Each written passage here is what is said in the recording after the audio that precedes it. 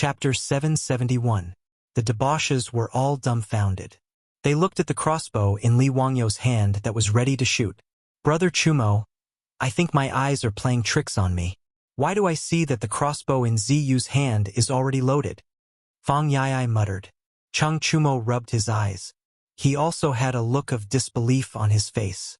"Brother Yai, I think I saw it too." Chai Lingwu suddenly slapped his thigh. "It's a smokescreen. It must be a smokescreen. This kid must have hidden a loaded crossbow on his horse. Just now, when we weren't paying attention, he switched the crossbow." "Yes, Brother Lingwu is right. It must be like this. Let's go and search his horse." The debauches all shouted and rushed to Li Wangyu's horse. Li Wang, you didn't know whether to laugh or cry at the debauches' wild imagination. He could only let them search his horse. Chang Chumo even let him get off the horse. He even lifted the saddle to check it.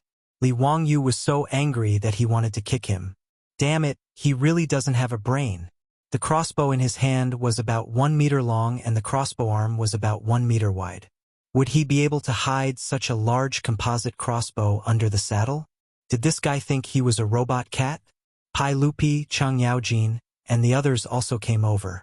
They watched the debauches toss and turn, but naturally, they didn't find anything. Apart from the crossbow in Li Wangyu's hand, there was no other crossbow. Just now, everyone saw very clearly that Niu Wu and Lai Hat's troops were all obediently waiting a few steps behind Li Wangyu. No matter what, they couldn't do anything in front of everyone to help Li Wangyu load the crossbow in his hand.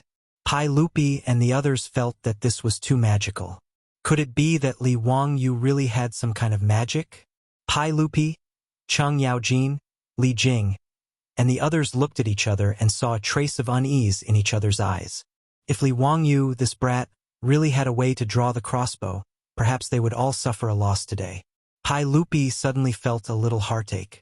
How could he be so foolish and say that he would give the Sasha Dew Purple to this kid?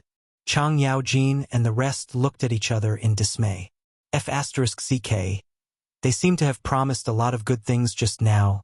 Could it be that they were really going to give them to Li Wangyu, this stinking brat? But if they wanted to pull their faces down and renege on the debt, it was likely that other than the shameless Chang Yaojin, no one else would do such a thing. Li Wangyu also saw the gloomy expressions on Pai Lupi and the others' faces, and he couldn't help but feel pleased. It was a rare opportunity to make Pai Lupi and the other big shots suffer. Chang Yaojin looked at the swaying wild boar 200 steps away and rolled his eyes. He shamelessly said, "Brat, since you said that you want to shoot that wild boar, then you have to keep your word. If you don't kill that wild boar today, don't blame me for not giving you anything." His words were very hooligan. The conditions that the others had proposed before were that Li Wangyu only needed to hunt the prey. Chang Yaojin's words directly increased the difficulty by several times. These shameless words made Pai Lupi feel his face burning. But thinking about his Sasha Dew Purple, he simply turned his head and pretended that he didn't hear Chang Yaojin's words, allowing him to negotiate with Li Wangyu. Li Wangyu also didn't expect this old man to be so shameless, but he also simply nodded his head. Since Uncle Chang has said so, this nephew will naturally obey. When Chang Yaojin saw that Li Wangyu had agreed so easily, he actually took an inch and wanted a mile. He shouted, "Since you said that you have a 4-stone crossbow, then it must be very powerful. Since that's the case, then don't go near that wild boar. Just shoot that wild boar from this distance. If you can do it, then I will accept my loss and present you with the gift that I promised you with both hands." When Pai Lupi heard his words, his face couldn't help but twitch a few times. He had the urge to slap this shameless old man to death. Shameful. This was too shameful. But when he thought of his beloved Sasha Dew Purple, Pai Lupi decided to endure it again. Everyone thought that Chang Yaojin was purposely making things difficult for Li Wangyu, but who would have thought that Li Wangyu would simply nod his head again? Uncle Chang's words are very true, so I will do as Uncle Chang says. If this nephew doesn't kill that wild boar today, then I would be too embarrassed to ask for Uncle Sasha Dew Purple. Pai Lupi and the others were once again speechless. They all raised their eyes to look at the wild boar in the distance. The distance of 200 steps was equivalent to 300 meters in the modern world. At such a distance, even Chang Yaojin and the others couldn't guarantee that they would be able to hit that wild boar. Looking at it from this distance, the black wild boar was only the size of a fingernail. It was still faintly discernible in the grass. Even if one was a godly archer, who would dare to say that they would be able to hit it accurately? Moreover, even if the arrow could hit the target at such a distance, the arrow would be like the end of a crossbow. How could it kill that wild boar?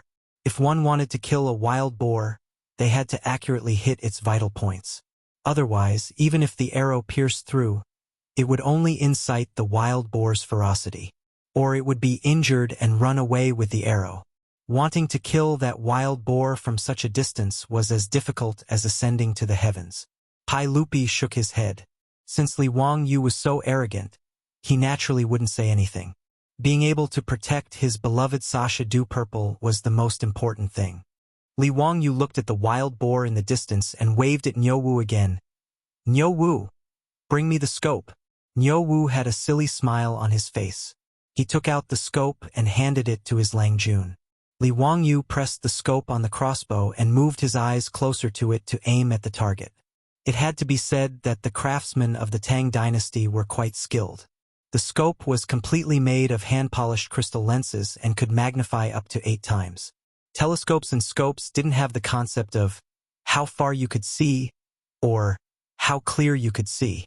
The so-called 8 times scope referred to magnifying the image of the target by 8 times. It made the target appear as if it was only 1/8 of the actual distance. For example, at this moment, Li Wangyu was looking at the wild boar 300 meters away through the scope. It was the same as looking at the wild boar 30 to 40 meters away with the naked eye. Although the handmade scope couldn't be as accurate as the precision optical scopes of the future, Li Wangyu confirmed that the error wasn't too big after testing it. At a distance of 100 meters, the error was only a few centimeters. At a distance of 300 meters, the error wouldn't be more than 10 centimeters. This error was enough to hunt a target as big as the wild boar. Li Wangyu aimed at the wild boar in the distance. He took out a steel arrow from the quiver at his waist and gently placed it into the slide of the crossbow. "Lang Jun, aim at the side of the wild boar's chest. That's where its heart is. You can kill it in 1 shot." Niu Wu reminded him in a low voice. Li Wangyu nodded and began to adjust his breathing according to Professor Niu Wu's method. He slowly pressed the crosshair of the scope on the wild boar's body. Even Pai Lupi, Chang Yaojin, and the others closed their mouths. They were afraid to disturb Li Wangyu. Everyone's expression was complicated. They were afraid that Li Wangyu could really kill the wild boar, but they were also secretly looking forward to it. Li Wangyu held his breath and focused. His finger suddenly pressed the trigger of the composite crossbow. Chapter 772. After Li Wangyu pressed the trigger of the composite crossbow, the crossbow string lost its restraints. Under the huge recoil of the spring steel crossbow arm, the fine steel arrow was instantly propelled forward along the rail. In the next moment, Li Wangyu could clearly see through the scope that blood blossomed from the side of the distant wild boar's body. However, after the wild boar was shot, it didn't immediately fall down. Instead, it was as if it had been hit by a paralyzing talisman. His body immediately stiffened. Pai Lupi and the others didn't have binoculars, so they couldn't clearly see the wild boar's situation from 300 meters away. However, after everyone saw Li Wangyu shoot the crossbow arrow, the wild boar didn't move at all. It didn't go crazy from being injured, nor did the wild boar escape. It was as if it didn't feel anything. Chang Yaojin let out a long breath and laughed. "Wahahaha. Zio, you brat. You bragged for so long, but in the end you didn't even know where the arrow flew after you shot it." Pai Lupi also laughed. "Zio isn't good at shooting, so it's not strange." Fortunately, the wild boar wasn't startled. "Zio, you can still shoot a few more arrows and try again." At this time, Li Wangyu directly put away the composite crossbow in his hand. He had already seen very clearly through the scope just now. The crossbow bolt he had just shot out had very accurately pierced into the side of the wild boar's chest. According to Niu Wu, that was where the wild boar's vital point was. After the wild boar was hit by his arrow, not only did it not run, but it also stiffened in place. It was clear that the arrow had directly pierced through its heart. It was a fatal blow, so there was no need to shoot another arrow. Li Wangyu also didn't expect that the first real battle of his composite crossbow would be so perfect. A 200 to 300-pound wild boar was killed by his arrow from 300 meters away. This kind of exciting feeling made Li Wangyu unconsciously secrete adrenaline, and his heart beat very quickly. It was said that men's love for guns and crossbows was deeply ingrained in their genes. Li Wangyu hadn't touched a real gun many times in his previous life. Other than shooting a few bullets during military training in school, he really didn't have the chance to touch a gun, let alone use a gun or crossbow to hunt. Li Wangyu loved the composite crossbow in his hands to death. Being able to personally hunt a wild boar with a crossbow made Li Wangyu feel good to the bone. In response to Cheng Yaojin and Pai Lupi's words, Li Wangyu pretentiously blew at the composite crossbow. It was as if the crossbow was emitting smoke like a gun. Finishing arrows? A real man doesn't need to shoot another arrow. Killing with a single arrow is the true essence of life. Cheng Yaojin curled his lips in disdain. You sure know how to say beautiful words, but that wild boar is still standing there. Before he could finish his words, he was stunned to see the motionless wild boar in the distance tilt its body and fall to the ground. The hounds that were barking around the wild boar understood and rushed forward. They bit the wild boar's hind leg and tried to drag the wild boar back to claim the credit. But how could these hounds be able to drag a 200 to 300-pound wild boar? No matter how hard they tried, they couldn't make the wild boar move an inch. Li Wangyu saw this scene and his face turned black. Damn, he was going to drag this wild boar back and eat it. This kind of rare wild meat should be worth looking forward to. He had never eaten real wild boar in his previous life. Not to mention how many wild boars there were in China. Even if there were, they would be sold at a sky-high price. It was not something a white-collar worker like him could afford. In fact, Li Wangyu didn't know that the taste of wild boar was not delicious at all. Wild boar had a low fat content, a strong smell, and no fragrance. It also had a strong fishy smell. The meat was hard and dry, and the taste was like chewing wax. There was nothing delicious about it. This was normal. Although domestic pigs were domesticated from wild boars, after generations of domestication, the fragrance of domestic pigs was much better than wild boar meat. But anything in his previous life, as long as it had the word wild meat, it would become very high-end. It represented a green ecology and had a high price. As for the taste, no one really cared about it. Li Wangyu was one of the people who was deceived by the word wild meat. His mind was full of the taste of wild meat. After the wild boar was bitten by these hounds, could it still be eaten? This group of hounds didn't have rabies, right? There was no rabies vaccine in this era. If they were infected with rabies, they would die. Even the gods wouldn't be able to save them. Of course, Li Wangyu also knew that this was nonsense. It was impossible for rabies to remain in food that had been cooked at high temperatures. Moreover, rabies was mainly transmitted through blood. There were many people who ate dog meat, but he had never heard of anyone getting rabies from eating dog meat. Li Wangyu began to habitually ponder about these nonsensical things. But a bolt of lightning suddenly flashed across his mind. Rabies. He had been thinking about how to deal with Geisaman at Abyss of Death, but he had no idea where to start.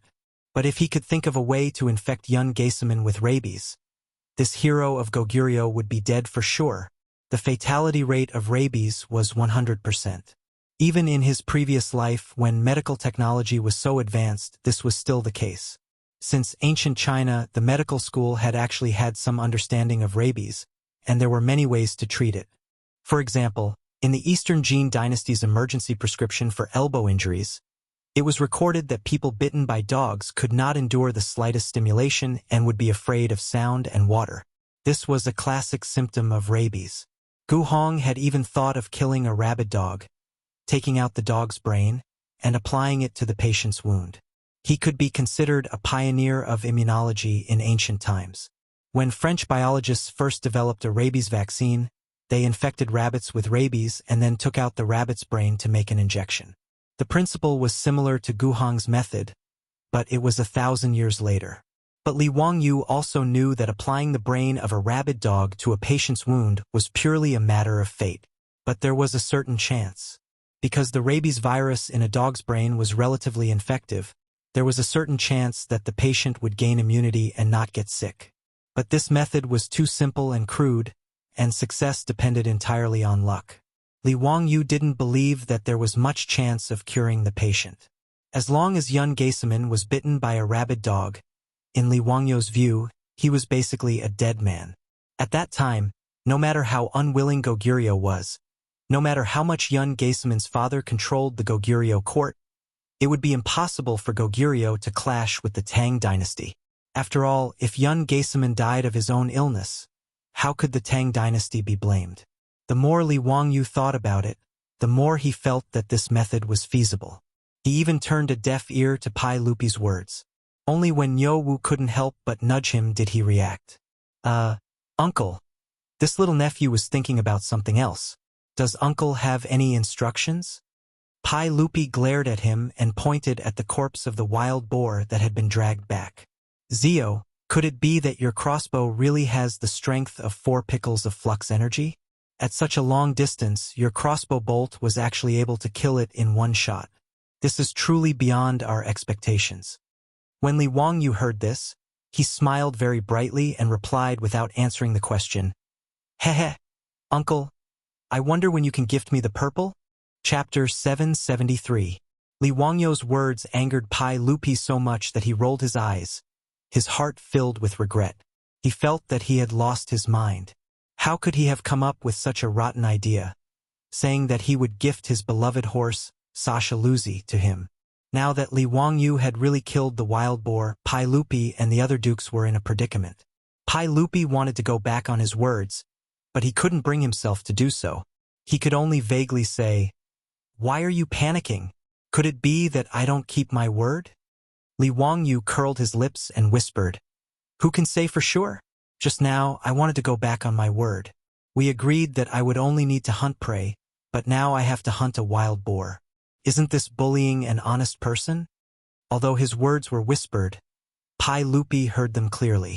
He couldn't help but blush. He coughed dryly and quickly changed the topic. "Ahem. Ziyu, stop messing around. Hurry up and show me how you string this crossbow." Li Wangyu was helpless. He couldn't force Pai Lupi to ask for a horse.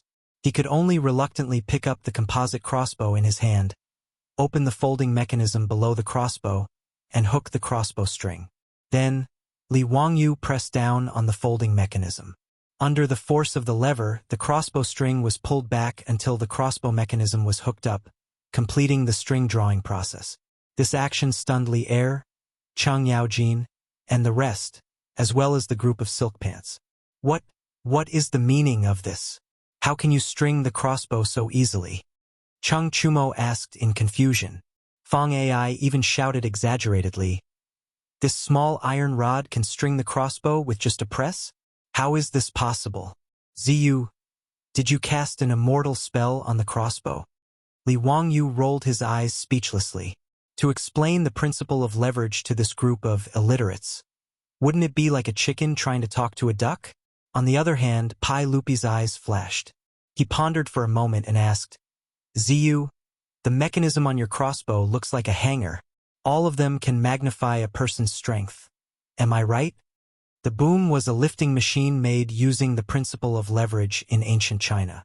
Li Wangyu didn't think that Pai Lupi would be able to associate the composite crossbow with a hanger just by looking at it.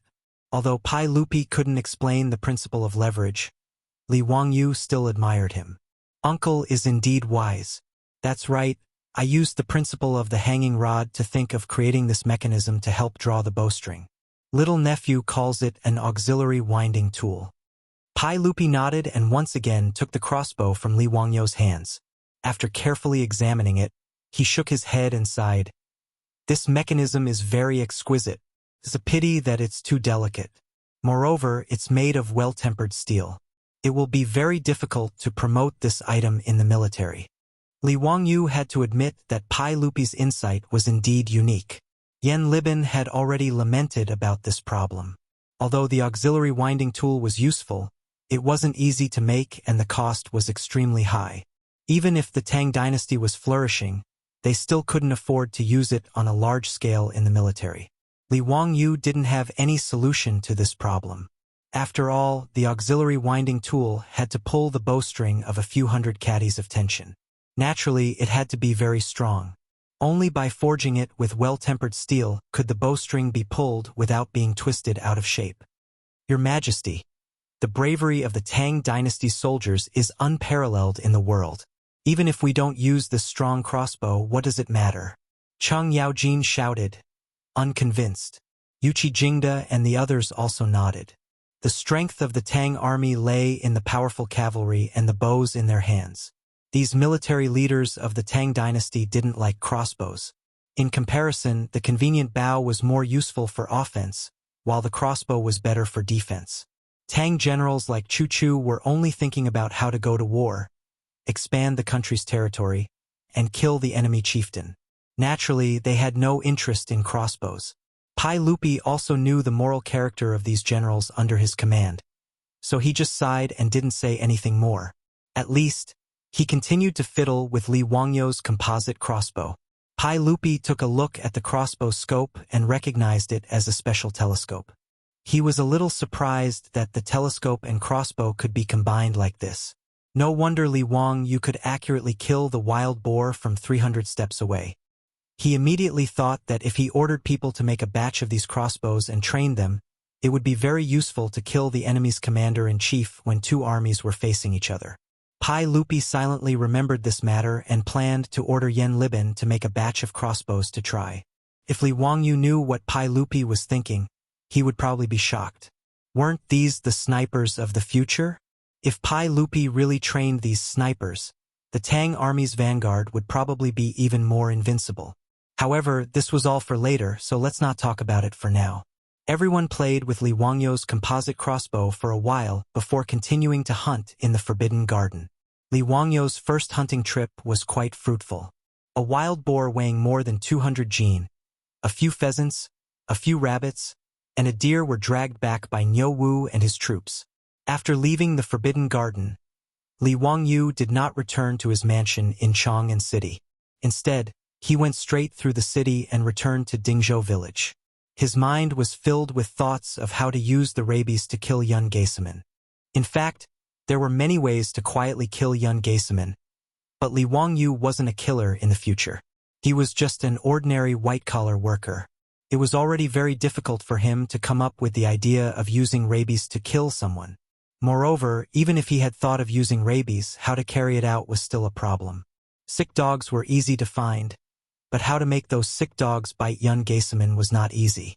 Just from how this fellow had been able to use his saber to block that arrow from Chang'an City, one could tell that Yun Geiseman was extremely skilled in martial arts. Moreover, as the deputy envoy of Goguryeo, he always had guards accompanying him. How could those rabid dogs bite him so easily? Moreover, even if Yun Geiseman was bitten by a dog, he might not necessarily be infected with rabies. If this problem was not solved, how could he kill this fellow? Li Wangyu had no good solution to this problem, but he did not plan to discuss it with his beautiful boss. Even if Li Wangyu felt that he had not done anything wrong, he did not wish for his beautiful boss to know about this matter of attempting to kill someone else.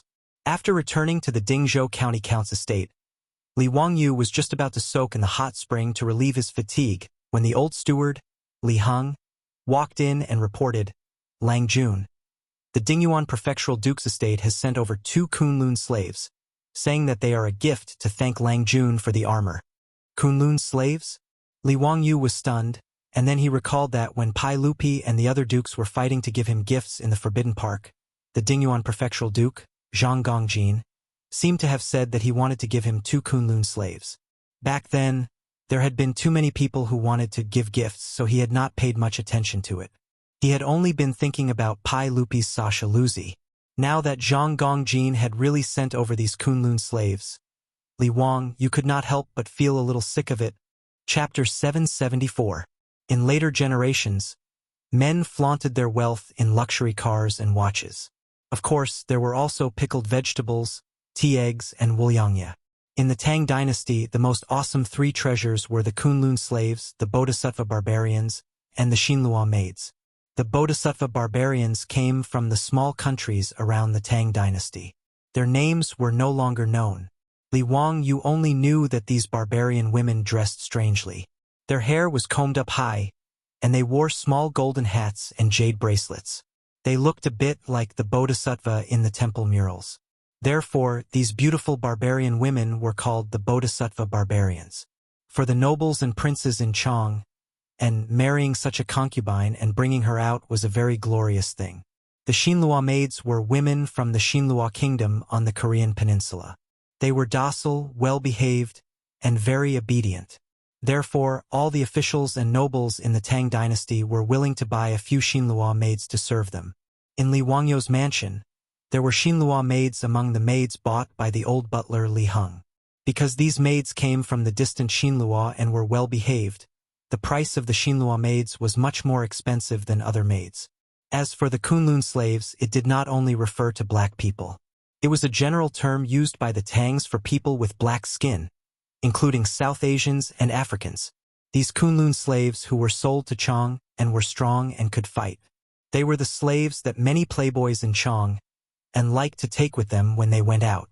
From Li Wangyu's point of view, the so-called three treasures of Chang and basically meant that Tyson would be his bodyguard, Fatty D would be his concubine, and Jean Taishi would be his maid. Well, thinking about it this way, it was indeed very ostentatious. In Chang'an City, Li Wangyu had seen many Kunlun slaves. Back then, the old housekeeper Li Heng had also wanted to buy a few Kunlun slaves for the mansion, but he did not manage to do so, which made him very regretful. In fact, for Li Wangyu, it was best if he could not buy them. He did not want to take a few black and hard people around Chang'an. Although Li Wangyu was not racist, he did not like black people. Especially after the incident in a university in Wuxia, he was really tired of those black people. Naturally, he did not want to keep any Kunlun slaves in his mansion. Therefore, Zhang Gongjin sent 2 Kunlun slaves as a return gift, which made Li Wangyu a little. In fact, Zhang Gongjin had good intentions. Although Kunlun slaves were not rare in Chang'an City, slaves from Africa or faraway India were also rare. After all, even Xuanzang had to go to India to get the true scripture. It would be even more difficult to transport these slaves. Therefore, the price was price. Due to the scarcity, most of the Kunlun slaves that were sold to Chang'an City were reserved by the nobles and nobles. It was difficult for ordinary people to buy them even if they had money. At least, the old housekeeper Li Heng was not able to buy a Kunlun slave. Although Li Wangyu did not like this gift, since it was given by Zhang Gongjin with good intentions, it would be inappropriate if he did not accept it. He could only wave his hand helplessly, indicating to Li Heng to accept them first and think of a way to deal with them later. At most, he could give them to Chang Chumo and the other rich people. It was not a big deal. Li Wangyu did not care too much about this matter. He casually gave an order and went to soak in the hot spring. This guy was thinking about how to carry out this perfect murder. Why would he care about these trivial matters? He did not like the Kunlun slaves, so he would let Li Heng send them far away. It was not worth his effort. Soaking in the warm pool water, Li Wangyu closed his eyes and let the maidservants beside him massage his back. He was very comfortable. This person really did go from frugal to extravagant. Back then, he had looked down on Pai Lupi and Cheng Yaojin for not wanting Phyrus. These men were naked and let their beautiful maidservants attend to them. But now, he had slowly gotten used to this and did not feel ashamed or embarrassed. As he enjoyed the soft massages from behind him, Li Wangyu pondered how to deal with Geisaman in the abyss of death. It was truly not easy to have a mad dog bite young Geisaman. But Li Wangyu had thought that rabies was transmitted through the saliva of dogs and cats. Since this was the case, if he had someone find a mad dog, take its saliva, put it into a needle, and then find a chance to give young Geisaman a shot, he would undoubtedly die. The more Li Wangyu thought about it, the more feasible it seemed. But who would get close to young Geisaman and give him a shot was a problem. He naturally could not do it himself. Everyone in Chang'an knew that Chang Chumo and the others had a good relationship with him. Yun Geisaman had accidentally injured Chang Chumo and almost killed the son of Duke Lu. At this time, he was worried about Duke Lu's revenge and was in a state of panic. If he rashly went to the Chamberlain of Dependencies to make friends with Yun Geisaman, he would probably be suspected. Moreover, Li Wangyu was not an extremely shrewd person. If he had to pretend to be brothers on the surface while secretly thinking about how to give someone a shot and take someone's life, he really could not do such a thing. Two names immediately popped up in Li Wangyu's mind: Su Jingzong and Li Yifu. These two were famous men of the great Yin of the Tang dynasty and would be suitable to help him do something harmful. But Li Yifu had not yet been recommended and was still in the Salt Pavilion of Sichuan, so he could not count on him. Su Jingzong was currently helping him with the matters of the Royal Academy, and he could be considered Su Jingzong's boss. He should find him to discuss this matter. Thinking of this, Li Wangyu suddenly felt that the two Kunlun slaves that Zhang Gongjin had given him had a place to go. If he gave them to Su Jingzong, would he not be afraid that this fellow would not work for him? He did not want these Kunlun slaves, but others did. Using two Kunlun slaves to buy Yun Geisaman's life was an extremely profitable transaction. Thinking of this, Li Wangyu immediately ordered someone to find Su Jingzong. Su Jingzong, this old bureaucrat, was quite diligent in his work. Ever since he had no choice but to accept the job of the Royal Academy, he had been waiting outside Dingzhou village at the Academy's construction site by the Gan River, supervising the officials of the Ministry of Works to build the Academy. Hearing that Li Wangyu was looking for him, Su Jingzong did not dare to delay and hurriedly rode his horse to the manor of the Count of Hu County. Su Jingzong got off his horse in front of the castle of the Count of Hu County and threw the reins to the servants of the Lai Hot. Just as he was about to step into the castle, he was shocked to notice that there were two strong Kunlun slaves with skin as dark as charcoal standing beside the castle gate. Su Jingzong could not help but feel envious. He thought to himself that the Count of Hu County was indeed in the limelight. He could even get such rare goods like the Kunlun slaves. There were so many nobles in Chang'an, but there were not many who had Kunlun slaves in their manors. Su Jingzong looked at the black and hard before following the servant girl of the Lai Hot into the castle. Chapter 775. In the guest hall of the castle, Li Wangyu, who had just finished soaking in the hot spring, was sitting on the sofa with his legs crossed. Several beautiful Xinlua maidservants were massaging his hands and feet, making him look like an evil landlord. Seeing Su Jingzong being led into the guest hall by the maidservants, Li Wangyu smiled and nodded at him as a greeting. He also indicated that Su Jingzong did not need to be polite and should sit down and talk. Su Jingzong respectfully gave Li Wangyu a full bow before carefully sitting down on the sofa. He tried his best to straighten his back, but in his heart, he didn't forget to curse the county count's mansion for being too unruly. For example, the sofa he was sitting on was comfortable, but it didn't have any image to speak of. It was impossible for him to sit upright and still. Moreover, in Su Jingzong's opinion, there were no rules between the maidservants and the master of the county count's estate. Li Wangyu stretched out his hand to touch the beautiful servant girl's soft breasts, but the servant girl gently slapped his hand away. What kind of scandal was this? The maidservant dared to slap the master's hand in such an unruly manner. According to the laws of the Tang Empire, she could be beaten to death. However, not only was the county count not angry, he even turned his head to tease the maidservant with a smile. Su Jingzong inwardly cursed. This county count is really tolerant of his servants. He's not afraid of losing respect. The maidservants in his residence, not to mention touching their hands, even if he was in the mood, he could directly press them onto the bed. Which of those maidservants would dare to say no? Su Jingzong didn't need to worry about the matters of the county count's estate. He could only dryly cough and ask, "Dare I ask the count, why have you called me here today?" Su Jingzong didn't feel ashamed. The vice principal of the Royal Academy called Li Wangyu, a fourth-rank county count who had founded the Tang Empire, count, and even called himself a lowly official. This could be considered as groveling. However, Su Jingzong didn't think this way. He knew that although the saint was the principal of the Royal Academy in name, in reality, all matters of the Royal Academy were decided by the young man in front of him. As for his official rank, was that important? In Su Jingzong's eyes, the young man in front of him was a very thick thigh. Since he had already boarded Li Wangyu's ship, he naturally had to hold on tight. Li Wangyu was already used to Su Jingzong's humility. He nodded carelessly. Just as he was about to instruct the maidservants in the reception room to leave, he saw his beautiful superior walk in. Su Jingzong didn't dare to be arrogant and quickly stood up to greet Su Changqing. Su Jingzong was a rank 3 official in the imperial court.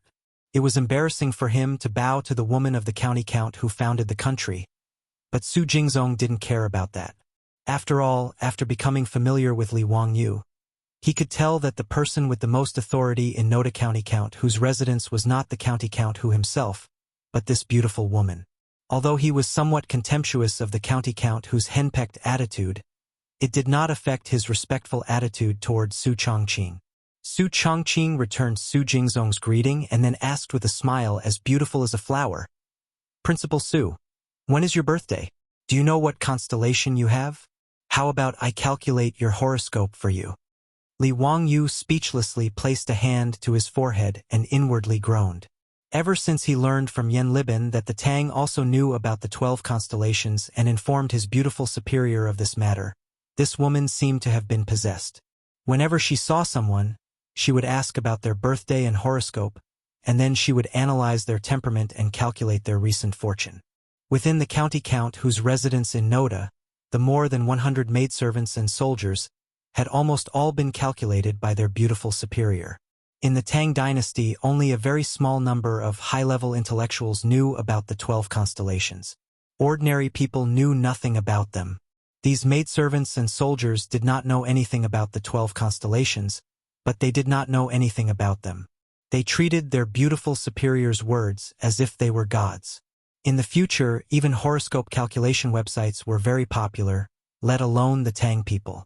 They believed in these mysterious things without a doubt. His beautiful superior also did not seem to get tired of it, making Li Wangyu speechless. In reality, although Su Changqing liked to study the constellations in the future, it was only for entertainment after tea. He would not be so obsessed. Life in the Tang dynasty was simply too boring for modern people, which was why she was so excited when she learned that the 12 constellations had been introduced into the Tang dynasty. Li Wangyu originally did not understand why most women liked constellations. He had even searched for this on Baidu and learned about a term called the Barnum effect. This theory said that people would easily believe that a general and popular personality was suitable for them, even if this personality was empty. The description of the constellations was a very typical Barnum effect. And women were naturally prone to the Barnum effect. Li Wangyu did not know if this was true or not, so he could only believe it for now. Facing Su Changqing's question, Su Jingzong was also stunned. He did not understand what she meant. After a while, he replied, "I was born in the 11th month of the lunar calendar. I know the 12 constellations. If I'm not wrong, I have the Scorpio life body." Su Changqing immediately said, "The Scorpio life body's guardian star is Pluto, so Scorpio constellation has a mysterious characteristic. It is energetic, jealous, possessive, and holds grudges. Its actions are not bad, but its opinions are lacking. But this year, Scorpio career is developing like a fish in water." His beautiful superior talked endlessly about Scorpio constellation's fate and analysis, making Su Jingzong stunned. He nodded his head, feeling that Su Changqing's words were completely in line with his personality. He had never seen someone use such straightforward words to describe his fate and fate. Su Jingzong was naturally not one of the servant girls in the Hu County Count's household. He knew of the 12 constellations from Indian Buddhism and had even discussed the fate of the 12 constellations with the eminent monks. But in Su Jingzong's view, the eminent monk who had discussed the 12 constellations with him was far less knowledgeable about the constellations than Su Changqing, the wife of the Hu County Count.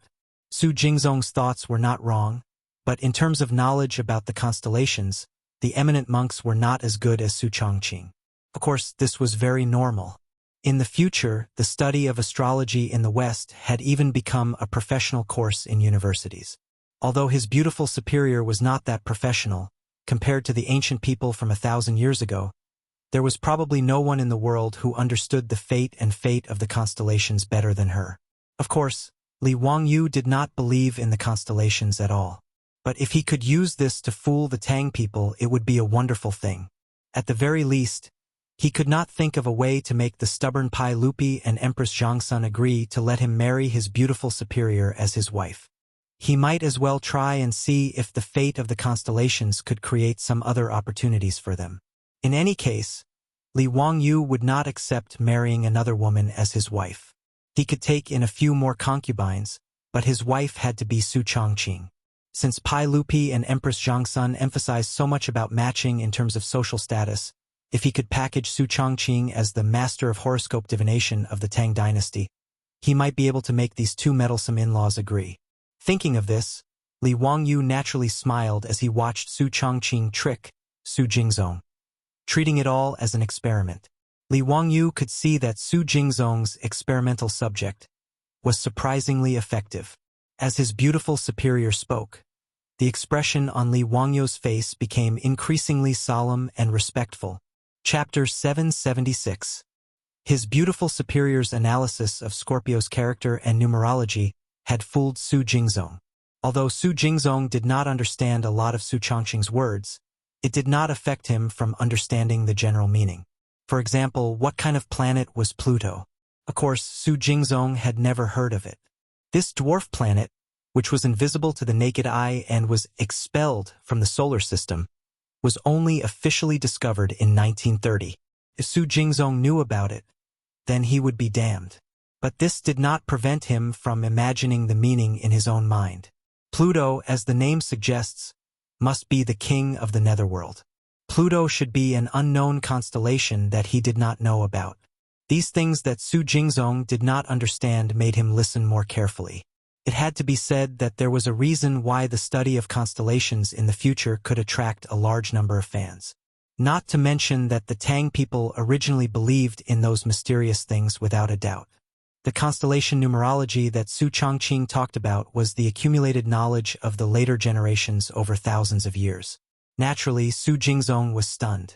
Different from the servant girls in Lai Hot, Su Jingzong was not only a listener when Su Changqing talked about the constellation numerology, but he also gave his own opinions from time to time. This made Su Changqing more talkative. Li Wangyu naturally had no interest in these. He was about to yawn as he listened. He also did not understand why a top student from the University of Pennsylvania, the city's white-bone fairy, and the beautiful superior of a professional woman, would be so obsessed with constellations. But since his beautiful superior was interested, he naturally would not disturb her. He simply let the servant girl continue to massage him.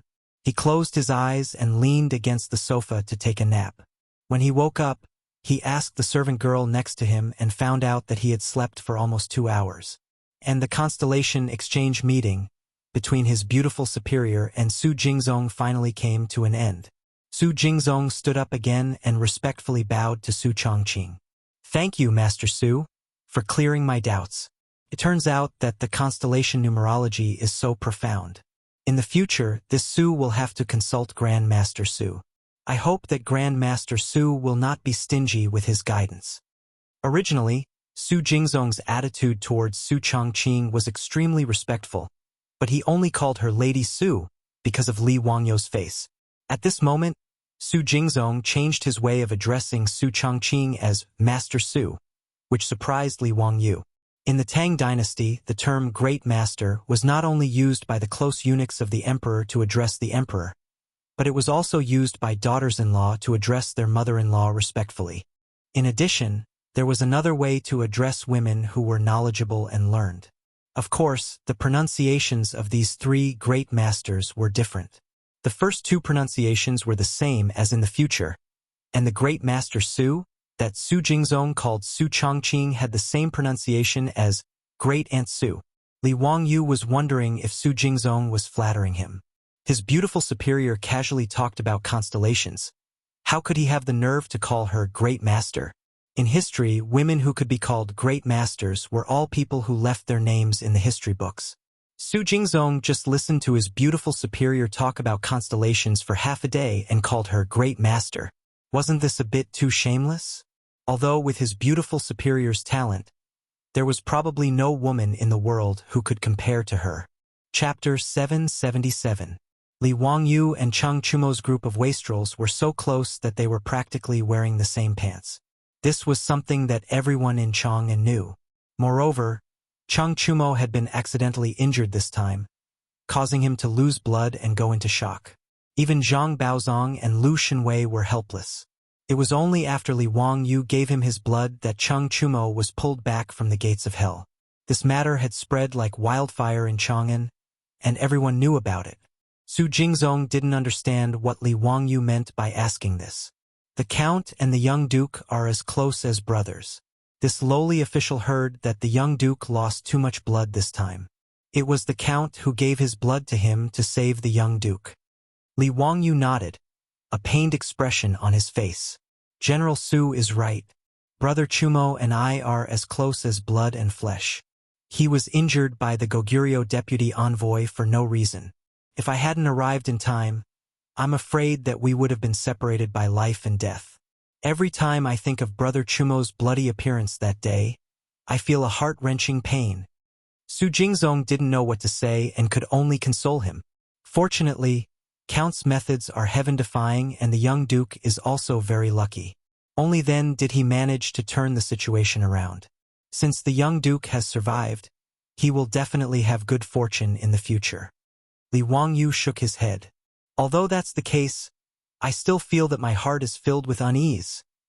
He stopped mid-sentence and stared at Su Jingzong as if waiting for him to say something. Su Jingzong's mind was filled with questions. He couldn't understand what Li Wangyu wanted to do. After pondering for a while, Su Jingzong asked with uncertainty, "Does Count want to help the young Duke vent his anger?" Li Wangyu slapped his thigh. "As expected, General Su understands my intentions. I am very relieved that General Su can think this way. Then I will leave this matter to General Su." Su Jingzong was dumbfounded as if he had been struck by lightning. What did he say? How did it become his matter? Even Duke of Lu couldn't do anything about the Goguryeo ambassadors. So what could he do? This pool of water was obviously very deep. Su Jingzong had always been wise to protect himself, so how could he be willing to get involved? Li Wangyu naturally saw through Su Jingzong's thoughts. He deliberately showed a displeased look on his face. "What? Is General Su unwilling to help me?" Su Jingzong's face stiffened as he said embarrassedly, "It's not that I don't want to, but the saints said that this was an accident. Even Duke of Lu was helpless against the Goguryeo envoy, so how could a lowly official like me share Count's burdens? Wouldn't it be a sin if we delay your important matters?" Li Wangyu chuckled and said, "This matter is actually very simple. It's just that it's not convenient for me to make an appearance. That's why I asked for your help. It's not that I want to make things difficult for you." Even if Su Jingzong used his knees to think, he knew that what Li Wangyu wanted him to do was definitely not something simple. For a moment, he didn't know how to answer. Su Jingzong didn't want to be a busybody, but he was worried that he would leave a bad impression in Li Wangyu's heart.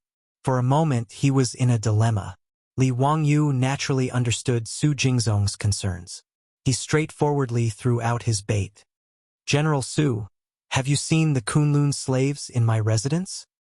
"Of course I have. Count, you were even able to obtain such rare goods. This humble official admires you. General Su also likes Kunlun slaves? Why don't you buy a few?" Su Jingzong smiled bitterly and said, "To tell you the truth, which of the hundreds of officials and nobles in Chang and doesn't want to keep a few Kunlun slaves? It's just that Kunlun slaves are too rare. Every year, there are only about 100 Kunlun slaves sold to Chang and through the trade route. They are basically divided among the 5 families, 7 families, and the princes and dukes. Even if I like them, I can't buy them." His answer was naturally within Li Wangyu's expectations. Therefore, this fellow was even happier. "General Su, if you can help me vent the anger in my heart, how about I give you a Kunlun slave?" Su Jingzong's eyes instantly widened. He didn't dare to believe Li Wangyu's words. This temptation was not small. It must be known that even Zhang Gongjin, the founding duke, felt his heart bleed when he gave away 2 Kunlun slaves. Even though Su Jingzong was the vice principal of the Royal Academy, a lower rank 3 official, it was still extremely difficult for him to obtain a Kunlun slave.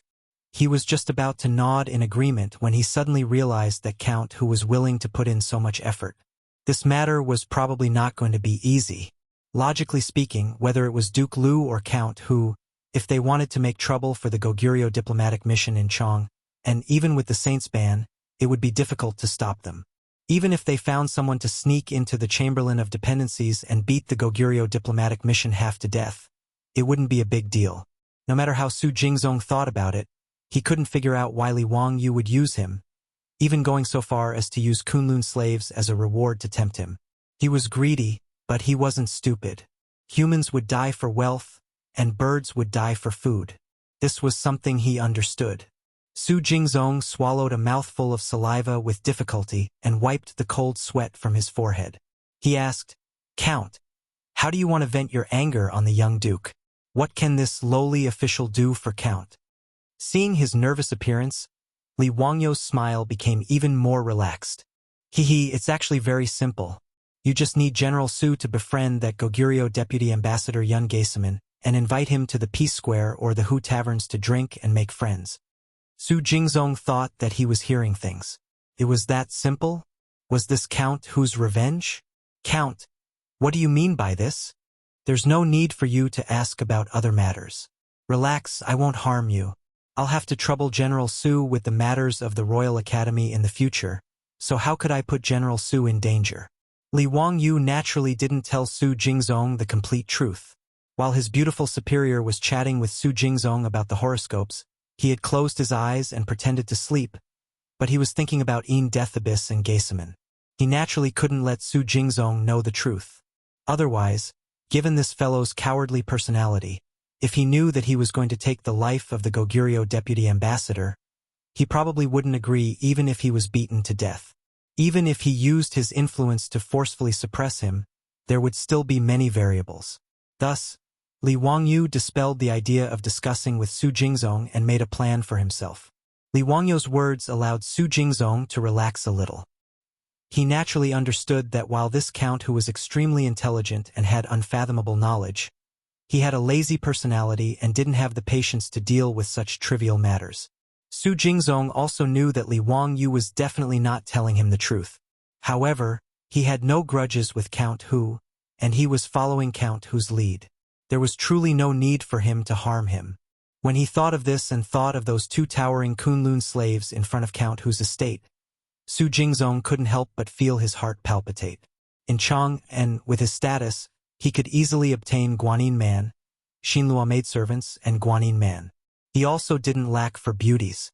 However, such beautiful Kunlun slaves were truly hard to come by. It would be a pity to miss this opportunity. In the end, Su Jingzong gritted his teeth and nodded in agreement. Since Count trusts this lowly official dares to refuse. However, this lowly official has nothing to do with that Goguryeo deputy ambassador. It won't be easy for this lowly official to rashly request an audience. Chapter 778. In response to Su Jingzong's question, Li Wangyu casually shrugged. "Duke Su, this matter is simple. I've heard that Kunlun slaves are rare goods even in Goguryeo. I presume that Yun Gaesaman also likes them? Duke Su has the Kunlun slaves as a stepping stone. Are you afraid that you won't be able to get close to Yun Gaesaman?" Su Jingzong was taken aback. Could the Kunlun slaves that County Count who had given him be used as a stepping stone to get close to the Goguryeo deputy envoy called Yun Gaesaman? Wouldn't he have done all this for nothing? Li Wangyu saw that Su Jingzong was in a daze and knew that he had misunderstood. He smiled and said, "Duke Su, be at ease. My residence has 2 Kunlun slaves. I'll give one to Duke Su and the other to Yun Gaesaman." Only now did Su Jingzong realize that he had misunderstood Li Wangyu's intentions. He couldn't help but feel his face heat up as he hurriedly changed the topic. "Count, this lowly official is only worried that Yun Gaesaman will not easily leave the Chamberlain of Dependencies after Duke Lu's announcement." Li Wangyu was not worried about this. In a few days it will be the Lunar Summit, and the Goguryeo diplomatic mission will be going to the Taiji Palace to meet the sage. Presumably, as the deputy envoy of the Goguryeo diplomatic mission, Yun Gaesaman will also be going to meet the sage. As long as he shows himself with Duke Su's abilities, you won't be able to get close to Yun Gaesaman. Su Jingzong nodded. As an old bureaucrat, he naturally didn't need Li Wangyu to instruct him on such matters. In truth, Su Jingzong felt that the matter Li Wangyu had instructed him to do was very simple. He had plenty of ways to achieve his goal. Su Jingzong was even thinking that he didn't need to give the precious Kunlun slaves to the Goguryeo deputy envoy to become friends with him. But this was just a thought. While Su Jingzong was greedy, he was also clear about what he could and could not do. If County Count Hu found out that he had secretly taken a Kunlun slave, wouldn't he be asking for trouble? Su Jingzong was only slightly worried. Li Wangyu had invested so much, so it was likely that he was after something big. It was probably not as simple as just venting his anger as he had said before. However, since he had already agreed to this matter, it would not be good for him to go back on his word. In any case, even if Li Wangyu wanted Yun Gaesaman's life, Su Jingzong didn't care about the lives of these Goguryans. He just had to be careful and not let Li Wangyu use him as a scapegoat. Li Wangyu then instructed the old steward, Li Heng, to bring several hundred taels of gold to Su Jingzong, claiming that it was for his expenses. It was to be used for the banquet at Peace House and the Hu Tavern. Su Jingzong pretended to refuse for a while and finally accepted the gold with a smile. After having a delicious meal at Lai Hot, he led the two black and hard men back to Chang'an. After sending Su Jingzong away, Li Wangyu temporarily put the matter of Yun Gaesaman's murder to the back of his mind. He did not intend to kill Yun Gaesaman in a short time. After all, the death of the deputy envoy of the Goguryeo diplomatic mission in Chang'an was a troublesome matter. Moreover, there were many renowned doctors in Chang'an. If Yun Gaesaman fell ill and Pai Lupi sent Sun Simiao and Zhang Baozong to treat him, it would be bad if someone discovered the illness. The matter of Yun Gaesaman's death had too many implications. Li Wangyu was prepared to keep it to himself and not tell anyone, so he naturally had to clear himself of suspicion. It was precisely for this reason that Li Wangyu believed that the best time to strike was when the Goguryeo diplomatic mission was preparing to leave Chang'an and then find a chance to give Yun Gaesaman a shot. By the time Yun Gaesaman's rabies broke out, the Goguryeo diplomatic mission would have left Chang'an and would have nothing to do with the Tang dynasty or him. He had Su Jingzong get close to Yun Gaesaman precisely so that he could strike quietly and without attracting attention. But this was just Li Wangyu's own plan. He had no idea if it could be realized, so he could only take it one step at a time. In any case, there were still several months before the Goguryeo diplomatic mission left Chang'an, but there was no rush. During this period of time, Li Wangyu had become idle again. He had left the matters of the academy to Su Jingzong to manage. Back then, when he was recruiting new students from the Imperial College, he had used a set of psychological tests to filter out more than 100 pure and patient students. After a few months of training, these students would be able to join the academy and serve as teaching assistants to teach the children. But Li Wangyu, this lazy bum, didn't even want to do such a thing. He shamelessly threw this matter to his beautiful superior. In his words, his beautiful superior had often trained new employees in the company and was very experienced.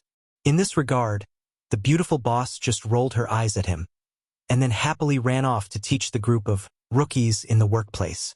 Li Wangyu couldn't help but secretly laugh at this. He naturally knew that his beautiful superior wouldn't refuse him. First of all, the beautiful boss was also bored. Although she was in charge of the Shunfeng carriage company, the underwear store, and other industries, the army of women she led had now grown up and managed those industries in an orderly manner. There was almost no need for her to personally go out and work every day. Recently, she had been spending more and more time at the county magistrate's estate in Dingzhou, and she had become more and more proficient at mahjong. Even Li Wangyu was no match for her. Moreover, to be able to train a bunch of rookies was an interesting matter for his beautiful superior.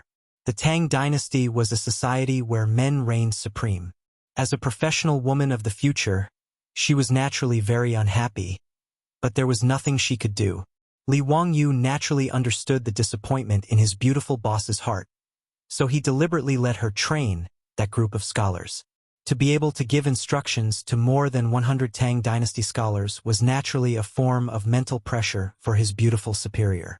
Li Wangyu didn't care whether those Tang Dynasty scholars would be unhappy to be taught by a woman or not. Ever since Pai Lupi was prepared to personally become the president of the Royal Academy, and even the vice president was a lower third-rank official in the imperial court, the Royal Academy was no longer a grassroots organization. Those students who had left in anger because they thought that Li Wangyu had deliberately humiliated them were now regretting it so much that their intestines turned green. There were also countless scholars who wanted to enter the Royal Academy to teach. If Li Wangyu was willing, he could easily recruit 10 times the number of scholars, let alone 100. It was hard to find a three-legged bastard, but there was no lack of two-legged scholars. Moreover, the Tang Dynasty's academy treated them well. Under such circumstances, if anyone dared to cause trouble because his beautiful superior was going to train them, Li Wangyu wouldn't mind making an example out of them and kicking them out. As a wife-protecting maniac, Li Wangyu dared to make his beautiful superior unhappy for the rest of his life. After throwing these troublesome matters out of the way, Li Wangyu was free again. Looking at the blonde beauty who was swaying in front of him every day, Li Wangyu couldn't help but ponder over the words his beautiful superior had said that day. Taking Aphrodite, who wasn't even 16 years old, into his room, was he too much of a beast? But compared to being worse than a beast, wasn't it acceptable to be a little more beastly? At this thought, Li Wangyu couldn't help but let his imagination run wild. He gritted his teeth, called Niu Wu, and rode straight to Chang'an City. Chapter 779. Li Wangyu had only gone to Chang'an for one thing, and that was to buy a piece of land. The purpose of buying land was, of course, to build the theater that he and his beautiful superior were planning. The theater was naturally for the performance, and the performance needed someone to manage it. That person was, of course, his beautiful blonde Aphrodite. Then, a certain someone could openly take the blonde into his room. It had to be said that a man needed motivation to do something. It was not easy to buy a suitable piece of land in Noda's Chang'an City, but this was not a problem for someone of Li Wangyu's status. Lu Dehang and Cui Zhuo went straight to Chang'an and Wanyan counties. Lu Dehang and Cui Zhuo immediately ordered the officials of the county government to take out the files and maps, and found a few vacant plots of land for Li Wangyu to choose. Most of these were confiscated land by the county government. Li Wangyu could not help but laugh when he saw a house in Guangda Lane. He had an impression of this house. It seemed to be the house of the wealthy Luo Hui, who had been ordered by Ho Junji to arm wrestle with him and the other fops. After Luo Hui failed, he fled Chang'an City and his whereabouts were unknown. His house had been confiscated by Chang'an City and was ready to be sold. The location of this house was rather good. It was close to the bustling Shi City and was not small. Li Wangyu took a liking to this house at first glance. The backyard wall of Luo Hui's house was the wall adjacent to the Shi City. Li Wangyu pondered for a while and felt that he could open a door on this wall as the entrance to the theater in the future. Although the doors of houses could not be opened on the streets unless one was a third-rank official or above, Li Wangyu felt that it was not a big deal for him to go through the back door with Pai Lupi. Moreover, he wanted to build a theater and not a house, so it should not be a big problem. As an elegant art theater performance, the tickets were naturally not cheap. The target audience was of course the officials and aristocratic families of Chang'an City. The officials and aristocrats could not possibly go around Guangda Lane to watch the show, right? Guangdi Lane did not have enough space for everyone to park their horses and carriages. Chui Ming House. How much is this house in Guangda Lane? I'm quite interested in this house. Cui Zhuo smiled fawningly and said, County Count Hu. This house belongs to Luo Hui, who has no criminal record in the county. It's not worth much. If County Count Hu is interested, you can just give him a few tens of thousands. Li Wangyu naturally knew that Cui Zhuo was trying to curry favor with him, but with his current net worth, he disdained to take advantage of such a situation. Luo Hui's house in Guangda Lane was in an excellent location. According to the current market price in Chang, and it would not be less than 1,000,000 yuan or even more. If he really only gave a few tens of thousands of dollars, it would not be worth it if someone caught him and impeached him in the future. I appreciate Chui Ming House's good intentions, but this house will be sold at the market price, Li Wangyu said calmly. Chui Zhuo could only smile awkwardly. He stretched out his hand to summon an official from the Ministry of Civil Affairs and asked, "How much is this house in Guangda Lane? According to the current market price in Ming House, it should be 2 million yuan. 2 million yuan was about 8 million yuan in the future. It was actually quite cheap to buy a house that occupied a few acres of land." Li Wangyu could not help but curse the black-hearted developers in the future when he thought of the 100-square-meter house he bought with a loan of more than 2 million yuan. "Okay, I'll buy this house at this price. I'll have someone send the gold later." Li Wangyu did not hesitate at all and immediately made the decision. Chui Zhuo nodded repeatedly. He did not care whether he received the money or not, and immediately ordered the official from the Ministry of Civil Affairs to process the title deed for Li Wangyu. Li Wangyu did not refuse. After all, he did not lack the money from Chang'an, so he did not hold back. After drinking 2 cups of tea with Chui Zhuo, the official from the county government completed a series of procedures.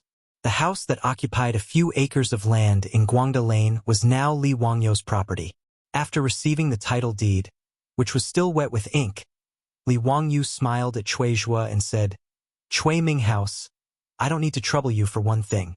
I'll have to trouble you to find some craftsmen to demolish the house for me." "Ah, demolish?" Li Wangyu's words stunned Chui Zhuo. He had also seen Luo Hui's house. It was beautifully renovated, and the carved beams and painted rafters had been put in a lot of money. In his opinion, although the house was only a civilian house, it did not match Li Wangyu's status as the county earl who founded the country. However, he could just find some craftsmen to renovate and expand it. Why did he have to demolish it? That would be too extravagant. Li Wangyu smiled and said, "I don't intend to use this land for living. Naturally, I have to demolish it and rebuild it." Chui Zhuo asked cautiously, "May I ask, what do you plan to build? Is there anything I can do to help?" "Aha, nothing much. I just plan to build a theater for watching plays." "Watching plays? Theater?"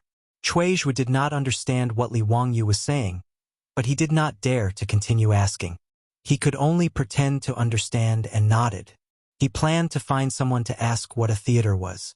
After leaving the Chang'an County Yamen, Li Wangyu saw that it was still early, so he went directly to the Ministry of Works in the Imperial City and asked to see the Minister of Works, Duan Luin.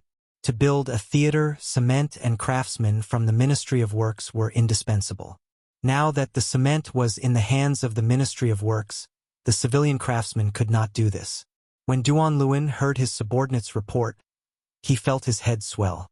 Ever since he became the Minister of Works in the 2nd year of Chang'an, he had been tormented by Li Wangyu. Whether it was building the Huxian County Earl's mansion or building the baseball field, they all gave the Ministry of Works endless headaches. Li Wangyu's prodigal road was even more lifeless. He took away a lot of mirage mud from the Ministry of Works, which gave Duan Luin a headache. Now, Huxian County Earl Li Wangyu could be said to be on the Ministry of Works blacklist. Everyone, from the Minister of Works, Duan Luin, to the ordinary officials of the Ministry of Works, could not help but shiver when they heard that Li Wangyu had come to visit. Everyone's first reaction was, F***CK. Is this guy here to cause trouble again? Naturally, Duan Luin could not avoid him. He could only rub his temples and order people to invite Li Wangyu into his office. "Zio, how come you have time to come to the Ministry of Works today?" Li Wangyu smiled and bowed to Duan Luin.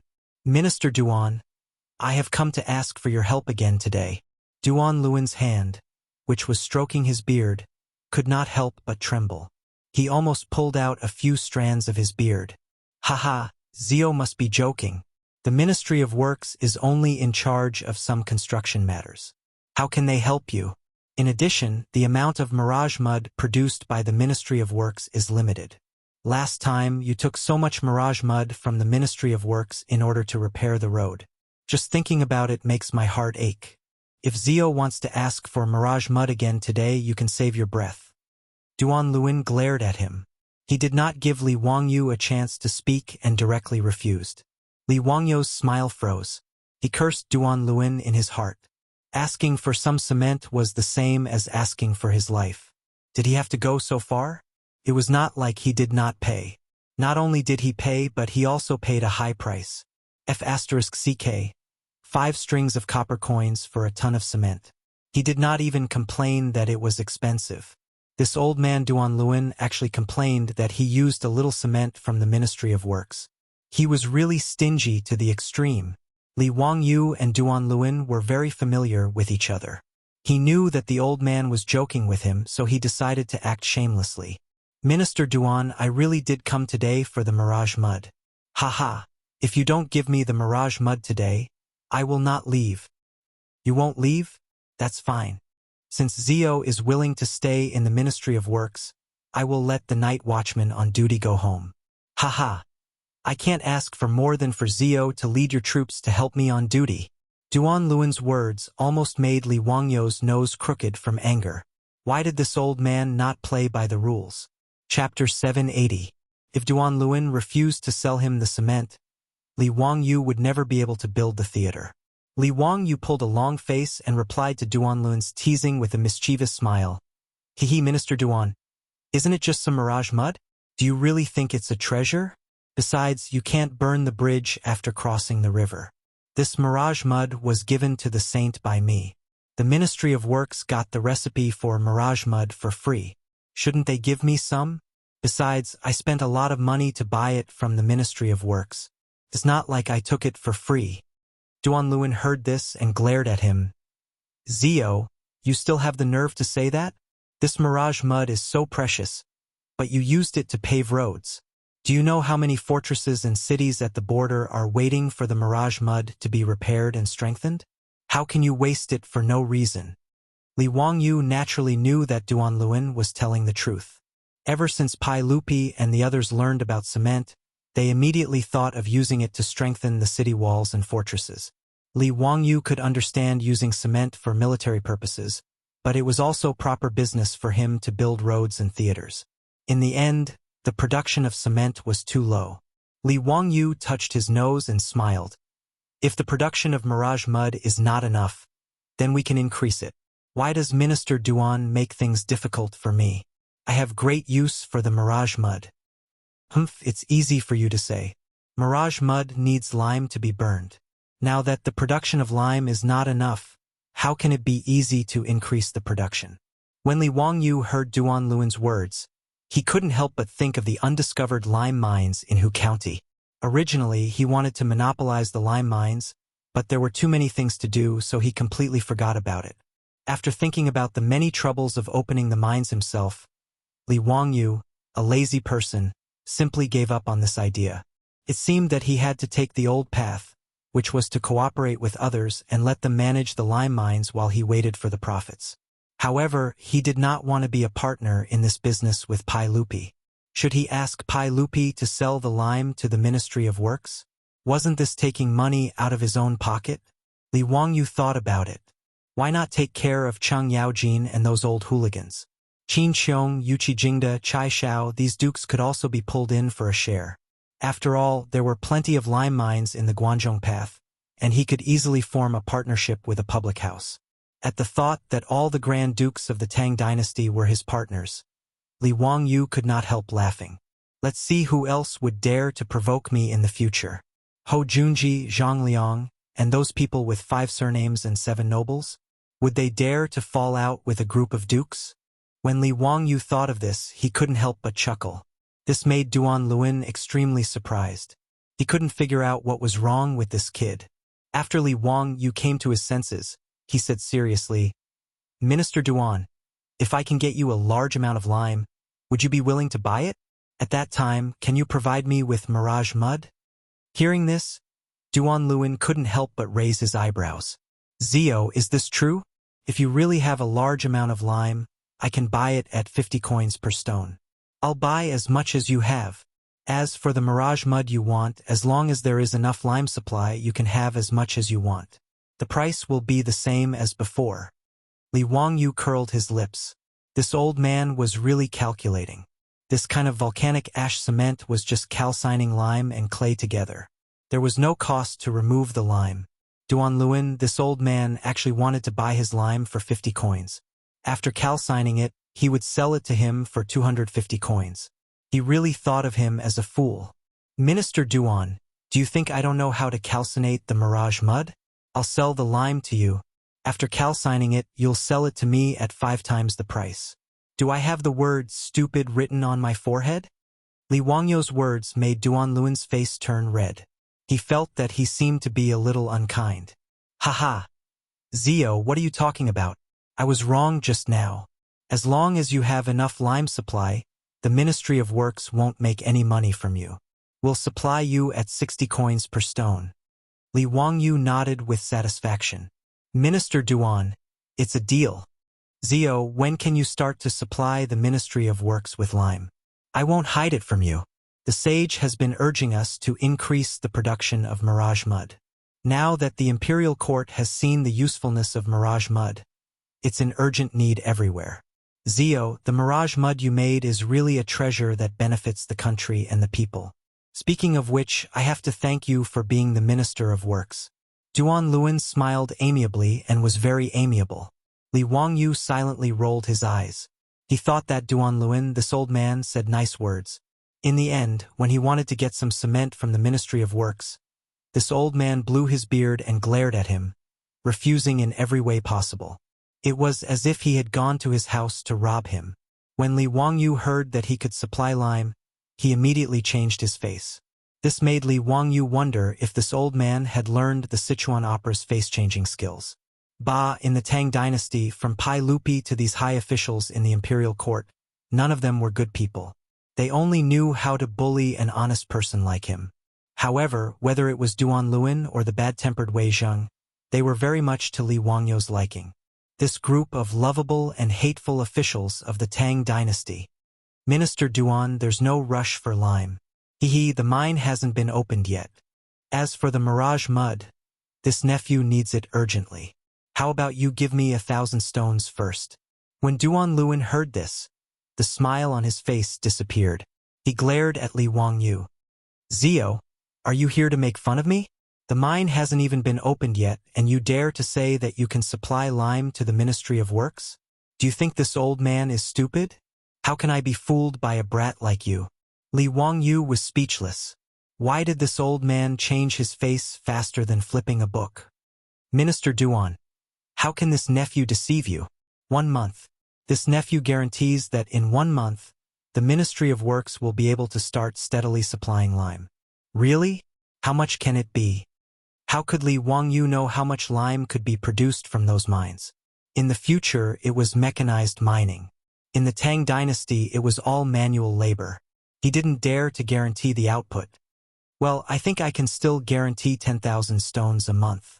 Li Wangyu pondered for a moment and replied, 10,000 stones, that's 500 tons. If he cooperated with Chang'an and opened a few more mines at the same time, it shouldn't be a problem, right? Good. Then this old man will believe you this time. Come, let's make an oath. In 1 month, if this old man doesn't see lime, don't blame this old man for finding a saint to judge. Li Wangyu nodded straightforwardly. He clapped hands with Duanluan and settled on the supply of lime in a month. Duanluan also straightforwardly summoned the officials of the Ministry of Works and told County Count Hu that if he needed it, he could give 1,000 stones of mirage mud. Li Wangyu thanked Duanluan again and again before leaving the Ministry of Works. Seeing that it was getting late, Li Wangyu estimated that he wouldn't have time to go back to Zhou village today. He sent one of his troops back to report. He called Niu Wu and led his troops. Holding the mentality that the wind was blowing and the water was cold, he went to kill his way to Duke Lu's residence. Chapter 781. Ever since he rescued Chang Chumo, Li Wangyu had been avoiding the Duke Lu residence and the old hooligan Chang Yaojin. Usually, if it was not necessary, he would never pass by the Duke Lu residence. He would rather take a detour than pass by the old hooligan's residence. Saving other people was one thing, but saving the old hooligan's eldest son, the only way to thank him was to drink himself to death. It was as if he was not drunk and unconscious, Chang Yaojin was not grateful enough. Li Wang, you had long been too lazy to complain about the old hooligan's way of doing things. Today, if it were not for the lime mine, Li Wang, you would not walk into a trap. Wahahaha! Boy, you are finally willing to come. Come, prepare the food and wine. Today we are not going home until we are drunk. Li Wangyu and his party had just stepped into the Duke Lu residence when Chang Yaojin's hoarse voice resounded throughout the residence. Rubbing his temples, Li Wangyu carelessly bowed to Chang Yaojin. Uncle Chang, the matter of drinking is not urgent. Today, this nephew has something good to discuss with Uncle Chang. Chang Yaojin's eyes lit up. Which gambling house do you want to bet with? Last time I bet with you, boy. I won until old man Chui's eyes turned green. Wahahaha! It was very satisfying. Li Wangyu was speechless. This old thing, winning money from his father-in-law, was still so happy. What was even more shameless was that, after winning the gold, he did not know how to share it with him. Uncle Chang, this nephew came today not to bet, but to cooperate with Uncle to open a mine. Open a mine? What mine? Gold mine or copper mine? Lime mine. Chang Yaojin was stunned, then reacted. Is it the lime used to make mirage mud? This is a good business. Boy, do you know where there is a lime mine? Li Wangyu nodded. This nephew naturally knows.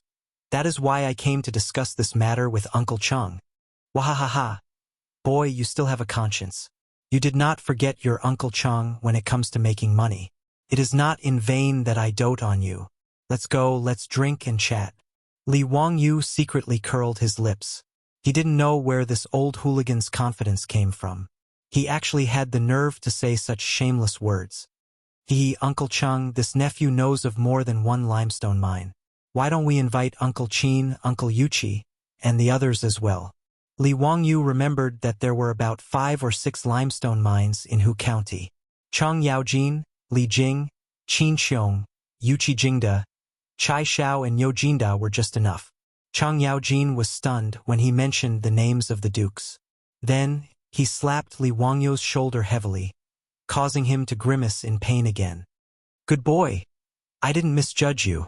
Men, take this daddy's greeting card and invite second brother, old man Yuchi, and the others. Li Wangyu did not personally visit each family to discuss this matter. Instead, he asked Chang Yaojin to invite Qin Xiong and the others. In Chang Yaojin's opinion, it was naturally to let him sell a favor to everyone. In the future, if these limestone mines made money, whether it was Qin Xiong or Yuchi Jingda, they would all owe Chang Yaojin a favor. Actually, to Li Wangyu, he was just being lazy. How much time would it take to go to each of the Duke's manors? How much time would it take? How much wine would it take?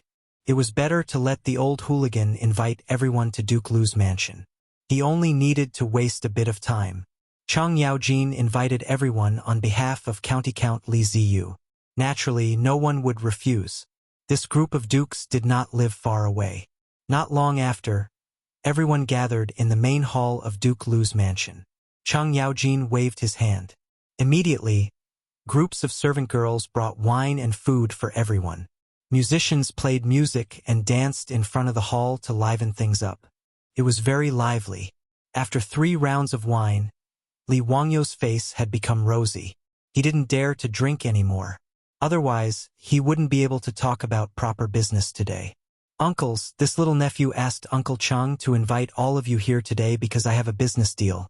I want to see if all of you are interested. Yuchi Jingda laughed. Haha. Ziyu, you are now the famous god of wealth in Chang'an City. If you have any business deal and are willing to bring us along, that's a good thing. There's nothing to discuss. Just say it directly. No matter how much gold you want, Laozi will listen to you. Old ignorant Yuchi's words are beautiful. That's right, that's the truth. Ziyu, you are willing to bring us uncles to make money. What else is there to say? Chang Yaojin raised his head and gulped down a mouthful of wine. It was rare that Yuchi Jingda did not quarrel with Chang Yaojin.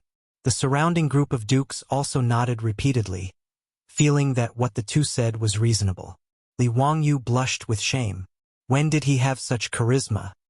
He naturally did not know how shocking it was for a white-clothed youth to establish such a large family business in just over a year's time. Even Yuchi Jingda, who had always been proud and arrogant, could only say the word admire in regards to Li Wangyo's business skills, not to mention others. Heh. Then this little nephew will speak frankly. This little nephew knows that there are a few lime mines in Hu County that have yet to be discovered. This little nephew is a lazy person and does not have the patience to deal with these trivial matters. Therefore, I want to partner with all of you uncles and operate those lime mines. What do you uncles think? Lime mines? Is that the lime used to make mirage mud? That is a business that benefits greatly with little capital. Ziyu, are you really willing to use this kind of mine to partner with us? Li Jing was astonished when he heard this. Li Wangyu nodded. Duke Wei's words are correct. It is precisely that lime mine. This little nephew has already discussed it with Minister Duan of the Ministry of Works. 51 per stone. The Ministry of Works will buy as much lime as there is, so there is no need to worry about lime sales. Chang Yaojin was furious. That old man surnamed Duan is going too far. Ziyu, why did you agree to his conditions? I bought some mirage mud from the Ministry of Works, but it costs 351 per stone. Isn't it too much of a loss to sell it to the Ministry of Works for 51? Everyone nodded in agreement. They also felt that Li Wangyo's price was too cheap. Li Wangyu said with a smile, Uncles, mirage mud is expensive because the lime is transported from afar. This little nephew has inquired before. The lime used by the Ministry of Works costs 101 per stone. The lime mine that this little nephew knows of is in Hu County, only a few dozen li away from Chang'an. It is very convenient to transport it. 51 per stone seems cheap, but from now on, the Ministry of Works can only use the lime produced by our mines. This is a monopoly business. Uncles, you must not underestimate the profits involved. Duan Luan had offered to sell lime to the Ministry of Works for 51 per stone. He was just waiting for Li Wangyu to haggle over the price. The price in his heart was 101 per stone.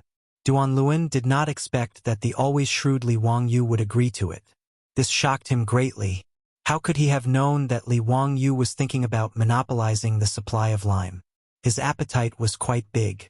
Li Wangyu's words made Chang Yaojin and the others ponder for a while.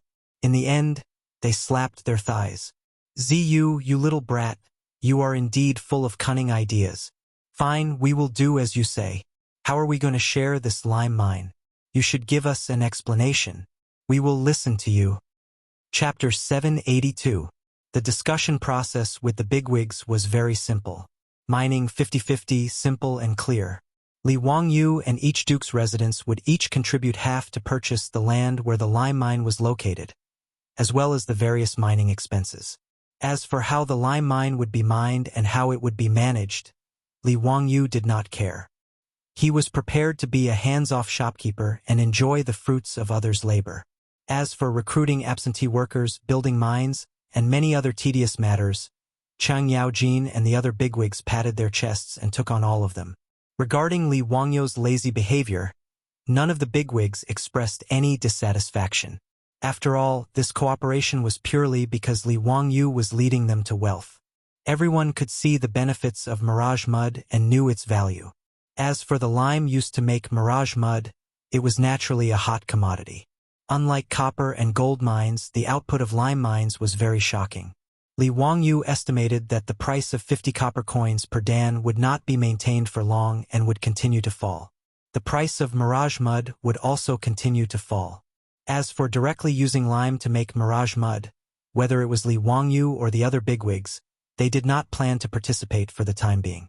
After all, Pai Lupi had already taken the production of mirage mud back to the imperial court and treated it as a strategic resource. Naturally, it would not be their turn to produce it. Li Wangyu provided the location of the lime mine, so it was only right for the dukes to contribute. Moreover, Chang Yaojin and the other bigwigs had a large group of stewards in their residences.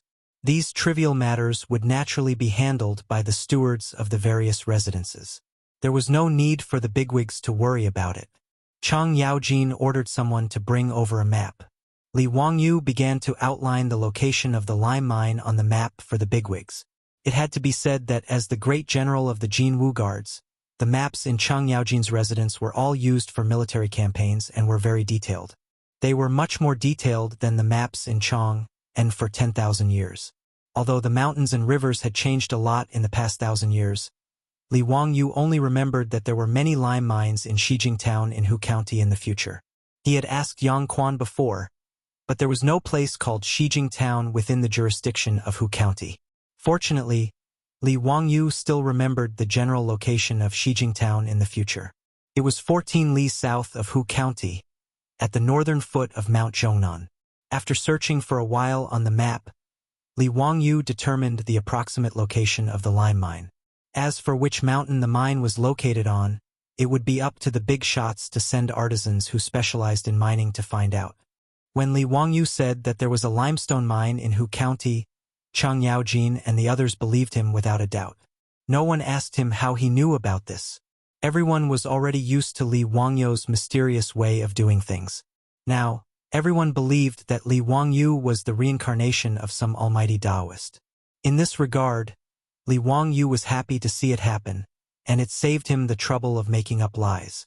The matter of him working with Chang Yaojin and the other big shots to mine the lime mine was settled. Including Chang Yaojin, none of the big shots had any plans to sign a contract with Li Wangyu. By now, Li Wangyu was well aware of the habits of these bigwigs. Naturally, he would not ask for trouble and insist on signing some sort of partnership agreement with these dukes. They were all famous dukes who had founded their own countries. If he signed an agreement with them, wouldn't he be slapping their faces? After the matter was settled, Chang Yaojin and the others once again started to drink. Within Duke Lu's residence, a new round of noise started. Li Wangyu had always politely rejected the gatherings of the nobles of the Tang dynasty. There was no other reason other than that he was too agitated. It was not without reason that people in the future called the stinky Tang dynasty dirty. The open atmosphere of the Tang dynasty, especially among the nobles, was not inferior to the debauchery of the nobles of ancient Rome. Those unrestrained and informal behaviors made Li Wangyu unable to bear it. Even people like Qin Xiong, Niu Jinda, and Li Jing, who were usually upright and prudent, did not care about their image at the banquet. They hugged the young ladies in their arms and touched them up and down. These beautiful young ladies were all the concubines that Chang Yaojin, the old hooligan, kept in the residence. In Li Wangyu's eyes, these concubines were no different from the prostitutes in Ping Kong Fong.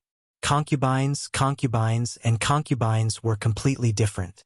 Concubines had a certain status in the family, even if it was not high. Concubines were actually not much different from maids and maids. They could be bought with money. There was no limit to the number of concubines. As long as one could afford it, they could have as many concubines as they wanted. Concubines not only needed to serve the master, but they were also the playthings of the master and the guests. Concubines were of a lower status than concubines. Concubines were usually singers and dancers. Of course, no matter if they were concubines or concubines, it was normal for them to accompany the guests in bed. As for giving concubines away, that was a common thing among the nobles of the Tang dynasty. Even Su Dongpa, such a romantic person, often gave his concubines away. Bai Juyi even had a poem. 10 years of spring cries become oriole tongues. 3 years of disdain for old ugliness change into moth eyebrows. It meant that after 3 years, concubines felt that they were too old and had to be sold in exchange for a new batch. From this, one could see that concubines were indeed very lowly and pitiful in ancient times. Chang Yaojin, this old hooligan, had dozens of concubines in his residence. Including Li Wangyu, all the founding dukes had 2 or 3 young and beautiful concubines serving them. This group of old hooligans, after drinking a few cups of wine, did not care if they would poison Li Wangyu, this young man, and directly touched him in the hall. Yuchi Jingda, that old man, quickly stripped the concubines by his side into pink little white lambs. He was just short of directly performing a live erotic scene in this hall. Chang Yaojin and the others not only did not feel offended, but also applauded loudly. Niu Jinda was considered more reserved. His pair of large hands had already reached into those concubines' dresses and continuously kneaded. Seeing this, Li Wangyu was very speechless. As for Li Jing, this old man, his hair and beard were already white, but he was hugging a few young women who were old enough to be his granddaughters for a while. He even let those concubines use their mouths to feed him wine. He was really old and unruly. During the banquet, all kinds of shining white peaks and tender gasps were heard, dazzling Li Wangyou's eyes. Seeing this, he even wanted to call the police. Although the concubines of Chang Yaojin's residence were young and beautiful, Li Wangyou did not want to have any mishaps. To have something happen with the concubines of Chang Yaojin, this old scoundrel's residence, just thinking about it was too frightening. Continuing to stay in Duke Lu's residence's main hall to be stimulated and forced to endure was really unbearable. What was the difference between this and watching a later generation Japanese romance movie? Li Wangyou simply glanced at Niu Wu, who was standing on the side, and secretly gave him a meaningful glance. Naturally, the meaning was to quickly run away. Uncle Chang, this little nephew is going to go to the toilet and change clothes. For the time being, I will take my leave. Li Wangyou stood up and bowed to Chang Yaojin, who was playing happily with his concubines. Chang Yaojin did not mind and only let the concubines by Li Wangyou's side accompany him to the toilet to take care of them. Li Wangyou said that he wanted to go to the toilet, but that was just an excuse. In reality, he was planning to escape. How could he be willing to let these concubines follow him? He promptly said that he was familiar with the way and that it was enough for his own troops to follow and take care of him. How could Chang Yaojin know what he was thinking? He also did not take it seriously. In any case, Li Wangyou had come to his residence many times and was also familiar with the way, so he just let him do as he pleased. As for Yuqi Jingda and the others, they had already sunk into the land of warmth and tenderness. How could they still care about what Li Wangyou wanted to do? Li Wangyou also did not speak much nonsense. Leading Niu Wu, he turned around and headed in the direction of Duke Lu's residence's toilet. Chapter 783. Ever since his beautiful boss and Empress Zhongsun coerced all the noble ladies and young ladies in Chang'an City to go to the county magistrate's mansion in Dingzhou village in Hu County, all the officials and aristocratic families in Chang'an City asked for the blueprints from the county magistrate's mansion and competed with each other to renovate the bathroom facilities. These hostesses had seen the modern bathroom facilities in the county count's mansion. So how could they continue to use the dirty and smelly toilets in their original mansions? For a time, orders for all kinds of bathroom tiles, toilets, and sanitary wares in the porcelain kilns and workshops outside Chang'an City increased greatly, which made the shopkeepers who had never made these rare things happy and annoyed.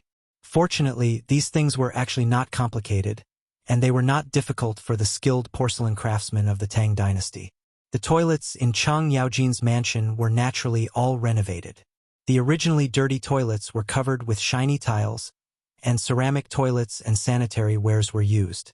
Also, the old scoundrel had plagiarized the Turkish bath in Li Wangyou's castle. He had built a bathing pool and sauna room in his own residence. As for the Taiji Palace, it had already been renovated. Pai Lupi was even more shameless. He directly asked Li Wangyou to show his respect for a batch of bathroom tiles and toilets, which made Li Wangyou spend a lot of money. After all, an ordinary duke's mansion had at most a dozen toilets. But in Noda's Taiji Palace, there were more than 100 toilets, and the number of tiles and ceramic toilets needed was innumerable. How could Li Wangyou not hate it? When the officials and nobles learned of Pai Lupi's public bribery, they became more and more envious of Li Wangyou's imperial favor, which made Li Wangyou speechless. Li Wangyou led Niu Wu to the bathroom of Duke Lu's mansion. After relaxing for a while, he was ready to slip away. Looking around, Duke Lu's mansion was brightly lit, and there were maids and servants shuttling back and forth, constantly delivering hot delicacies and wine to the nobles in the main hall. Seeing that no one was paying attention to him and Niu Wu, Li Wangyou immediately slipped down the small road to the main gate of Duke Lu's mansion. Unexpectedly, after taking 2 steps, Li Wangyou, who was anxious to escape the tiger's den, did not pay attention and directly bumped into someone coming from the opposite side. "Zio, where are you going? The main hall is not in this direction." Li Wangyou raised his head and saw that the person he had bumped into was Chang Chubi. He subconsciously gestured for him to keep quiet. Brother Chubi, don't disturb your family. Hee, little brother just remembered that there is still soup boiling in the manor. I must go back and take a look. Li Wangyu spouted some nonsense to appease Chang Chubi. He turned around and wanted to leave, but Chang Chubi grabbed his sleeve. Zio, what are you doing? Where do you want to go sneakily? Oh, I know, you want to sneak away. Am I right? Zio, do you dislike my Duke Lu's mansion for not being a good host? Li Wangyu was stunned. When did this guy become so smart? Your family's mansion is not being a bad host, it's being too considerate. If I don't run, I'm afraid those concubines will climb onto my bed. Li Wangyu thought that the concubines of Duke Lu's mansion had all served Chang Yaojin, that old rogue, and felt uncomfortable. How could he still have any romantic thoughts? However, he naturally could not say these words to Chang Chubi, and could only be vague. Brother Chubi, what are you talking about? What's the difference between your family and mine? I really have something to do, and I can't bear to disturb Uncle Cheng's mood, so I left without saying goodbye. Chang Chubi did not pay attention to Li Wangyu's words, and directly shouted with his hoarse voice inherited from Chang Yaojin. Brother, come quickly. Zio wants to run. Brother Chubi, don't shout. Don't shout. Li Wangyu was shocked and reached out to cover his mouth, for fear that this guy would provoke Chang Yaojin again. Although the three brothers of the Cheng family were not triplets, they seemed to have telepathy. Chang Chubi had just called out when Chang Chumo and Chang Chuliang's figures appeared from the small path. Li Wangyu was speechless. Could these two guys teleport? How did they come so quickly? Chang Chubi's voice. Was it really not summoning a mythological beast? Surrounded by the three brothers of the Cheng family, Li Wangyu simply raised his hands and surrendered. Three brothers, I admit defeat. What do you want? Just say it. Li Wangyu only needed to look at Chang Chumo's sneaky smile to know that this guy absolutely did not have good intentions. Perhaps these three swindlers were deliberately waiting for him here. Hearing Li Wangyu's words, Chang Chubi immediately smiled and said, Waha! Brother is right. Zio, you really can't hold back your temper and go drink with those old things. Before he could finish his words, Chang Chuliang covered his mouth. Li Wangyu felt a headache coming on.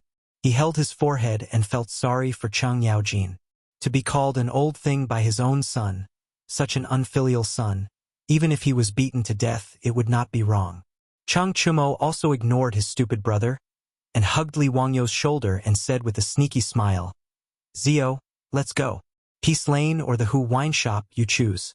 Today, brother is treating, you are responsible for the bill. Wahahaha. These words are really good.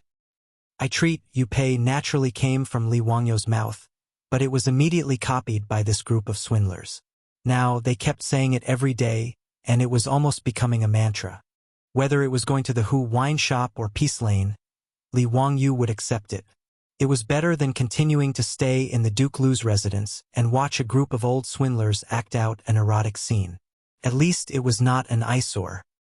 He accepted his fate and nodded, saying weakly, Then let's go to the Hu Wine Shop in the West Market. Compared to harming the poor women of the Tang dynasty in Peace Lane, Li Wangyu would rather lead these swindlers to the Hu Wine Shop to harm the Hu concubines. The three brothers of the Cheng family naturally did not have any objections. They happily escorted Li Wangyu out of their residence and towards the West Market. What made Li Wangyu even more speechless was that this bastard Chang Chumo did not forget to be generous. He actually ordered his servants to immediately go to the other swindlers' residences and inform them to gather at the Hu Wine Shop in the West Market. Today, someone was treating, so hurry and eat. If it were not for the fact that he could not beat these three brothers, Li Wangyu would definitely let them know why the flowers were so red. After a while, the swindlers and Li Wangyu gathered at the Hu Wine Shop in the West Market and started a new round of revelry. With County Count Hu and a group of young dukes at the door, the shopkeeper of the Hu Wine Shop naturally did not dare to be negligent. He respectfully invited everyone into an elegant room, and then sent the youngest and most beautiful Hu concubines in the wine shop into the room. Li Wangyu was not some old master or a moralist, so he was very relaxed and at ease with these swindlers. His arms were wrapped around two scantily clad Hu concubines, and he was very happy to take advantage of them. While everyone was drinking and having fun while chatting, Li Wangyu noticed the conversation between Chai Lingwu and Du He and couldn't help but frown. Chapter 784. Just as Li Wangyu was exchanging toasts with Cheng Chumo and the others, he heard Wei Shuyu and Chai Lingwu laughing and saying, "Brother Lingwu, I heard that you know Master Faya of the Mercy Temple?" Chai Lingwu nodded. "Yes, there is such a thing. I am acquainted with Grandmaster Faya. The retired emperor missed my mother, so he invited Great Master Faya to my brother's residence to perform a blessing ceremony for my mother. Why, does Brother Shuyu want to find Master Faya?" Chai Lingwu's mother was Princess Ping Yongzhao, Li Yuan's third daughter. Princess Ping Yongzhao could be called a heroine. At the end of the Sui dynasty, when the world was in chaos, she gathered the heroes of Guanzhong and led the army of women to achieve great things. She joined forces with Pai Lupi on the north bank of the Wei River, and together they broke through Chang'an. Unfortunately, in the 6th year of Wuda, Princess Ping Yongzhao passed away, which made Li Yuan and Pai Lupi very sad. Princess Ping Yongzhao was the only woman in the history of Wuxia to be buried with military rites. Could be said that she was truly honored in life and death. Li Yuan also missed this daughter of his very much. He often ordered Buddhist and Taoist, two sects' eminent monks and Taoist priests to perform rituals and pray for Princess Ping Yongzhao. It's like this. My mother's birthday is coming soon, and she is a devout Buddhist believer. Therefore, I want to find a Buddhist scripture personally copied by a monk as a gift for my mother. In Chang'an, Master Faya is a monk of the Sand sect. If I can ask him to personally copy a Buddhist scripture, it would naturally be excellent. Wei Shuyu explained with a smile. Chai Lingwu didn't say anything and immediately agreed. Brother Shuyu, don't worry. Leave this to me. Haha, then thank you, Brother Lingwu. Come, let me toast you. Fong Yai, I couldn't help but laugh. Why are you two patronizing yourselves? Everyone, come. Today is a beautiful day, and it's rare for Zio to be the host. Don't waste this wine and beauty. Everyone, drink up. Hearing Fong Yai's words, everyone laughed and raised their cups. There was a lot of noise in the room. No one paid attention to the conversation between Chai Lingwu and Wei Shuyu. Only Li Wangyu was stunned. Master Faya? Why did this name sound so familiar? Where have I heard of it before? He furrowed his brows and pondered for a long time. Then he suddenly stood up, scaring the wastrels. Zio, what are you doing? You're not going to change again, are you? Brat, are you trying to escape by peeing again? Brothers, keep an eye on Zio. Don't let him slip away. Haha. Li Wangyu did not pay attention to the playboy's teasing. He only remembered who Master Faya was. There was a record in the old book of Tang. 3 years ago, there was a shaman Faya who entered and left the 2 palaces by chance, but was forbidden from doing so.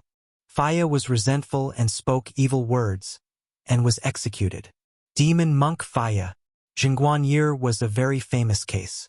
Although there were only 36 words about Faya in the old Tang book, its influence was huge. This Master Faya could be considered an eminent monk during the Sui and Tang dynasties. He was loved and respected by Li Yuan and Crown Prince Li Jianqing. Faya could enter and leave the palaces as he pleased. For a time, he was very famous in Chang'an City. Countless noble families and officials tried to befriend him. However, every dog has its day. In the 9th year of Wuda, Pai Lupi risked everything and started the Xuanwu Gate Rebellion. He killed Crown Prince Li Jianqing and Prince Qi Li Yuanji, forcing Li Yuan to abdicate. Li Yuan was forced to make Pai Lupi the crown prince. He then abdicated and lived in the Taiji Palace. However, this Master Faya still frequently entered and exited the palaces to meet with Emperor Li Yuan and discuss Buddhism. If Faya only talked about Buddhism, it would be fine. As an emperor, Pai Lupi would not make things difficult for a monk. However, this great Master Faya was not someone who knew when to advance or retreat. In private conversations with the retired Emperor Li Yuan, he often complained about Li Er, speaking out against injustice for the Crown Prince Li Jianqing, feeling indignant about the retired Emperor Li Yuan's encounter. Although these words between Faya and Li Yuan were private in Noda's Taiji Palace, how could there be a wall that did not leak out? This matter naturally spread into Pai Lupi's ears. Pai Lupi was annoyed and decided to remove Faya's right to enter and leave the palaces, forbidding him from ever entering and leaving the palaces again. By right, this matter should be considered over. Faya could continue to stay in his Great Mercy Temple as a senior monk and live in peace. However, Faya belonged to the type of person with extremely low emotional intelligence. He actually held a grudge because Pai Lupi removed his right to enter and leave the palaces. He started to call himself the reincarnation of the living Buddha on the streets and wantonly attacked Pai Lupi. He attributed the locust plague and drought in the second year of Chang'an to Pai Lupi's immoral behavior, saying that it was God's punishment for the Xuanwu Gate incident, for killing his brother and imprisoning his father. Such treasonous words were naturally reported to the imperial court. Faya was only a monk and not a noble family like the 5 surnames and 7 Wangs. How could Li Er be merciful? He simply ordered the Ministry of Justice to arrest him and then pushed Faya to Shi City where he was beheaded in public. Not only did Faya succeed in seeking death, he was also given the title of Demon Monk Faya. What was even more tragic was that before Faya died, he accused Prime Minister Pei Ji of being his accomplice. As a result, Pei Ji was demoted and sent back to his hometown. Li Yuan also quickly moved out of the Taiji Palace because of this matter and moved to the cold De'an Palace. 6 years later, he died of an illness in De'an Palace. Li Wangyu recalled this incident clearly and thought that Wei Shuyu actually wanted to ask for Faya's handwritten Buddhist scriptures for his mother. He felt that something was wrong. Although in the history books it was only recorded that Prime Minister Pei Ji was unlucky because of Faya, who could guarantee that Wei Shuyu or Wei Zhang would not be implicated because of this? After all, ever since he transmigrated to the Tang dynasty, the changes caused by the flapping of butterfly wings were not few. Who knew if Wei Shuyu had asked for a copy of Faya's Buddhist scriptures for his mother in history? Who could be sure that after Faya was arrested by the Ministry of Justice, he would not randomly accuse others? Li Wangyu also knew that the main reason why Prime Minister Pei Ji was demoted and sent back to his hometown because of the case of Demon Monk Faya was that Pei Ji was an old official of the retired emperor, Li Yuan. Pai Lupi's actions were also to clean up Li Yuan's influence in the imperial court. However, it was best to avoid such matters as much as possible. It was already the 3rd year of Chang'an, and Faya should be banned from the palace by Pai Lupi soon. At this time, it would be unwise to get involved with that idiot. Thinking of this, Li Wangyu could not help but advise, "Brother Shuyu, I advise you to change the congratulatory gift for your mother. You don't need the Buddhist scriptures copied by Master Faya." His words made Wei Shuyu, Chai Linggu, and the others stunned. They asked in confusion, "Why do you say that? What's wrong with the Buddhist scriptures personally copied by Master Faya?" That's something that many people in Chang and could not get even if they wanted it. Li Wangyu scratched his head in annoyance, but he did not know how to explain it. Should he say that he knew that Faya was about to be unlucky? No one would believe this, and if this were to spread out in the future, it would be even more troublesome. This was a bit of a pain in the ass. Chapter 785. In the face of the Popinjay's doubts, Li Wangyu could only beat around the bush, vaguely saying, "That great Master Faya, I feel that although he is valued by His Majesty the retired emperor, he might not be some eminent monk." Fang Yai asked curiously, "Oh, why do you say that? Everyone in Chang and knows about Master Faya's reputation." Li Wangyu shrugged. "Aren't the disciples of the Sand sect all about jumping out of the mortal world and cutting off worldly ties? Then why does this Master Faya frequently go in and out of the Forbidden Palace? In little brother's opinion, he's just a person that's angling for fame and fortune." On the other hand, old immortal Sun had tactfully refused the title of nobility bestowed by the saint and lived in seclusion in the mountains to research the Tao of medicine. Anyway, Master Faya would seek his own death soon. Li Wangyu didn't care whether or not he would offend this person and directly demoted him to fishing for fame. Wei Shuyu pondered over Li Wangyu's words and shook his head, not saying anything more. He was also a smart person and picked out 2 phrases from Li Wangyu's words, "Emperor Emeritus," and "forbidden to enter and leave the palace." Ever since the aristocratic families led hundreds of officials to force the emperor to abdicate in the 2nd year of Chang'an, Everyone could see that the so-called filial sons and fathers of the royal family was just a joke. His father, Wei Zheng, was an imperial censor of the censorate and Pai Lupi's confidant. At this time, it wasn't worth it for the Wei residents to form a relationship with Master Faya, the Emperor Emeritus' favorite.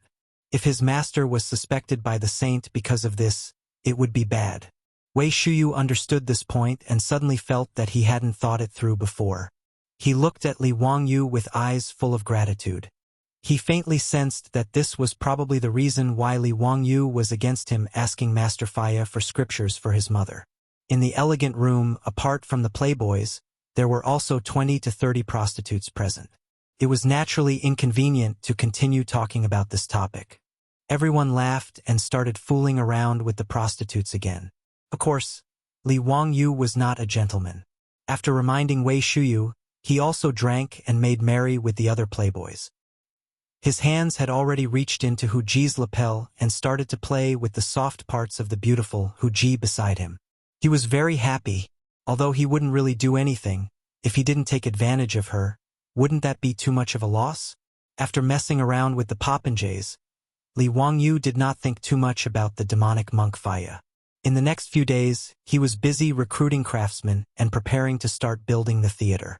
But Li Wangyu did not expect that the words he said in the Hu wine shop that day were actually heard by Hu Ji, who was present, and then told it to the other guests as a joke. Gradually, the news that the Count of Huxian was disrespectful to the great Master Faya of the Mercy Temple and called him a fame-seeking person quickly spread throughout the city. Many of great Master Faya's followers were unhappy with Li Wangyu because of this. If not for the fact that they were afraid of Li Wangyu's noble status as the founding county count, Li Wangyu's mansion in Kaihua Square would probably have had rotten eggs and vegetables thrown at it in protest. After all, Faya was very famous. He was originally an eminent monk at the end of the Sui dynasty and was valued by Li Yuan and Li Jianqing. He had countless followers in Chang'an. When Li Wangyu's words got out, it was like poking a hornet's nest. Among the hundreds of officials and nobles in Chang'an, there were many who were followers of Faya. After all, for Faya to be able to gain Li Yuan's trust, his eloquence was naturally outstanding. Hearing him preach and explain the Buddhist doctrine, many officials and nobles were convinced. Otherwise, why would Wei Shuyu want to use her connections to ask for a scripture personally copied by Faya as a birthday gift for her mother? The common people didn't dare to do anything to Li Wangyu. At most, they would curse him in private. However, these officials and nobles might not be so easy to talk to. Even many of the young imperial censors from the censorate were prepared to impeach Li Wangyu at the court meeting against Pai Lupi for the crime of humiliating a Buddhist monk. When Ma Zhou, Yan Liben, Lu Rengui, and Shangguan Yi learned of this matter, they were also very worried. They immediately ran to Lai Hot to ask to see their teacher. They wanted to see if there was any way to resolve this matter. "Teacher, I heard that many of great Master Faya's followers are complaining about you. I even heard that some imperial censors in the censorate want to impeach you," Ma Zhou said worriedly in the main hall of Lai Hot. Yan Liben also nodded. "That's right. I also heard about this matter. Teacher is indeed a bit rash. After all, great Master Faya is a favorite of the Emperor Emeritus. Offending him rashly will cause a lot of trouble." Lu Rengui and Shangguan Yi were now following Su Jingzong to manage the Royal Academy's affairs. They didn't know much about the court matters. Although they were worried for Li Wangyu, they didn't know what to say. Li Wangyu didn't care about the worries of his disciples. After all, in his opinion, Faya was just a grasshopper after autumn. He wouldn't be able to jump around for long. It was already the 3rd year and 4th month of Chang'an. Pai Lupi would probably issue an edict soon to prohibit Faya from entering and leaving the palace. Of course, others didn't know about this. Li Wangyu didn't expect that his private conversation with the rich kids would cause such an uproar. Li Wangyu didn't know whether to laugh or cry about the influence of these shamans. He waved his hand at his 4 disciples and smiled. "It's fine. It's just a small matter. I'm just talking in private. Don't tell me that great Master Faya will cause trouble for me?" But Ma Zhou wanted to persuade his teacher again, but he saw the old butler Li Heng hurriedly run into the hall. Lang Jun, great Master Faya of the Mercy Temple requests an audience." Li Heng's words stunned Li Wangyu. What did Great Master Faya mean by coming to his residence? Did he really come to reason with him just because he said in private that Great Master Faya was fishing for fame? No wonder this guy would seek his own death. His EQ was indeed worrying. Li Wangyu pondered for a moment and nodded at Li Heng. Invite Great Master Faya in. The old butler Li Heng continued. Lang Jun, Pei Sikong and Duke Song also came with Great Master Faya. Li Wangyu was stunned again. Pei Ji and Xiao Yu also came? What were they trying to do? Were they here to support Great Master Faya? What made Li Wangyu speechless was that it was one thing for Pei Ji to come. In any case, just by looking at how this guy was bitten and dragged into the water by Great Master Faya, he knew that the two had a deep relationship. It was the kind of evil that he brought upon himself. But why did Xiao Yu come? The old man's pneumonia back then was cured by him and Lu Shenwei. There was still a relationship between the two parties. Li Wangyu immediately understood something. Whether it was Pei Ji or Xiao Yu, they were both Li Yuan's old officials. He had scolded Great Master Faya. Presumably, Li Yuan would be very unhappy about it, right? Pei Ji and Xiao Yu might have accompanied Great Master Faya at Li Yuan's behest. On a deeper level of thinking, even though he was Pai Lupi's confidant, he had scolded Great Master Faya. He was afraid that Li Yuan would misunderstand that he had said what he had said at Pai Lupi's behest. Understanding this, Li Wangyu felt very helpless. What kind of nonsense was this? Chapter 786. Li Wangyu was sick of this, but he couldn't refuse to see Pei Ji and Xiao Yu. He could only have the old butler Li Heng invite Faya and the others into the residence. Not long after, Li Heng respectfully invited Pei Ji and Xiao Yu into the main hall.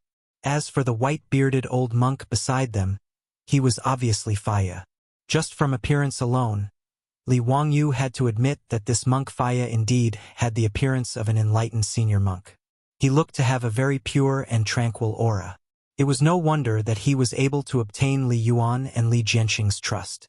If Li Wangyu didn't know about Faya's absurd actions, he might have been fooled by him. Although he knew that Faya had brought Pei Ji and Xiao Yu here to cause trouble for him, Li Wangyu could only pretend that he didn't know and greet the three of them politely. Greetings to Pei Sikong, Elder Xiao. This master must be Master Faya? It's an honor to meet you. Pei Ji wasn't familiar with Li Wangyu and had only seen him at court. They didn't have much of a relationship, so he only greeted Li Wangyu very calmly. Xiao Yu, on the other hand, had an awkward expression. After greeting Li Wangyu, he didn't say much. It was obvious that coming to Lai Hot to denounce Faya wasn't his original intention. The truth was indeed so. When the monk Faya found out that Li Wangyu, the county count of Huxian, evaluated him as someone who was fishing for fame, he immediately flew into a rage. He immediately ran to Taiji Palace to seek an audience with Li Yuan, hoping that Li Yuan would uphold justice for him. When Li Yuan heard about this, he naturally wasn't happy. He directly sent a message to Pei Ji and Xiao Yu, asking them to accompany Faya to the county count's manor to denounce Faya and demand an explanation. Xiao Yu and Li Wangyu were friends and naturally didn't want to get involved in this kind of mess. However, he couldn't go against the will of the Emperor Emeritus, so he could only reluctantly follow Pei Ji and Faya to the county count's manor. As for Faya, he bowed with one hand. Amitba, poor monk greets County Earl. However, I'm afraid that County Count Huxian's I'm looking forward to meeting you for a long time. Isn't that a lie? When Li Wangyu heard this, he couldn't help but be astonished. Was Faya's EQ really that low? She was just being polite and courteous, but he actually made things difficult for her as soon as they met. Even if she had said in private that he was fishing for fame, it wouldn't make him fall out with her like this, right?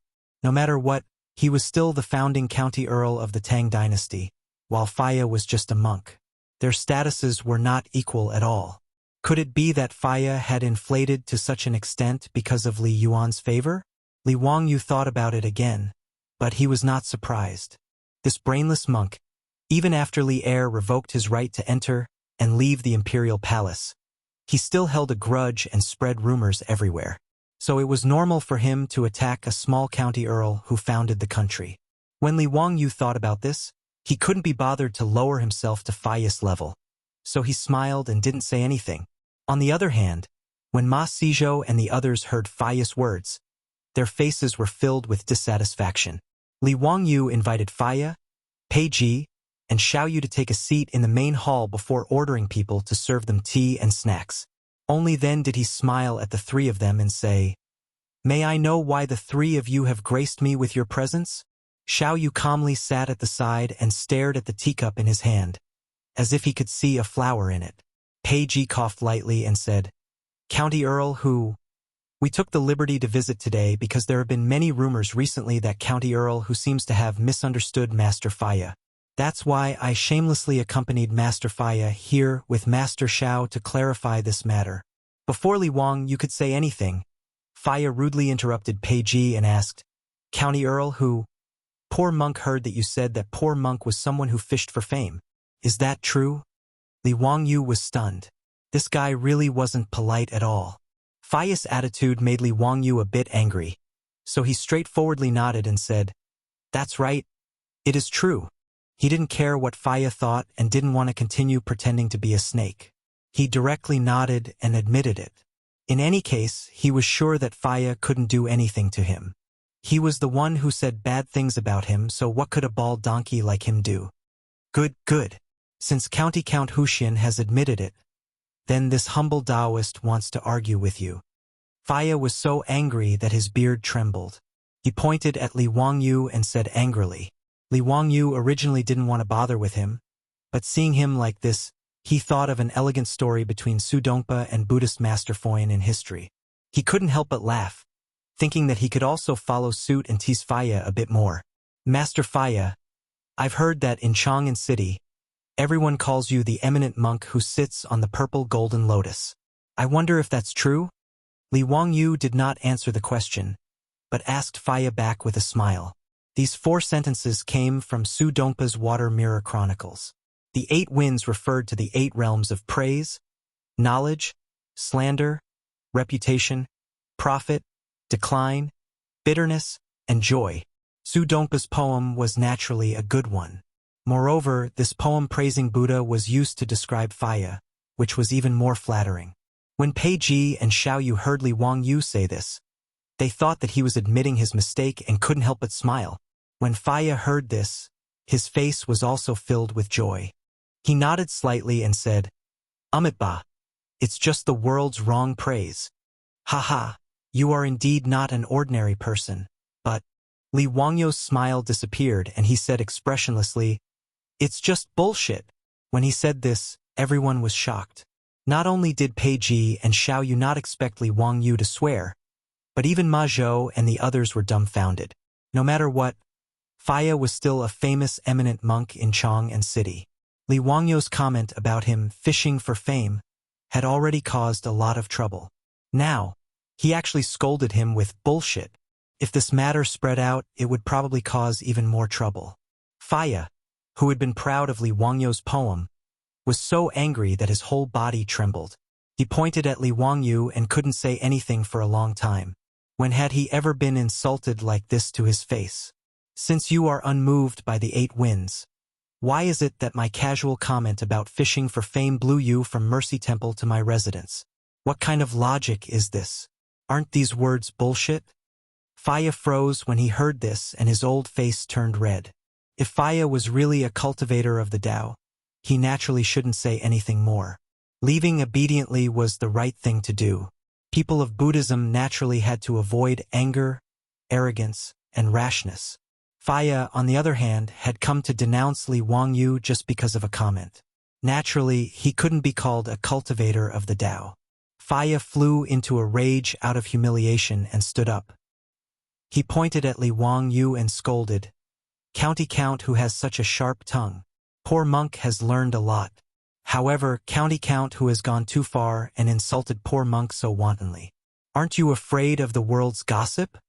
Chapter 787. Li Wangyu's previous words made Pei Ji and Xiao Yu's faces twitch. They didn't know what to say. Faya's angry rebuke made the two of them feel even more awkward. Now, not to mention Xiao Yu, even Pei Ji was filled with regret. He didn't understand why he accompanied this monk to County Count whose residence to be humiliated. Li Wangyu didn't even bother to lift his eyelids in the face of Faiya's angry rebuke. He found Faiya's words even more hilarious. This idiotic monk actually thought that he represented Buddha? That he represented all living beings in the world? Haha! What a long-winded mouth. What does great Master Faiya think of me? Li Wangyu suddenly asked. Ma Zhou and the others couldn't help but be stunned. What did their master mean? You've already scolded Faiya for farting, yet you're still asking Faiya how he thinks of you? What good words could there be? As expected, Faiya's face was ashen. He didn't have the demeanor of an eminent monk. He flung his robe and said angrily, "Humph, poor monk County Count who is just an arrogant brat with glib words. He's not human." These words completely shed all pretense of cordiality. Since Li Wangyu had already scolded him for farting, Faiya naturally had to scold him back, angrily saying that Li Wangyu wasn't human. Ma Zhou and the others heard this and glared at Faiya. With Faiya's status, it was too arrogant for him to say such words. Even Pei Ji and Xiao Yu had ugly expressions. They felt that great Master Faiya really didn't know when to back down. Pei Ji was still thinking that he had to persuade the retired emperor not to come into contact with a monk like Faiya in the future. Li Wangyu didn't get angry at all. Instead, he laughed loudly. "Haha! I think great Master Faiya is like a Buddha." Everyone was stunned again. They didn't understand what Li Wangyu meant. Great Master Faiya had already scolded you for being inhuman, yet Li Wangyu still said that great Master Faiya was like a Buddha? Could it be that he felt that saying farting was too much and wanted to say something nice to salvage their relationship? Ma Zhou was displeased and asked directly, "Teacher, what do you mean by that?" Li Wangyu winked at his disciple and said with a smile, "Bin Wang, do you know what is the most important thing for those who practice Zen?" Ma Zhou did not understand. He looked at Yan Libin, Lu Rengui, and Shangguan Yi beside him. The four of them did not understand what Li Wangyu meant. "Disciple does not know. Please answer my question, teacher." Li Wangyu said with a laugh, "See your nature clearly. Point straight to your heart. What you have in your heart is what you have in your eyes. Therefore, in my opinion, Master Faiya is a Buddha, while in Master Faiya's opinion, I am an arrogant and inhuman person." As soon as he said this, everyone in the hall was shocked. Faiya, who had just been unable to restrain his anger, had his face flushed red. He opened his mouth but was unable to say anything. As for Pei Ji and Xiao Yu, their gazes towards Faiya were even stranger. After a long while, it was Pei Ji who coughed softly and cupped his hands towards Li Wangyu. "County Count who, today's matter was abrupt. I am ashamed. I still have other matters to attend to and will not stay any longer. Farewell, farewell." Xiao Yu naturally stood up and bowed towards Li Wangyu to bid farewell. Accompanying Faiya on this trip today, he felt that he had lost all his face. At this moment, Faiya did not dare to say anything more and could only leave with Pei Ji and Xiao Yu. When Pei Ji and the others left, Ma Zhou, Yan Libin, and the others almost laughed out loud. As for Li Wangyu, this little division commander, he was filled with even more admiration. Their teacher's mouth was really unforgiving. He actually used Buddhist etiquette and beat around the bush to scold Faiya, the famous senior monk of Chang'an city. It was really satisfying to the extreme. However, while it was satisfying, Ma Zhou and the others were still faintly worried. After all, Faiya's influence in Chang'an city was not small. Many nobles were believers of Faiya.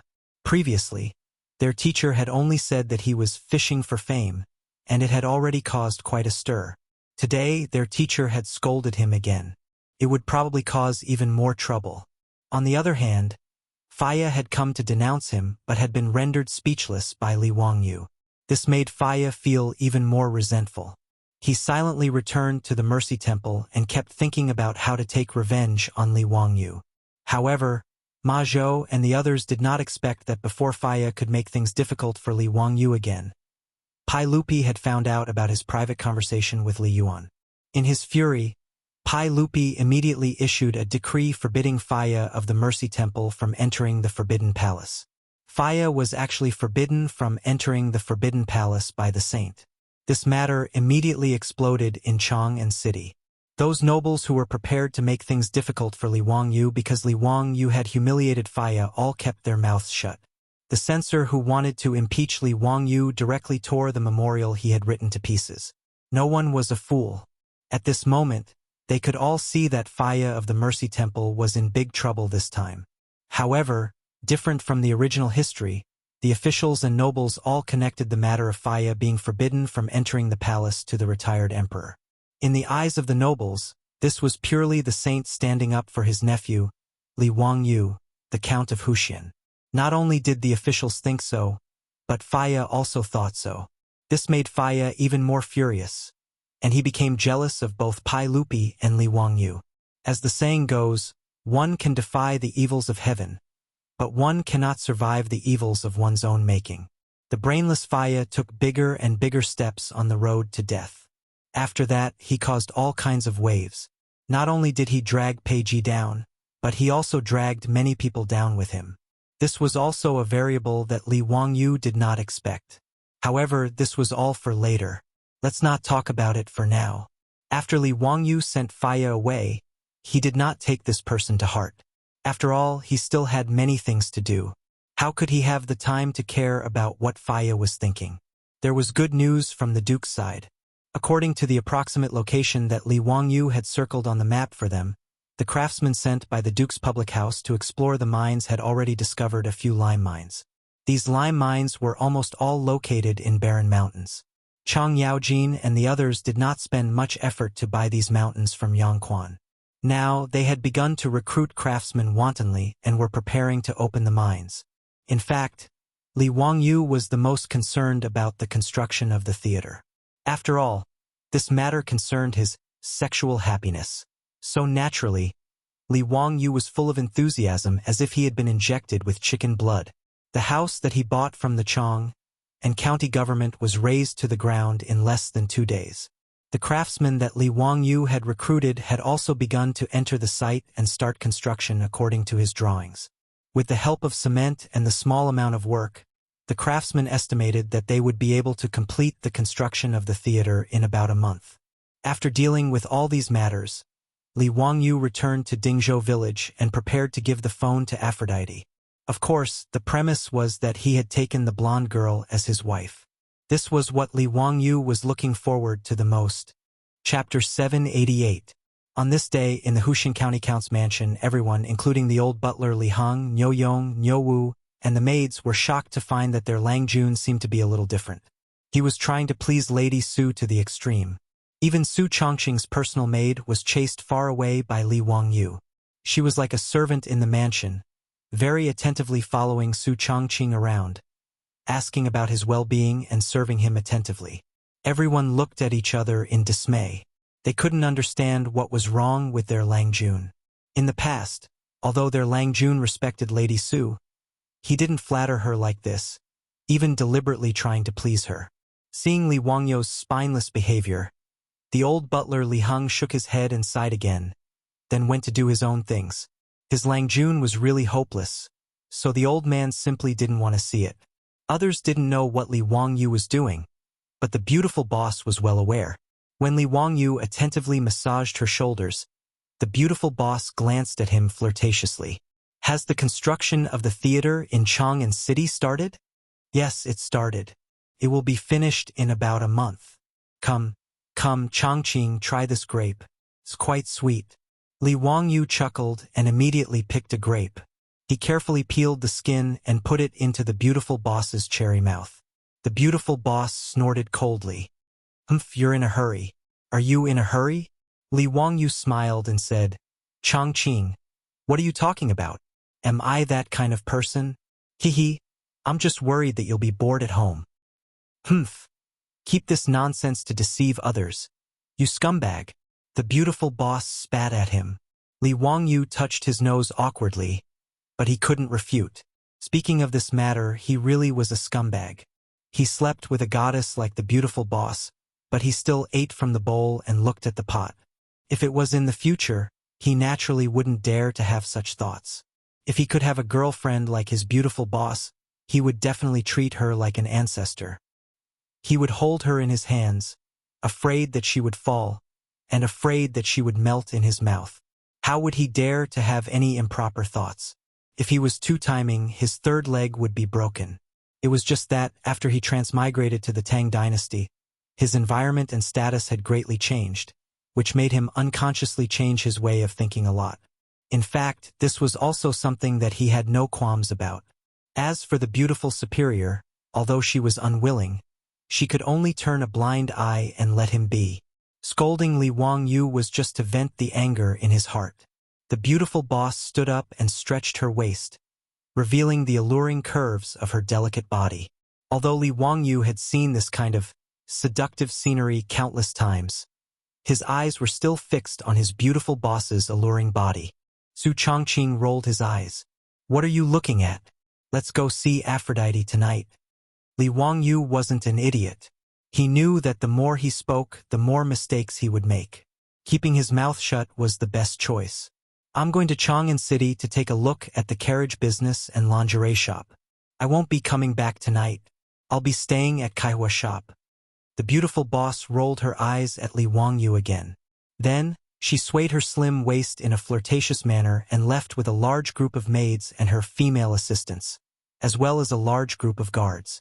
Li Wangyu naturally understood what the beautiful boss meant. He smiled so widely that his eyes turned into crescents. Nodding and bowing, he respectfully sent the beautiful boss off. After returning to the castle, Li Wangyu went straight to the huge bathroom at home. Seeing that their master was about to take a bath, the maids hurried to serve him, but Li Wangyu waved them away. "You don't need to serve me today. Just go and call Aphrodite over." The maids were a little surprised, but didn't dare to ask any questions. After curtsying, they hurriedly left to summon Aphrodite. They couldn't be blamed for being surprised. Apart from Su Changqing, who was the mistress of the county count's residence, Aphrodite's status was also rather special. Aphrodite wasn't Li Wangyu's concubine, nor was she a maid. Even the old steward Li Heng didn't know how to treat her. Aphrodite didn't have to serve anyone in the residence, much less entertain anyone with her looks. Li Wangyu even assigned her 2 personal maids to take care of her daily life. As for basic necessities, she was only slightly worse off than Su Changqing. Therefore, even though Li Wangyu didn't take Aphrodite as his mistress, everyone, including the old steward Li Heng, tacitly agreed that she was their master's woman. When Li Wangyu suddenly asked someone to summon Aphrodite to serve him, the maids naturally let their imaginations run wild, and they covered their mouths in amusement.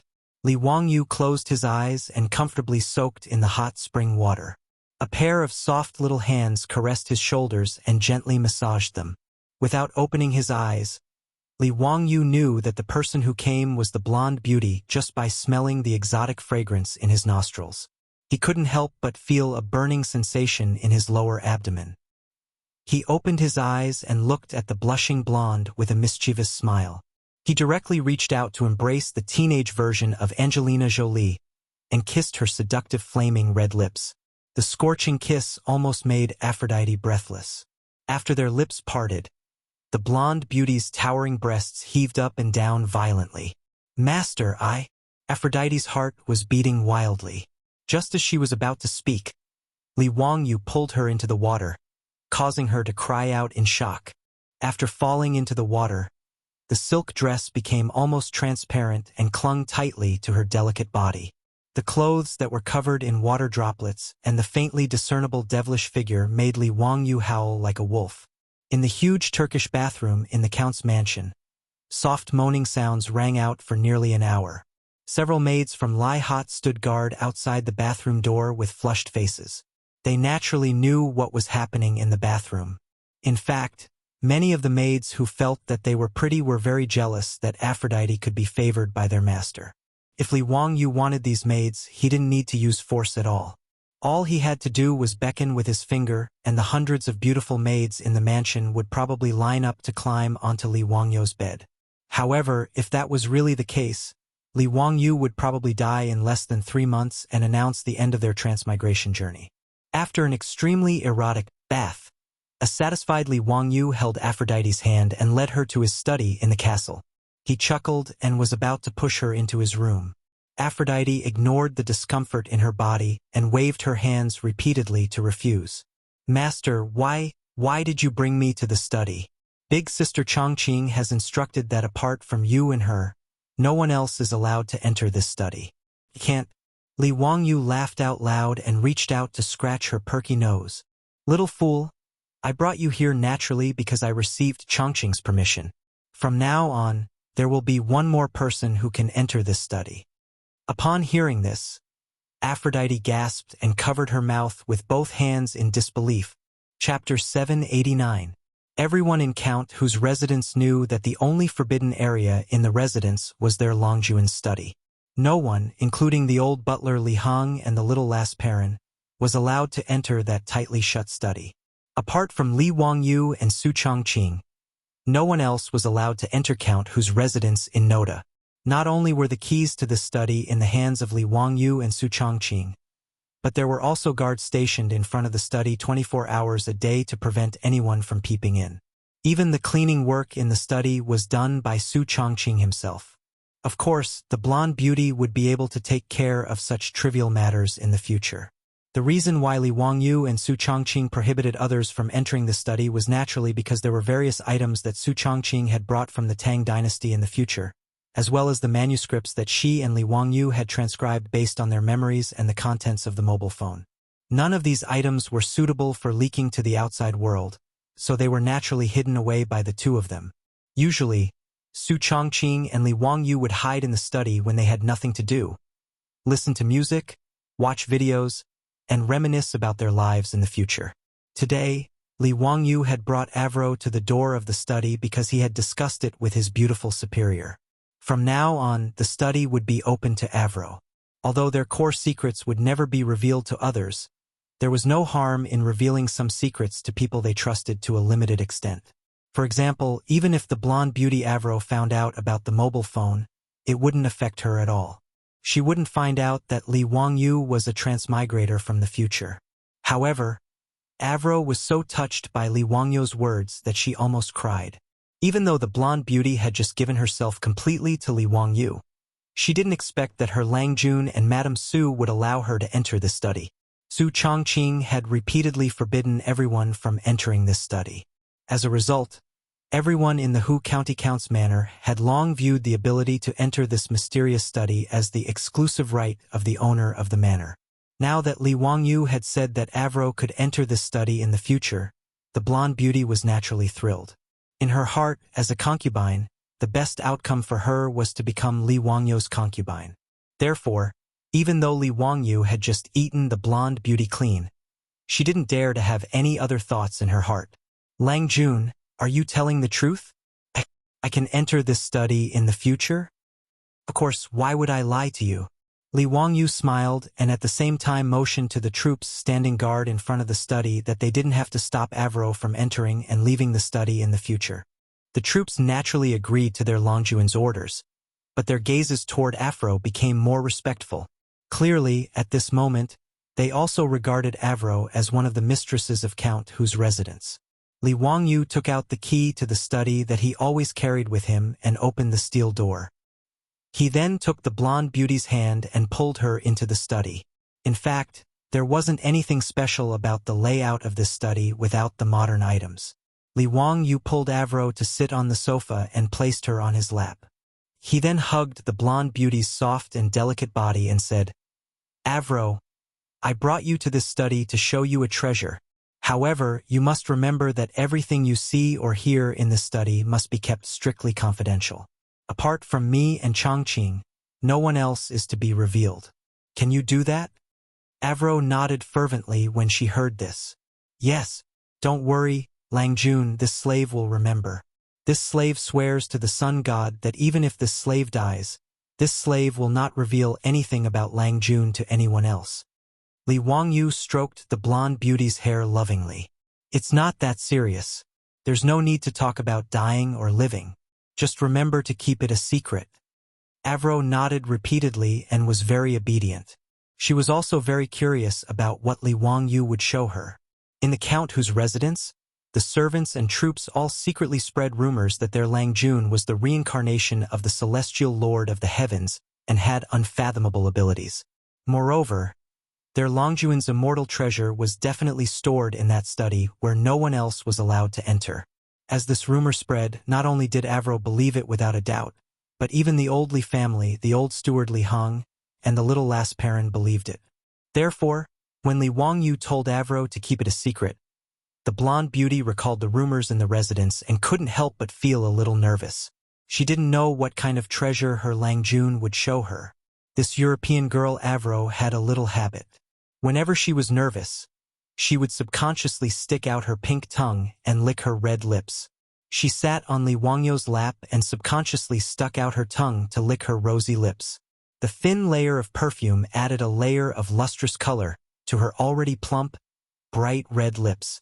Due to her subconscious action, Aphrodite's innocent face appeared exceptionally alluring. Li Wangyu hugged the soft blonde beauty in his arms and couldn't help but feel a burning sensation in his lower abdomen when he saw her expression. Langjun, what treasure are you going to show this slave? Langjun, you... The blonde beauty suddenly felt something strange in her lower body as she spoke. She immediately realized what was going on and couldn't help but blush shyly as she became flustered. At this moment, Li Wangyu didn't care about the phone at all. His hands subconsciously climbed up to the peak as he turned into a wolf once more. Finally, the flames of war in the study were extinguished once more. Li Wangyu, whose back was aching, pulled Avro to the sofa again. He lamented inwardly that he really had to seize the time to train his body. Avro ignored the discomfort in her body and carefully wiped the sweat off Li Wangyu's forehead with a silk handkerchief. Li Wangyu took out his phone and handed it to Avro. This is the treasure I'm going to show you. Avro sized up the strange object in front of her curiously, but she didn't know what this thin black thing was for. Langjun, what exactly is this? Don't worry. Open your eyes wide. It's time to witness a miracle. Li Wangyu stretched out his finger and gently tapped on the screen. The next moment, Avro immediately let out a cry of surprise as her eyes widened and her mouth opened slightly. Her face was filled with horror and astonishment. Langjun, is this an immortal magic treasure? Why did you put Sister Changqing in this little box? Did Sister Changqing do something wrong? Avro's words stunned Li Wangyu. He looked down at the phone and couldn't help but chuckle. The screensaver of the phone was a picture of his beautiful boss smiling at him and the blonde beauty. Chapter 790. Faced with Avro's bewilderment, Li Wangyu was stunned for a moment before he burst into laughter. Silly girl, this is a phone that can be used to take photos. The Changqing you see is just a photo of her. I didn't lock Changqing up. Haha, I don't have the guts to do that. Come on, I'll take a photo for you and you'll know. With that said, he did not wait for Avro to object before he picked up the phone and took a selfie of the two of them. Immediately after, a photo of him hugging Avro appeared on the screen.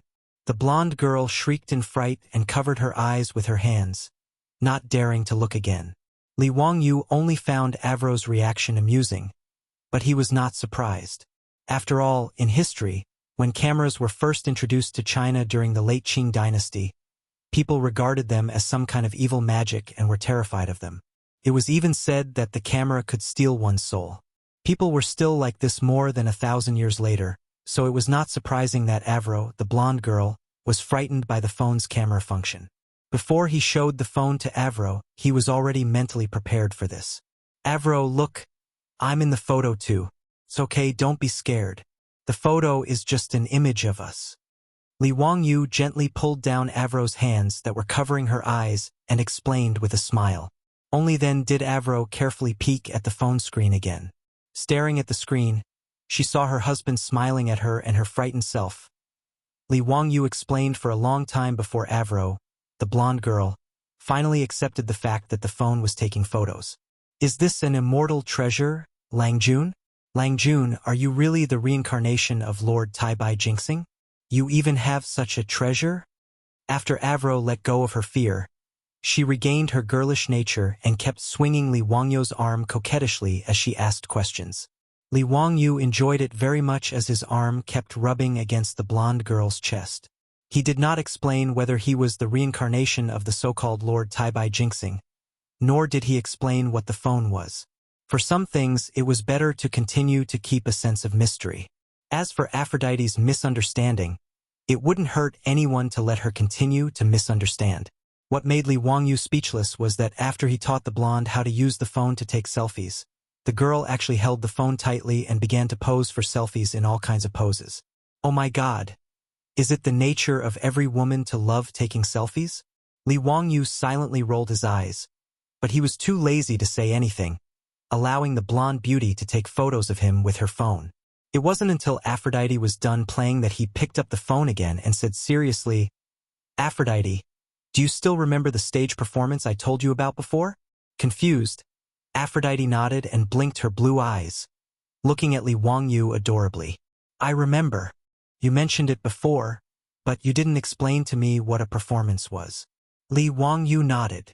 "That's why I asked you to come to the study today. The answer you want is right here." With that, he clicked on the video on the phone and began to play a clip of the opera Turandot. Aphrodite, the blonde beauty, widened her eyes again and looked at the video on the phone in horror. Lang Jun, what is this? Why are those people in this treasure? Are they demons that have been imprisoned by Lang Jun with immortal spells? Li Wangyu face-bombed and didn't bother to explain further. "Don't ask so many questions. Just watch carefully. This is the stage performance I told you about. Those people in it are actors. They are performing an opera called Turandot. It's about a princess named Turandot who wants to avenge her ancestor who was kidnapped in the Dark Night." He roughly told the plot of the opera Turandot to Aphrodite so that the blonde beauty could understand the story. After Aphrodite recovered from her shock, she was soon attracted by the video that was being played on her cell phone and watched it with rapt attention. The song Turandot on the beautiful boss's phone was just a fragment of a famous aria. "No one can sleep tonight." It was sung by the Tatar Prince Caliph in the opera on the night he asked Princess Turandot to guess his identity.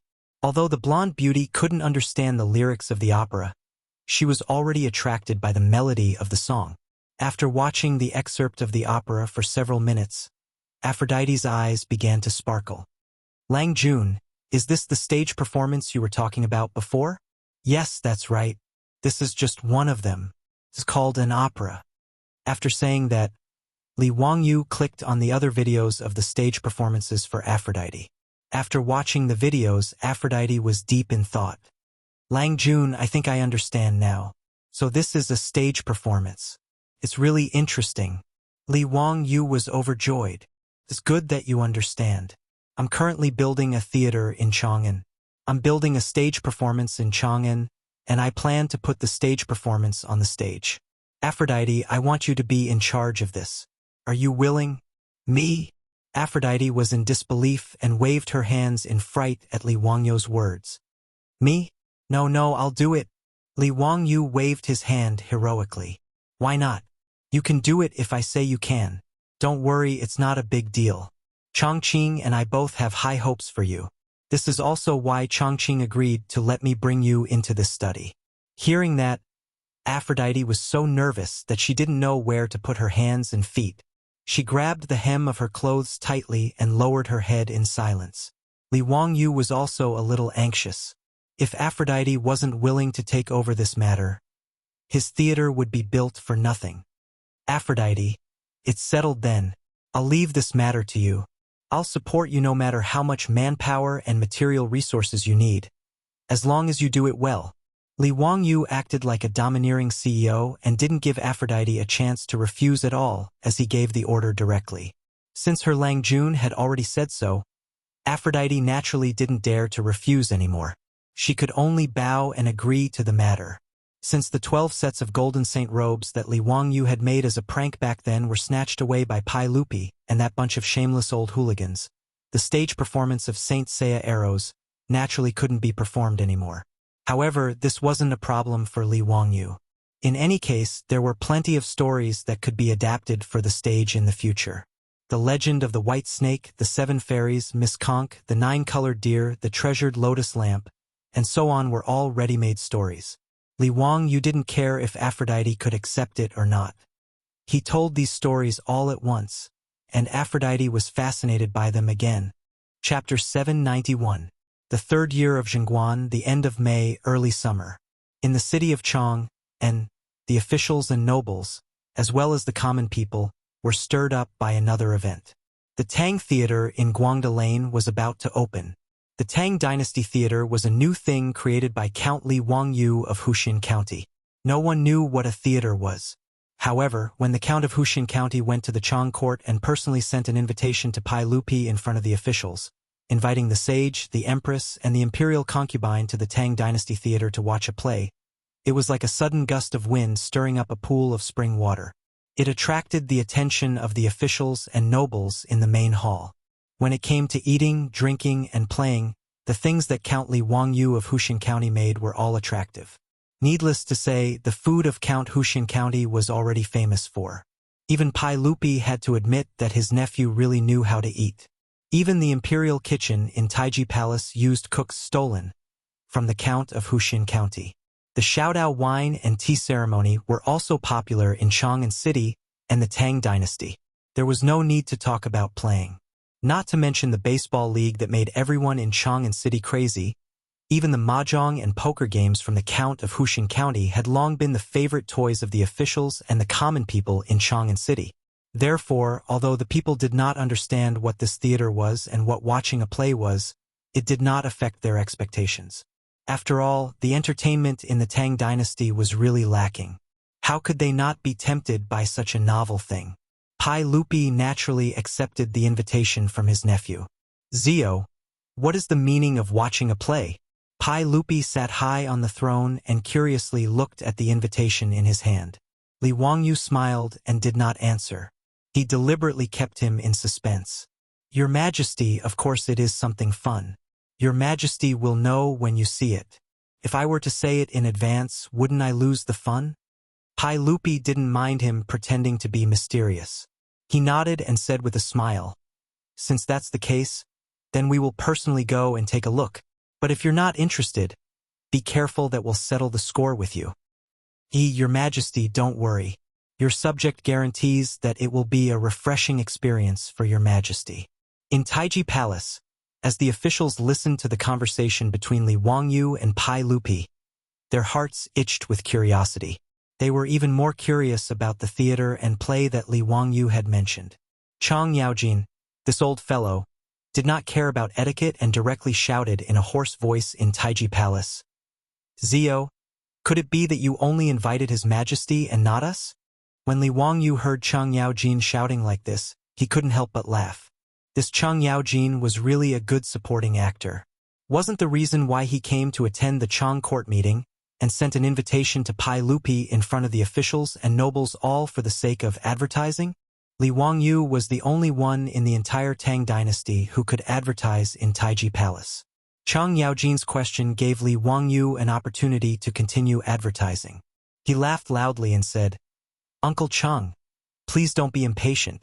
How could this nephew dare to forget Uncle Chang? This nephew will naturally send the invitation to Uncle Cheng's residence later. When Chang Yaojin heard this, he was very satisfied. Wahahaha, at least you know how to behave. There are many people in my residence, so you should leave some seats for me. Li Wangyu wanted to go up and kiss this old fellow.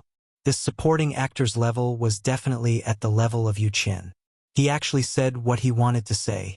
Li Wangyu pretended to be in a difficult position. Uncle Chang, this won't do. This nephew's theater has a limited capacity and can only seat about 300 people. Therefore, each invitation can only allow one relative to enter. Please forgive me, Uncle Chang. This wasn't Li Wangyu being unreasonable. It was just that the Tang Dynasty didn't have loudspeakers now. Therefore, in order to ensure that everyone in the theater could clearly hear the dialogue and singing of the actors on stage, Li Wangyu didn't build a very large theater when he designed and built it. The semicircular theater, including the private rooms on both sides, could only hold about 300 people. Chang Yaojin didn't say much about his words, but the officials in Taiji Palace were muttering in their hearts. In Chang'an City, there were at least 500 to 600 officials and nobles. Including their relatives, there were thousands of people. According to County Count Hu, the Tang Dynasty Theater could only hold about 300 people, and each invitation could only allow one relative to enter. This meant that County Earl who could only send out 100 or so invitations at most. Therefore, it was worth pondering over who would be able to receive an invitation from County Count who. Obviously, if the princes, dukes, and princes were excluded, there wouldn't be too many invitations left. At this time, the officials in Taiji Palace probably didn't need to ponder over the matter of invitations. Those who felt close to Li Wangyu weren't in a hurry. They assumed that Li Wangyu wouldn't forget to send them an invitation. However, the officials above the third rank who weren't close to Li Wangyu couldn't help but feel nervous. After all, if others could receive an invitation and they couldn't, it would be a great loss of face. Therefore, after the daily court, the nobles who felt that they were qualified to receive an invitation all sent out their servants to keep an eye on Li Wangyu's mansion in Kaihua Square. They wanted to see which mansion the steward of Lai Hot went to deliver an invitation. Big shots like Li Daozong, Zhang Sun Wuji, Fang Xianling, Du Ruhui, Cheng Yaojin, and Yuqi Jingda naturally didn't need to be nervous. Li Wangyu personally went to them and sent them an invitation. As for Yu Shernan, Kong Ingda, Lu Quan, and Duan Luan, who were close to Li Wangyu naturally didn't forget about them. He personally went to them and sent them an invitation. Even though Li Wangyu didn't like the heads of these aristocratic families, he still went to them. Both sides pretended to be cordial and courteous, then sent an invitation to Cui Xian and the other family heads to the theater to watch a play. After all, Li Wangyu also knew that the heads of the 5 families and 7 families were powerful. Even Pai Lupi didn't want to fall out with them. When it was time to give them face, Li Wangyu still had to give them face. Moreover, he had previously colluded with Pai Lupi and the others to swindle so much gold from the aristocratic families. Now, he gave them face and sent an invitation. In Li Wangyu's eyes, it was only right. These invitations had to be sent by Li Wangyu personally. So the nobles in Chang and city knew in their hearts. Everyone made a rough estimate. After removing 50 to 60 invitations, there were less than 100 left. In the following days, Li Hang, the old housekeeper of the Huxin County Count's mansion, led the officials in the mansion, shuttling through Chang'an City to respectfully send invitations to the various mansions. And the officials who received the invitations were all very enthusiastic, even though Li Heng's status was far below theirs. If it were in the past, these nobles wouldn't even look at the old housekeeper of the Huxin County Count.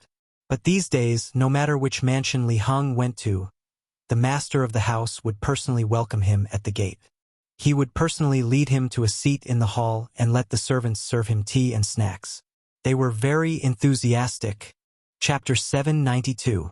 Li Wangyu's invitations had stirred up a lot of unrest in Chang'an City. Those nobles who thought they had enough status but still hadn't received any invitations from Lai Hot felt even more uneasy. Although no one knew what the Tang Dynasty Theater was for, that wasn't important. What everyone was fighting for was nothing more than face. If they couldn't get an invitation from County Count who, wouldn't that be too embarrassing? How would they be able to raise their heads in front of their colleagues in the future? Thus, the nobles who weren't familiar with Li Wangyu all started to think of ways to get closer to County Count who. Wuxia had always been like this since ancient times.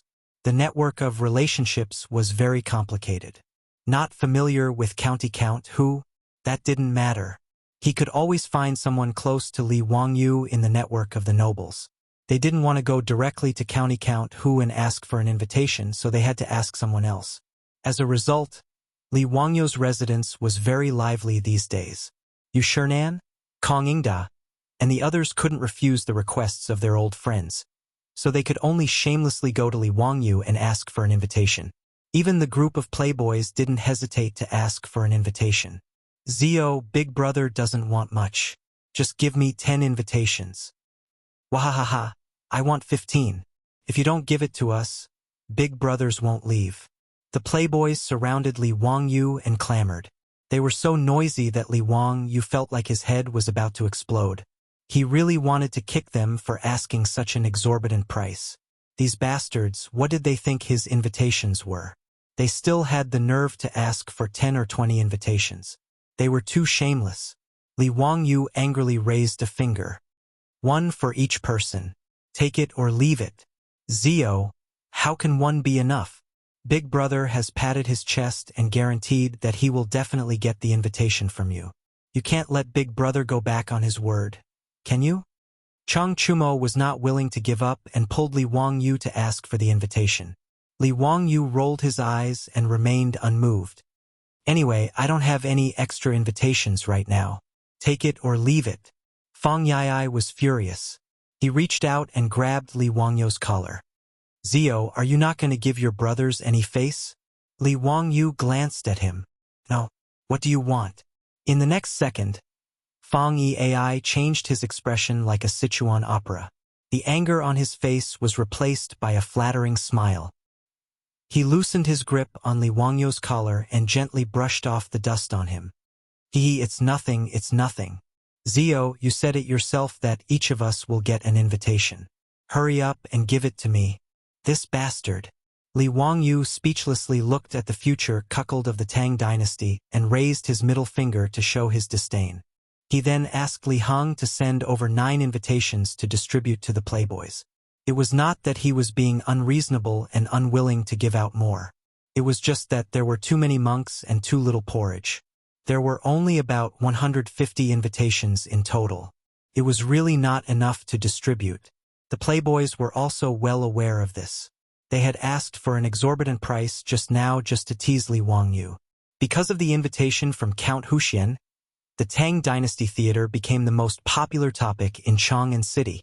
Even the common people, although they had nothing to do with the invitations, did not stop them from gossiping.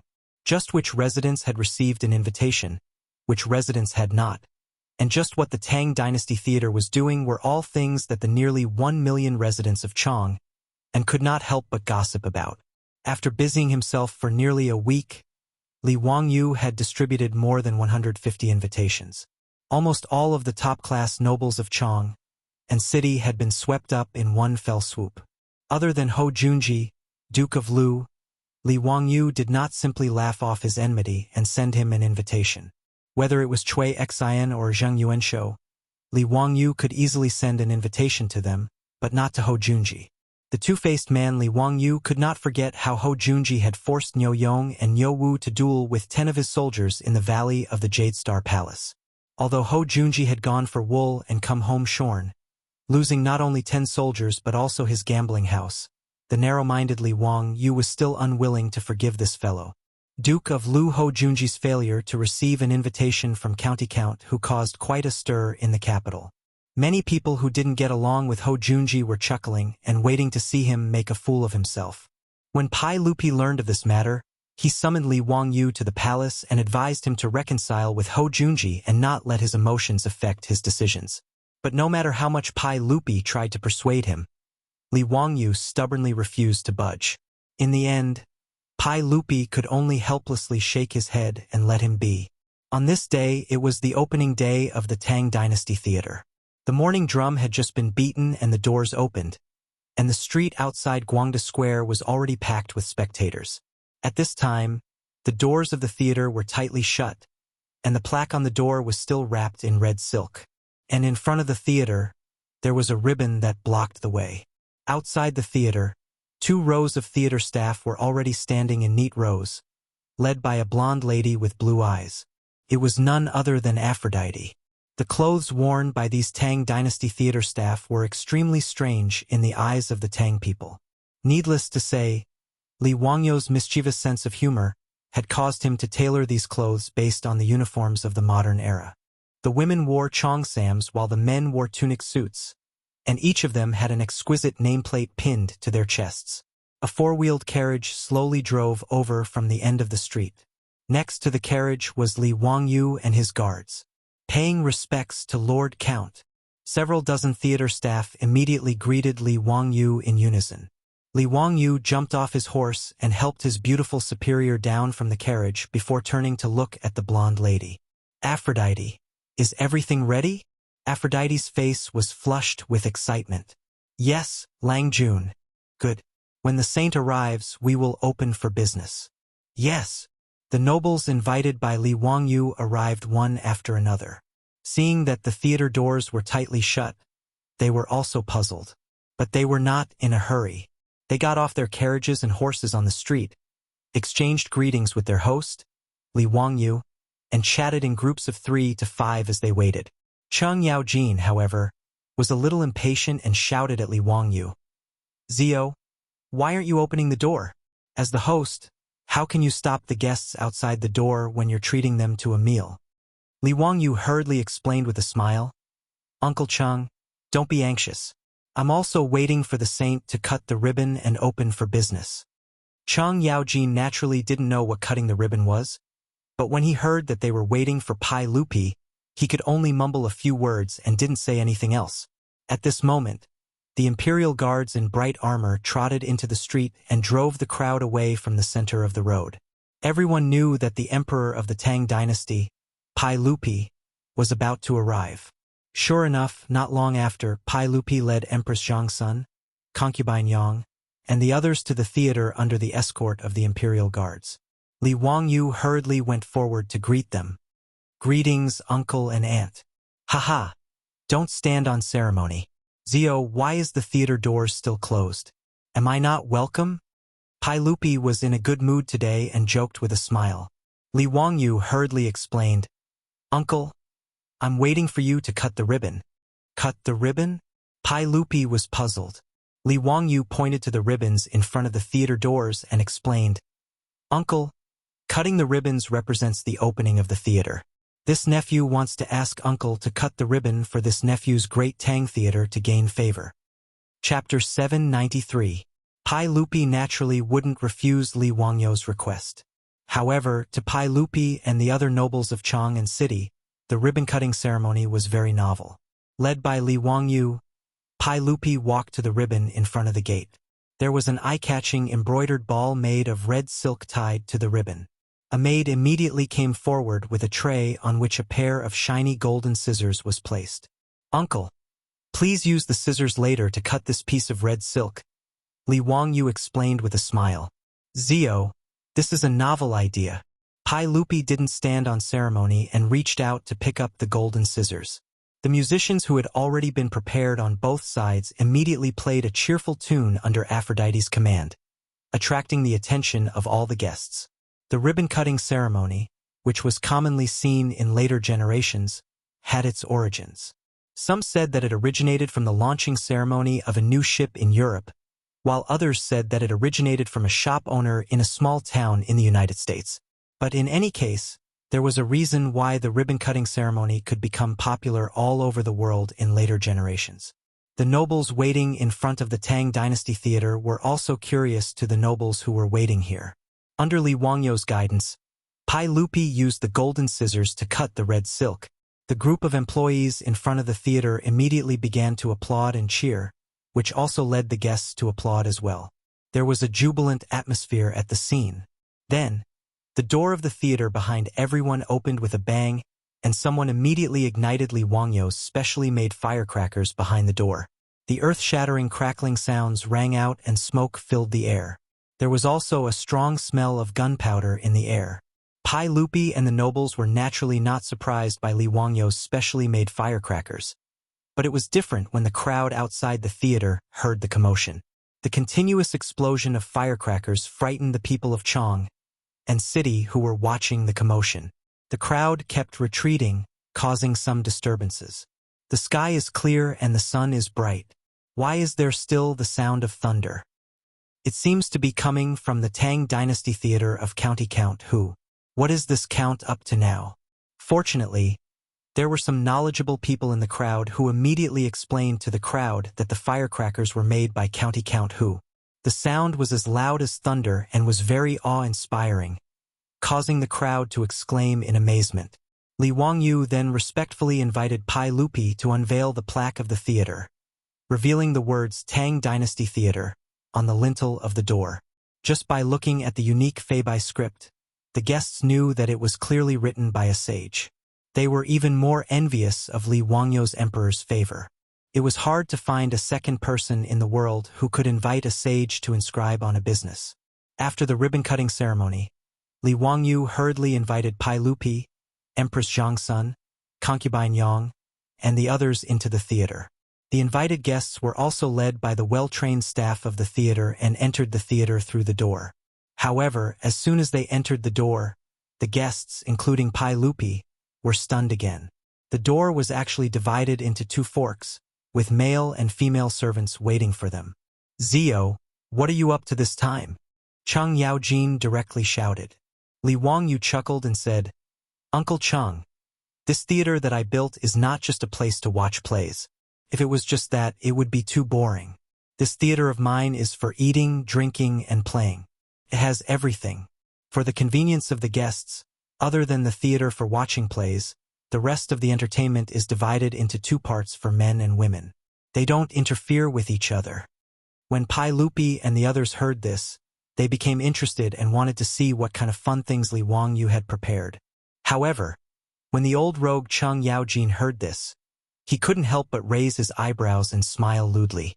"Zio, are you planning to snatch the business of Peace House?" Li Wangyu was choked by Chang Yaojin's words and almost couldn't catch his breath. Motherf ****, this shameless old rogue. Does he think he's running a brothel? Li Wangyu's face darkened. He couldn't be bothered to pay attention to this guy who didn't want virus. He accompanied Pai Lupi to the male section of the theater. As for Empress Zhangsun, concubine Yang, and the other noble ladies who came with the guests, only his beautiful boss and Aphrodite were taking care of them. He didn't need to worry about them. Originally, Li Wangyu only wanted to build a theater for watching plays in the Tang dynasty. However, he discovered that the theater wasn't large at all because of the problem of sound amplification. As a result, only a small part of the land on Guangda Lane was used to build the theater. Li Wangyu naturally wouldn't tolerate such waste. He rolled his eyes and came up with a plan with his beautiful boss. They simply turned the Tang Dynasty Theater into the world's first high-end business club that integrated eating, drinking, and entertainment. In addition to the small theater for performances, the theater also had a chess room for gambling and playing cards, a sauna for bathing and relaxation, and all kinds of delicious food and wine. As for the female guests, there were more shops selling rouge, face powder, all kinds of jewelry, as well as ready-made clothes and underwear. In short, Li Wangyu and his beautiful boss directly turned the Tang Dynasty Theater into a money-squandering establishment for the nobles of Chang'an. Today, Li Wangyu invited Pai Lupi and the other guests to a banquet. Naturally, there was no charge. However, after today, if these big shots came in again, they wouldn't be able to get away without taking out a few strings of copper coins. Moreover, a few strings of copper coins could be regarded as the lowest expense in the Tang Dynasty Theater. There was only more expensive, not the most expensive. When it came to the items sold in the female guest department, it was estimated that many guests would have a heart attack. Among them, the most expensive was a silver-plated bronze mirror that was taller than a person. The beautiful boss didn't hesitate to set a price of 250 taels of gold for this mirror. In this regard, Li Wangyu also cursed in his heart. Who the hell would spend 250 taels of gold on this broken mirror? That person would be a real fool. However, Li Wangyu would soon find out that he was a fool. Because that silver mirror had been taken away on the day of the opening ceremony, Pai Lupi led a group of civil and military officials, as well as members of the imperial family, and followed Li Wangyu to tour the Tang Dynasty Theater. Every time they went to a special place, it would inevitably cause a burst of discussion. Chang Yaojin was the most addicted to mahjong. When he reached the chess room, he couldn't move and insisted on dragging Yuqi Jingda, Qin Xiong, and the others to play mahjong with him. In this chess room set up by Li Wangyu, every room was luxuriously decorated, and there were two beautiful maidservants waiting on them. As for the mahjong, it cost a lot of money to find jade to carve it. Li Wangyu's mahjong had long been popular in Chang'an. Today, there were many guests who liked mahjong. Excited, many guests didn't care to continue shopping. They pulled their friends, occupied a private room, and began to build the Great Wall. Li Wangyu naturally let them be. He only ordered the maidservants in the theater to carefully serve these big shots. Then, he led Pai Lupi and the others to continue strolling. Chapter 794. Li Wangyu accompanied Pai Lupi to a spacious hall in the theater, which aroused Pai Lupi's interest. "Zio, in this hall, what are these tables for?" Pai Lupi pointed at the tables. If there was a transmigrator, they would naturally know that they were a few billiard tables. To be precise, they were a few snooker billiard tables. This was naturally Li Wangyo's new toy. Billiard was actually very simple to make. In Europe, the history of billiard was at least 600 years. Therefore, it was not difficult for Li Wangyu to find a craftsman to make it. The cue and countertop of the billiard table were easy to make. He directly let the craftsman lay the ground with polished stone and then spread a layer of flannelette. Then, there would be a high-quality countertop that would not be deformed. The only thing that cost a lot of money was the billiard balls on the table. In the beginning, the billiard balls were also made of wood. Later, billiard balls made of ivory appeared. Finally, in modern times, they were made of synthetic resin. Li Wangyu, the nouveau riche, did not care about the wooden billiard balls. He waved his hand and took out a lot of copper coins. He asked people to buy ivory from everywhere and use ivory to make a batch of billiard balls. Snooker required 1 white ball, 15 red balls, and 6 colored balls. A total of 22 balls were needed. A single tusk could only make 5 billiard balls. Just one snooker machine required at least 3 elephant tusks to make. Moreover, the quality of the billiard balls was high. The roundness had to be round and the weight of each ball had to be the same. Therefore, for this batch of ivory billiard balls, Li Wangyu spent a lot of money.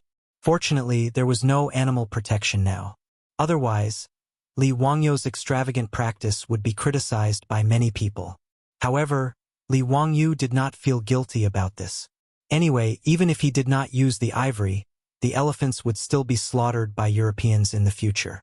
After all, in history, European nobles slaughtered at least 10,000 elephants every year for ivory billiard balls. Compared to this, the ivory that Li Wangyu used paled in comparison. As for whether Li Wangyu would follow his example of bringing the billiards to the Tang dynasty and hunt those poor elephants, it was none of Li Wangyu's business. In fact, Li Wangyu was not very proficient in billiards, but he was bored in the Tang dynasty, so he naturally wanted to find some fun for himself. That was why he spent a lot of money to hire a craftsman to make these billiard tables. In response to Pai Lupi's question, Li Wangyu smiled and explained the rules of billiards. "Uncle, this is a billiard ball made by your nephew. The game was very simple. Hit the white ball with the cue stick, let the white ball hit the other balls, and hit them in the holes on the 4 corners of the table and on both sides to score points. Different colored balls are worth different points. Red balls are worth 1 point, yellow balls are worth 2 points. As Li Wangyu explained, he took the cue stick and demonstrated it to Pai Lupi and the others. After his explanation, Pai Lupi, Zhang Sun Wuji, and the other big shots became interested. "Zio, this thing is very interesting. It's somewhat similar to Chuiwen. Come, how about playing around with me?" Pai Lupi understood Li Wangyu's explanation and immediately waved for someone to pass him the cue stick.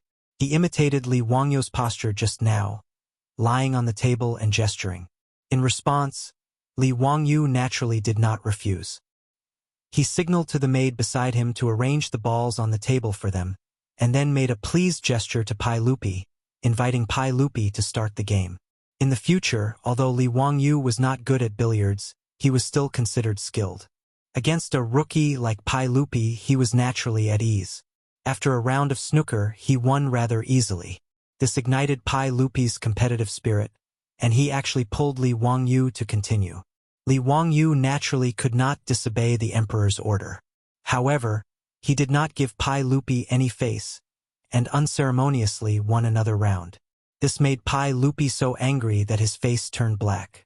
Thus, Li Wangyu, who wanted to continue showing off his skills, was rudely chased off the table by Pai Lupi and replaced by Zhang Sun Wuji, who was already envious, to continue playing with him. The result was self-evident.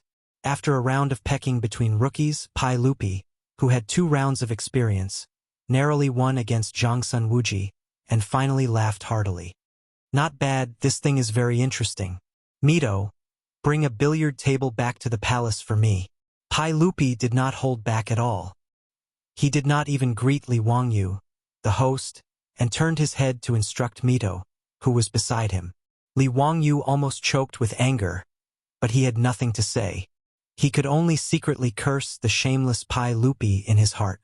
Was there still any law in snatching other people's property so openly? However, even if he had any opinions, he could only keep them in his heart. After all, the world was big, and Pai Lupi was the biggest. Pai Lupi had his fill of billiards, and then he toured around the Tang Dynasty Theater with Li Wangyu. He was very interested in the various entertainment and leisure facilities, and he also praised Li Wangyu. It was not until noon that Li Wangyu ordered the servants to treat the big shots who were having a great time to a meal.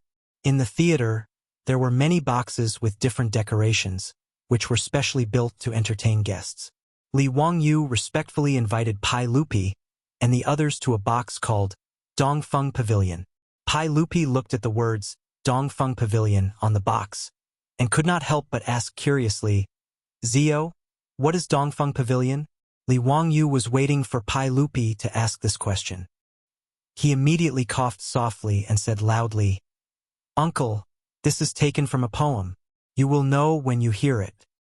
"Oh, read it." "The sun and moon are shining in the sky, and the mountains and rivers are strong. Peace is not repaid, and I am willing to send a letter to the Dongfeng Pavilion." Li Wangyu immediately read the poem shamelessly, but Pai Lupi could not help but be a little stunned. Behind him, Zhang Sun Wuji, Fang Xianling, Du Ruhui, and the other big shots had strange expressions. It was no wonder that they had such expressions. It was really Li Wangyu's poem that was too shameless. The poem that Li Wangyu read was written by Chen Shubao, the successor of the southern and northern dynasties. After he became a prisoner, he wrote a poem to flatter Emperor Wen of Sui. The Dongfeng Pavilion referred to the Fengshan Pavilion.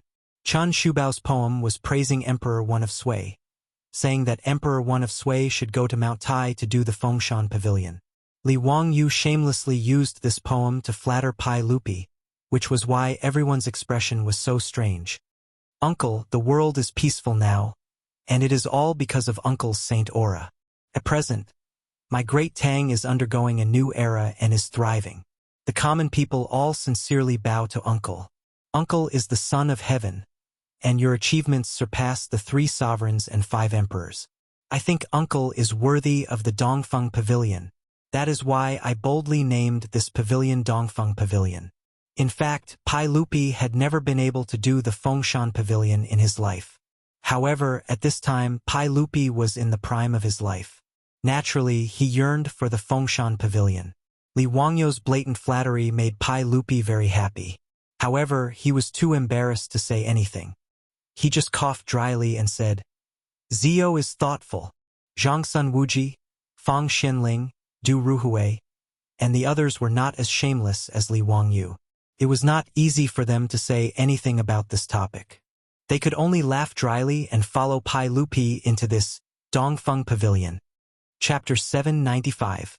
During lunch, all the guests, including Pai Lupi, were naturally happy. Lai Hot's delicacies were well known in Chang'an.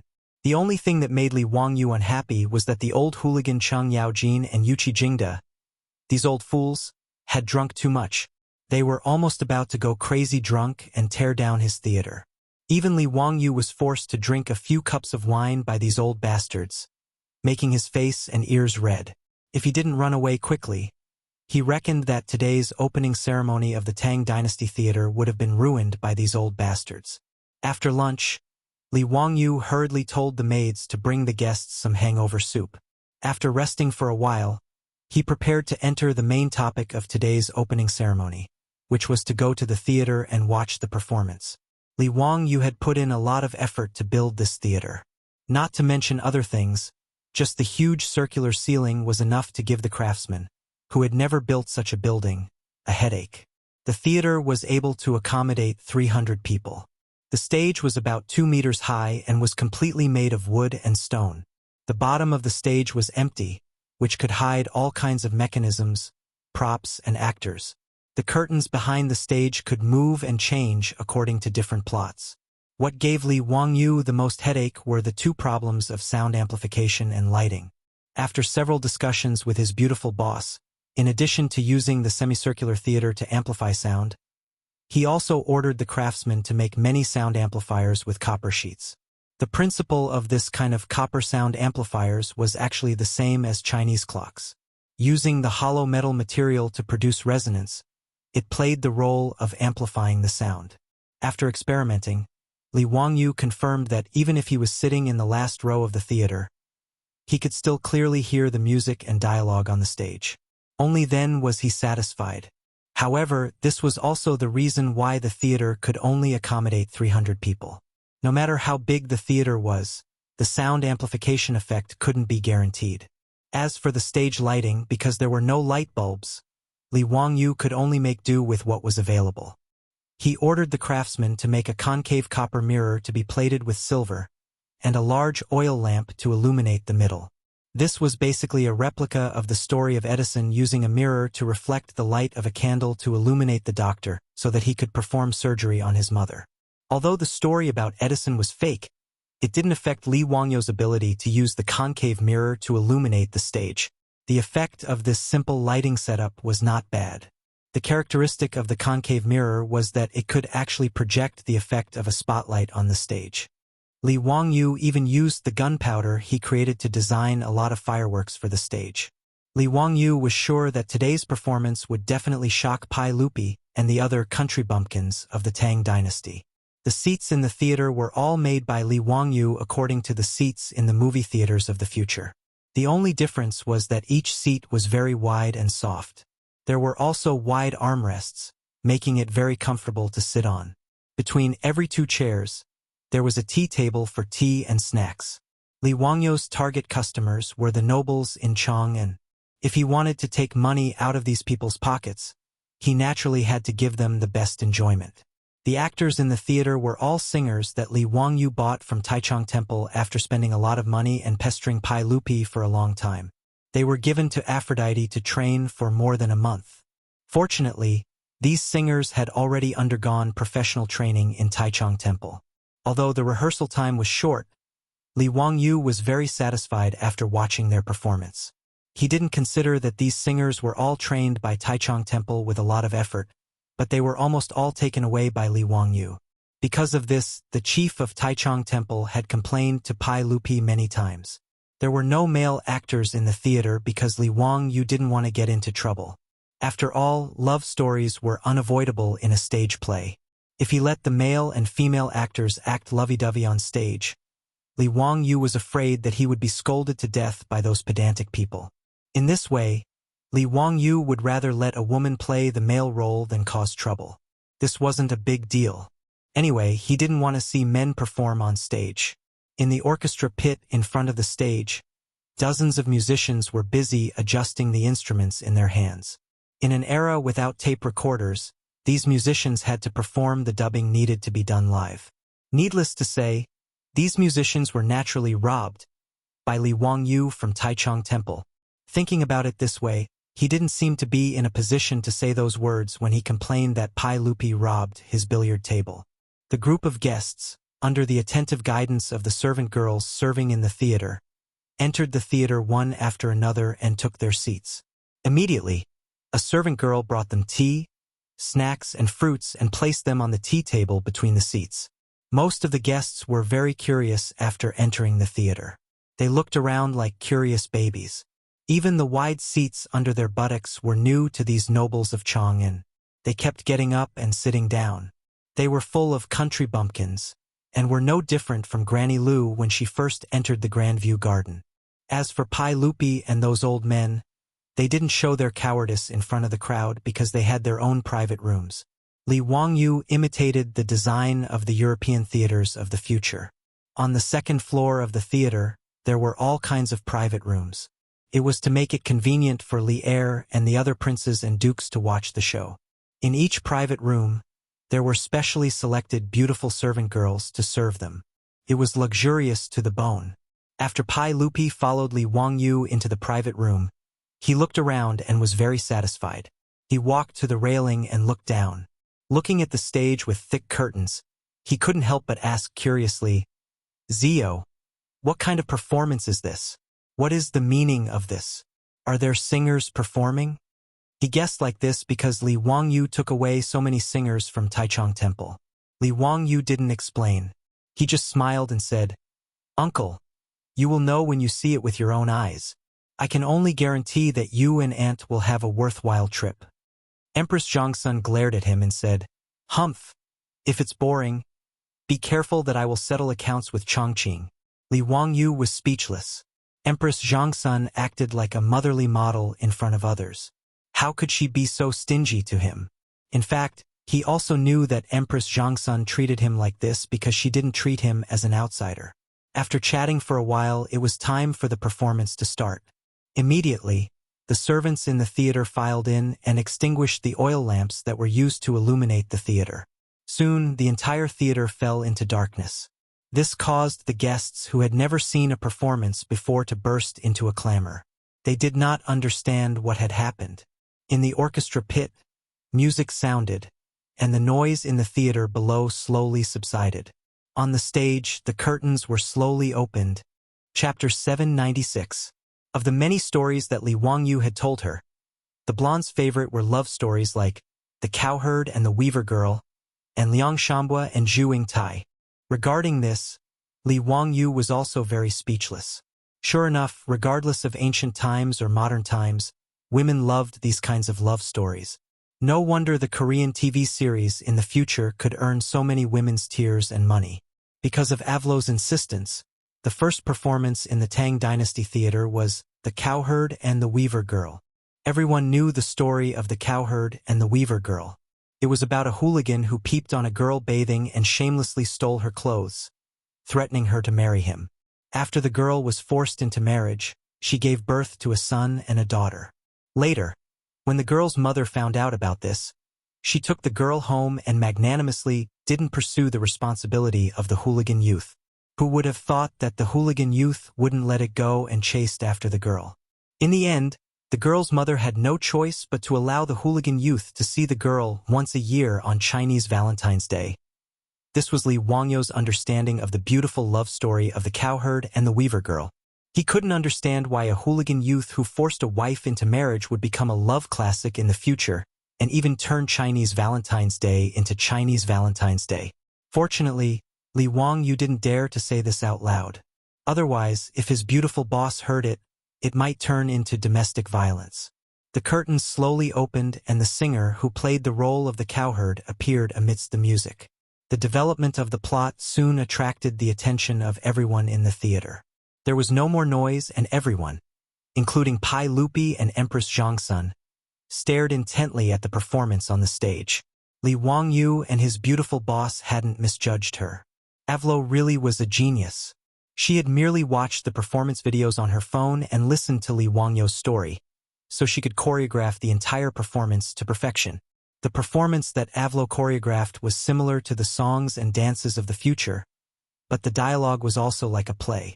However, Li Wangyu had to admit that the performance was very exciting and enjoyable. Moreover, the musicians and singers who had been robbed from Taichung Temple were indeed professionals trained by Taichung Temple over the years. Even though they had only rehearsed for a short month, the singers on stage were all professionals in terms of dancing and singing. They definitely weren't something that a regular troupe could compare to. Even he and his beautiful boss were enjoying the performance in the theater, let alone the country bumpkins from the Tang Dynasty in the theater. More than 300 guests, including Li Er, were all immersed in the plot on stage. But when the stage came to the scene of a kind and hard-working male prostitute being chased out of the house by his mean brother and sister-in-law after the death of his parents, there was a sudden situation off stage. Someone suddenly stood up and glared at the singer who was playing the role of a brother and sister-in-law on the stage. He scolded her angrily. "How dare you? Killing your own kind is a heinous crime. How dare you dare? Guards, come.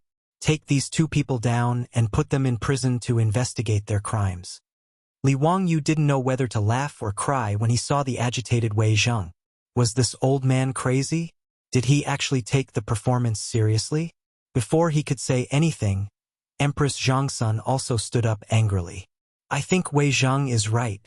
Erlang, although this concubine shouldn't interfere in politics, this concubine really can't stand this kind of reckless person. Erlang, please issue an edict to give justice to the Cowets and punish the Cowets." The 300 or so guests below also started to clamor. looking like they wouldn't give up until the Cowets and Wei Zhang were arrested. Chang Yaojin, Yuqi Jingda, and the other old fogies even rolled up their sleeves and wanted to rush up to the stage to beat them up. On the other hand, the two singers who were playing the Cowets and Wei Zhang were so scared that their faces turned pale, and they almost collapsed on the stage and burst into tears. This farce made Li Wangyu really speechless. F***CK. He knew that this group of country bumpkins was going to do something. Li Wangyu hurriedly bowed to Empress Zhangsun. "Auntie, calm down, calm down. This is a play, a performance, fake, all fake. It's just a play.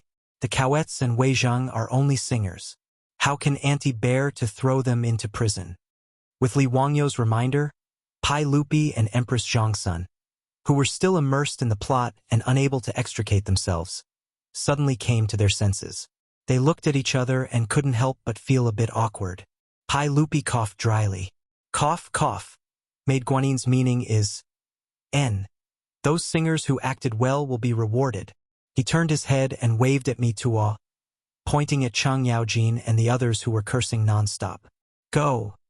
Tell these bastards not to cause trouble and not to disturb me from watching the performance. Look at what they're like, scaring those girls so much they're about to cry. This group of old men, they're not human. Mi Tuo secretly wiped away his cold sweat. He didn't dare to be negligent. He hurriedly turned and led the palace guards away, jogging to dissuade Wei Zhang and the others. In reality, Mi Tuo, who had been behind Pai Lupi, was also entranced by the performance and almost shouted along with him. He even felt the same way because, when Mi Tuo was young, he had entered the palace with nothing and became a eunuch because, after his parents passed away, he was bullied by his Cowets and Wei Zhang. They even sold him to the palace. Thus, if Li Wangyu hadn't spoken, Mi Tuo would have almost lost his composure. He muttered in his heart, what kind of performance did the Huxian Count put on?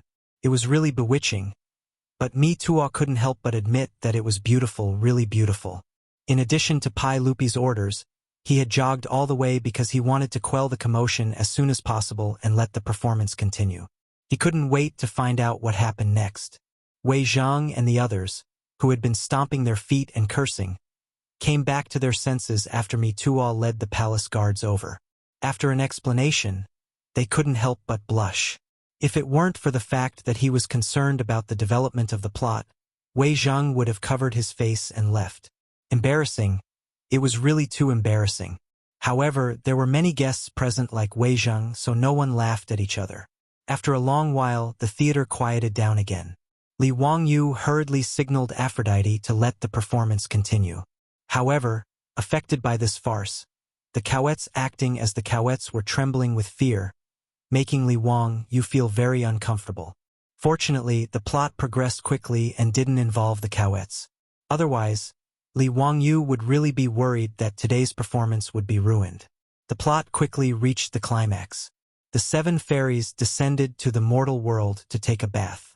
The old bull suddenly spoke human language and told the cowherd to take away the weaver girl's clothes. When the 7 fairies acting as the 7 fairies hid behind props and pretended to take a bath and threw out the clothes one by one, the scene became noisy again. Chapter 797. What a disgrace! What a disgrace! How dare you put on such a filthy show in broad daylight? An old man with white hair and beard stood up angrily, pointing at the performance on the stage and scolding loudly. Li Wangyu was speechless again and put his hand to his forehead. F***CK, what he was afraid of really happened. This kind of pedantic old man really gave him a headache. In fact, Li Wangyu also thought about whether to simplify the scene of the 7 fairies bathing. However, thinking about the atmosphere of the Tang dynasty, which was much more open than the Ming and Qing dynasties, he felt that it shouldn't be a big problem. In fact, after the scene of the 7 fairies bathing began, Li Wangyu stole a glance at the expressions of Pai Lupi, Empress Zhangsun, Concubine Yang, and the others, but he didn't see anything unusual. Even Pai Lupi was a little excited in his seat, twisting his body and leaning forward. Obviously, he was looking forward to the following plot. This pervert despised him. Therefore, it was obvious that only a few pedantic old men would be dissatisfied with this scene. Seeing this clearly, Li Wangyu was relieved and didn't want to pay attention to it. This kind of pedantic old man, when he wanted to build the women's restroom, had already been disgusted. He really didn't want to continue dealing with them. Anyway, Li Wangyu didn't believe that the more than 300 guests present would let this kind of person continue to make a fuss and not want to watch the performance. Sure enough, as he expected, before the pedantic old man could yell a few words, Chang Yaojin, Yuchi Jingda, and the other old men jumped up and cursed angrily. Bah! Where did an old fart like you pop out from? Don't make a fuss over there. If you don't shut your bird mouth, do you believe that I won't crush your balls? Old thing, get out if you don't want to watch. Don't disturb your grandfather's mood. Shut up. Who do you think you are? How dare you talk nonsense? The pedantic old man was a little dumbfounded after being scolded by Chang Yaojin and the others. Before he could say anything, the hundreds of guests in the theater started to make a ruckus because of Chang Yaojin and the other big shots. Get out, you pedantic teacher. If you don't want to watch, then don't make a fuss and disturb us from watching the show. That's right, you're so insensible. County Count who kindly invited you to watch a show. But you're so disrespectful. You're not worthy of being a minister of the Guanglu Temple. Tomorrow at the regular court, this old man will definitely impeach you. The old master, who originally thought that he had the upper hand, was even more at a loss now. He looked around and realized that no one supported him. Even his wife, who came with him, covered her face with her sleeves, looking as if she did not want to know him. The old master was so angry that his whole body was trembling, but he did not dare to say anything. He was too ashamed to stay any longer. He could only fling his robe fiercely and turn to leave. This pedantic old man was the minister of Guanglu Temple, a third-rank official in the imperial court. He was usually in charge of offering sacrifices, court meetings, and banquets. But he had never expected that, on the second day of court, several people would step forward and impeach Pai Lupi. Even more unexpected was that Pai Lupi would actually use his lack of manners as an excuse to reprimand him, causing the old man to lose a great deal of face. These are all stories for later, so let's not talk about them for now. After the old man was driven out of the theater, the crowd once again turned their attention to the stage, all of them entranced. Time passed, and the plot reached the point where the heavenly Queen Mother discovered that the hoodlum young man had taken her daughter for himself. She sent out heavenly soldiers and heavenly generals to rescue the kidnapped woman. The curtains rolled back, and the stage scenery and props changed again and again. Amidst the beautiful musical accompaniment and singing, there was a boom. In the center of the stage, a ball of fire exploded, and blue smoke billowed into the air. Several musicians playing the roles of heavenly soldiers and heavenly generals appeared on stage, wearing dazzling golden armor. However, this sound gave the guests quite a fright. The ladies among the guests were all scared out of their wits and screamed. The timid ladies were so scared that they fell to the ground and covered their heads with their sleeves, crying for help. Li Er, Chang Yaojin, and the other big shots laughed out loud when they saw this. They didn't feel any sympathy at all. Li Wangyu couldn't be bothered to pay any attention to this continuous farce, and he let this group of country bumpkins do as they please. After nearly 4 hours of performance, it was finally coming to an end. The cowherd and the weaver girl were separated by the Milky Way, and could only meet on the Magpie Bridge every year on the Qixi festival. The ladies of Chang'an were all teary-eyed, and the handkerchiefs they used to wipe their tears were wet. In fact, the story of the cowherd and the weaver girl was not a rare story. There were records of the cowherd and the weaver girl in the Book of Songs, and there were legends of the cowherd and the weaver girl in the northern and southern dynasties. But reading the stiff words in the books was not as touching as watching the story performed by the musicians on the stage. The musicians playing the roles of the cowherd and the weaver girl sang the lyrics on the stage. Hand in hand, line up in groups, build the Magpie Bridge across the Milky Way, and let the cowherd and the weaver girl meet on the Qixi festival. What match, the shackles from millions of years ago, still can't be broken today. No matter who comes to oppose it, will never regret it.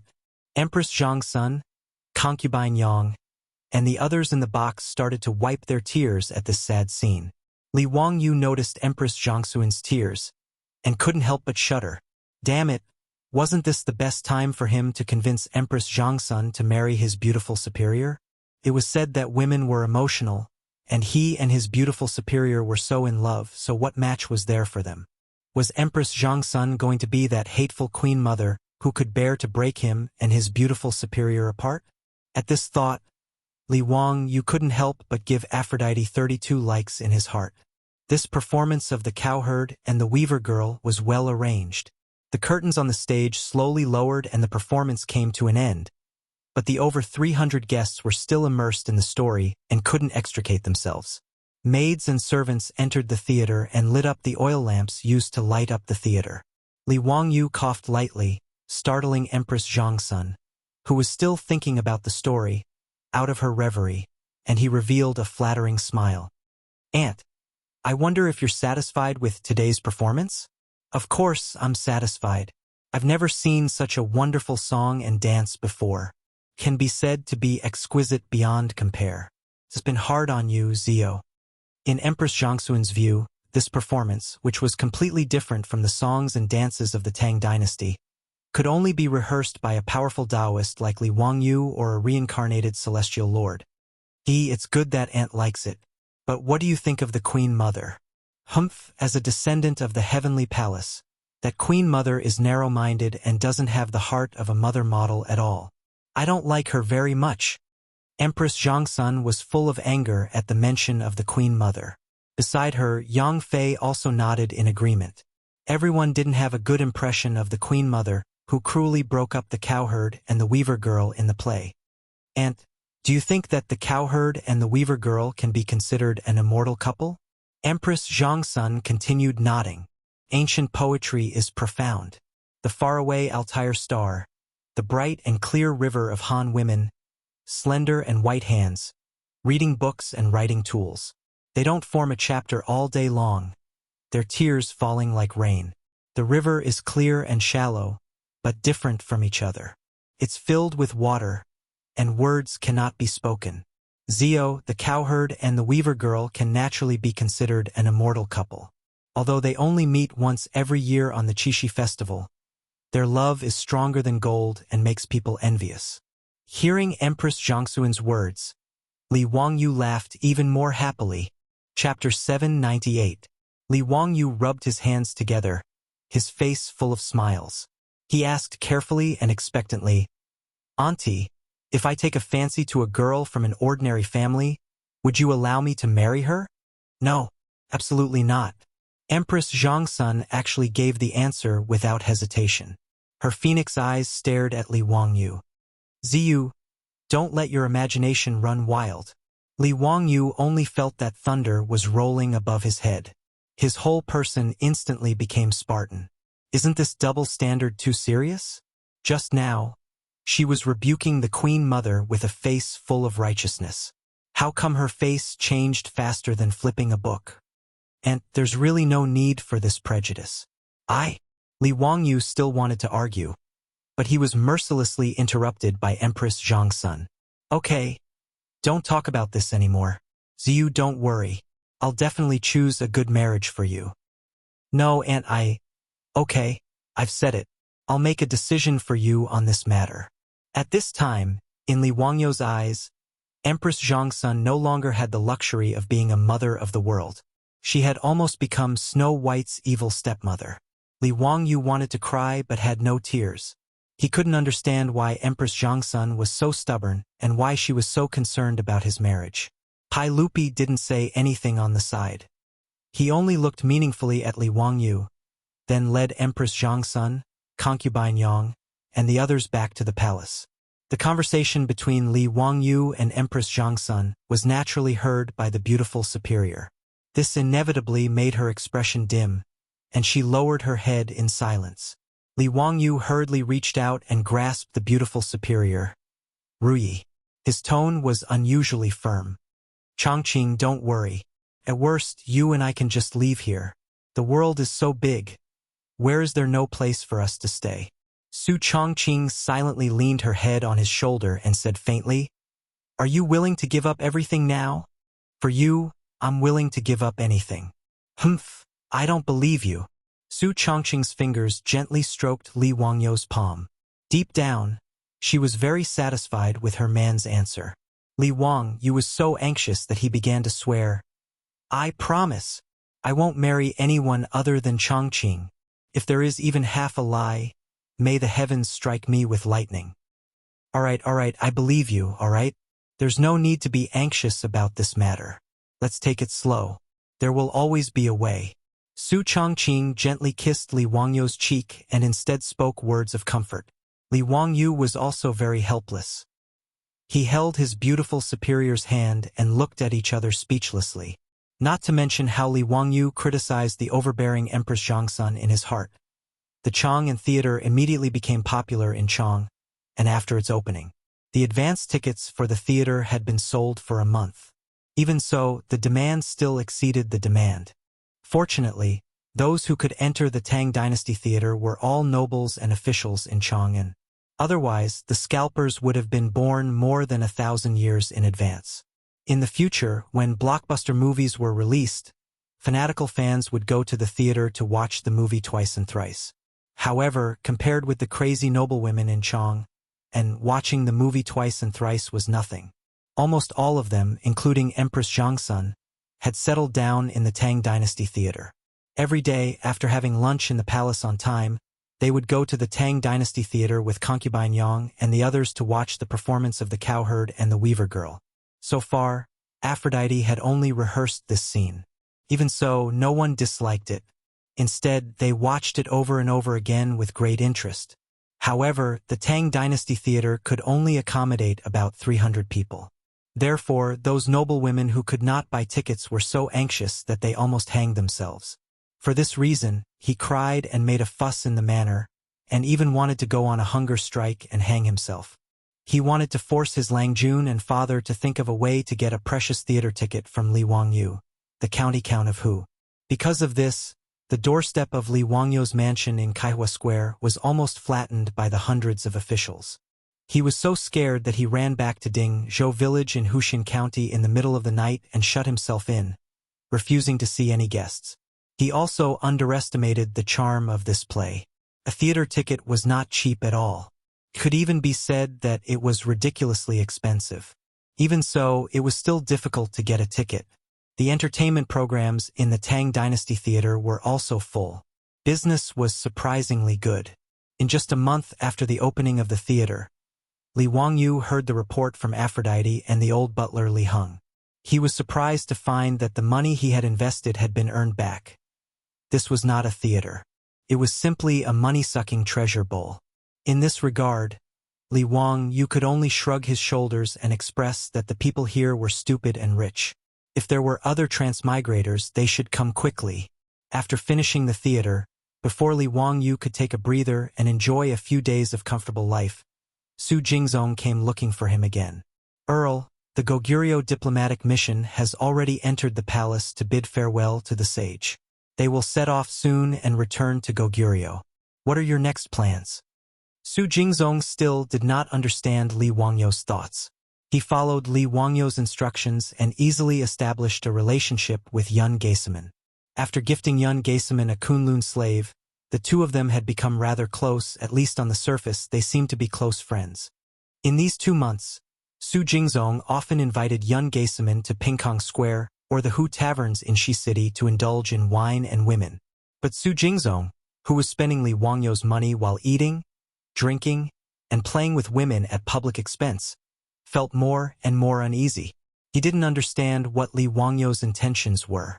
If he wanted to teach Yun Geiseman a lesson and vent Chang Chumo's anger, he didn't need to use such a method.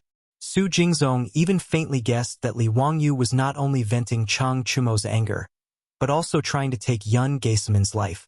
But Su Jingzong did not dare to make such a judgment.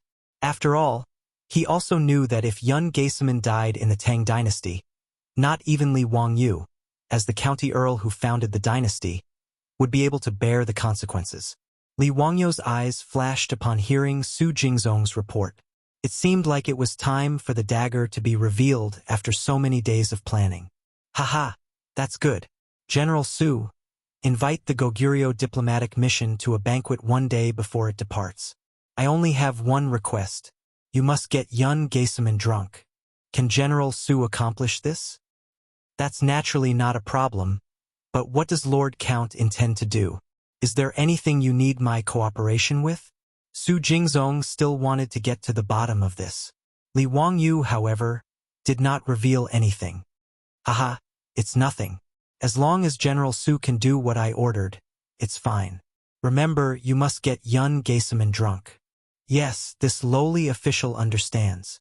Su Jingzong knew that Li Wangyu wouldn't tell him the truth, so he didn't ask any more questions and nodded. Chapter 799. After Su Jingzong left with a head full of confusion, Li Wangyu immediately went to find Niu Wu. Niu Wu, have you prepared the things I asked you to find? Lang Jun, I've prepared them long ago. But why did you ask me to prepare those things? They look quite frightening. Niu Wu nodded, but he was also confused. Of course I have a use for them. Let's go. Take me to them. Li Wangyu did not explain. The less others knew about this, the better. It was not that he did not trust Niu Wu. Li Wangyu had absolute trust in this loyal Guanzhong man. But it was better to be safe than sorry. If Niu Wu knew the truth and accidentally let it slip, that would not be good. Thus, although Li Wangyu needed Niu Wu to help him carry out some things, he did not plan on explaining the cause and effect of the matter clearly. Niu Wu was curious about this, but he was smart enough to know what to ask and what not to ask. Thus, he did not say much. Li Wangyu did not lead the other troops of the manor. He followed Niu Wu through the manor of Noda, turning here and there until they came to a remote wooden house. This was originally where Li Wangyu had led the Niu brothers to make gunpowder. Because he was afraid that something would happen, he had moved this wooden house to a remote corner of the manor and forbade other people from the manor from coming here. Niu Wu came forward and pulled open the door of the wooden house.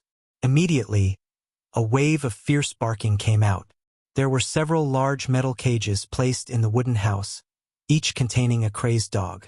The eyes of these dogs were completely red, and disgusting saliva dripped from the corners of their mouths. When they saw Li Wangyu and Niu Wu, they constantly thrashed about in the cages, looking like they were going to eat someone. The dogs in the metal cages would occasionally twitch and spasm, appearing rather manic. Li Wangyu knew very well that these were classic dogs that had been infected with rabies. He had asked Niu Wu to secretly collect rabid dogs. His goal was naturally to use the saliva of these rabid dogs to go to Death Abyss and Gaisaman. Niu Wu, I have something I need you to do for me. Li Wangyu whispered to Niu Wu after observing the rabid dogs. Although there was no one else around the wooden house, he subconsciously lowered his voice. Niu Wu's single eye flashed. Lang Jun, just give me your orders. I dare not disobey. Li Wangyu waved his hand. It's not that serious. We just need to keep it a secret. Tomorrow you... His voice grew softer and softer. Niu Wu listened carefully. Although he still didn't understand, he didn't ask. He only nodded vigorously to show that he understood. After instructing Niu Wu, Li Wangyu walked out of the wooden house with his hands clasped behind his back. He looked up in the direction of Chang'an with a confused expression. The next day, after the drum of dusk sounded, the doors of the markets in Chang'an slowly closed with squeaking sounds. Most of them slowly fell into a deep sleep. Peace Square was the only place that was still brightly lit. There was light singing and dancing, and it was very lively. The Chamberlain of Dependencies of the Tang Dynasty had actually been established in Peace Square. It was hard to say which big shot had come up with this genius idea. Because the Goguryeo diplomatic mission would be leaving Chang'an tomorrow and returning to Goguryeo, the entire mission was celebrating in Peace Square tonight. Yun Gaisaman had been invited by his new good friend, the vice principal of the Tang Dynasty's academy, Su Jingzong, to a familiar brothel so that he could send him off with wine. Worthy little brother Suwin, after this farewell, who knows when we'll meet again? Come, let's drink. This elder brother can only use this cup of wine to send you off. I wish you great success in Goguryeo. Su Jingzong raised his cup in a toast to Yun Gaisaman. In a private room, 5 or 6 beautiful courtesans dressed in thin clothing that revealed their cleavage were attentively attending to the two of them, constantly filling their cups with food and wine. Yun Geisaman drank all the wine in his cup and then buried his face in the bosom of the courtesan next to him, greedily breathing in the fragrance of her perfume. After a long while, he finally raised his head. Brother Yen, this little brother really doesn't want to leave Chang'an. The women of the Tang dynasty are much better than the women of our Goguryeo. TSK. They're so tender that you can squeeze water out of them. Haha, that's only natural. I don't dare to speak about anything else in Chang'an, but the brothel of Peace Square is unparalleled in the world. Come, let's drink. Today, the two of us must get drunk. Cheers! Yun Geisaman boldly raised his cup and drained it in one gulp. The courtesans in the private room had already received Su Jingzong's orders, and were pouring cup after cup of wine for Yun Geisaman. They were not drinking the rice wine or wine that the Tang often drank, but the highly concentrated Xiaodao wine from Li Wangyo's Xiaodao winery. Thus, after 2 hours of drinking, Yun Geisaman was so drunk that he couldn't even speak properly. No. Enough, little brother, tomorrow we still have to set out. Today, we can't drink anymore. Yun Geisaman still had a sliver of consciousness left, and he stopped Su Jingzong from pouring more wine. Su Jingzong naturally wouldn't let him do as he wished. He had promised Li Wangyu that he would get Yun Geisaman drunk today. Although Yun Geisaman was already drunk, Su Jingzong was afraid that he would ruin Li Wangyo's plans, so he naturally had to continue pouring wine for him. Haha, little brother Su Wan, what are you saying? Have you heard of a poem written by the famous county count Hu of Chang'an? Laughing in the spring breeze, dancing in gauze clothes, how will the gentleman return in peace if he is not drunk? Today we brothers will part, but we don't know when or where we will meet again. How will he return in peace if he is not drunk? Come, fill little brother Su Wen's cup with wine. Drink. Under Su Jingzong's constant urging to drink, Yun Geisaman finally failed to resist the assault of alcohol. He was so drunk that he collapsed into a pile of mush and fell unconscious in the arms of a courtesan. Yun Geisaman's bodyguards saw that his master was drunk and could only helplessly apologize to Su Jingzong. He then carefully helped Yun Geisaman out of the brothel and toward the nearby chamberlain of dependencies.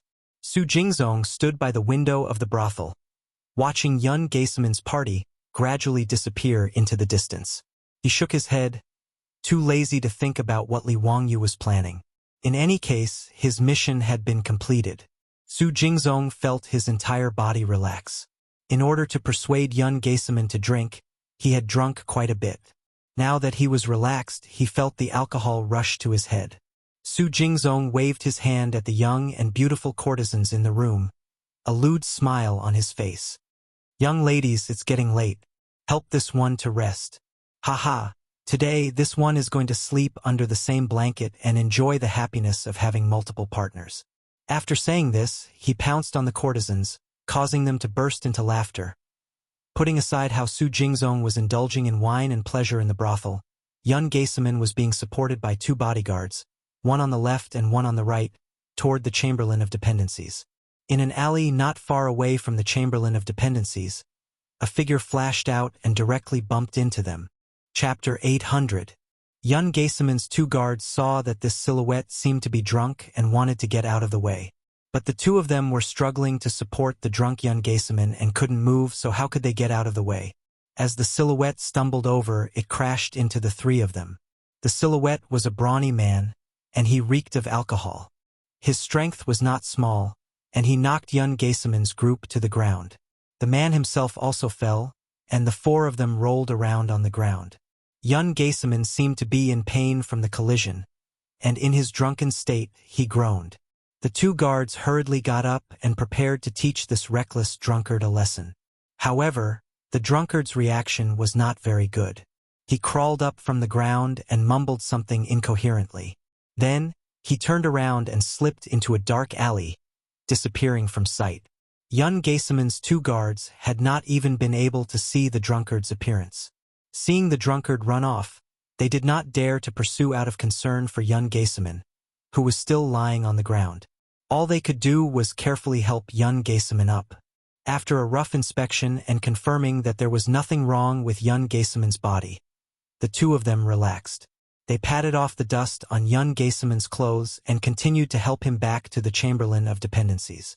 The two guards were worried that they would be punished for their lack of protection and causing Yun Geiseman to fall. Thus, the two of them pretended that nothing had happened and naturally did not mention it to anyone else. The next day, Yun Geiseman got up from his bed with a headache from his hangover. But it was already late in the morning. The Gogrian envoy had already packed their luggage, and they were just waiting for the arrival of the vice envoy. There was a fixed time for the diplomatic mission to leave Chang'an. If they were late, it would be troublesome. The officials from the Chamberlain of Dependencies who had come to send them off were already waiting in front of the Chamberlain of Dependencies.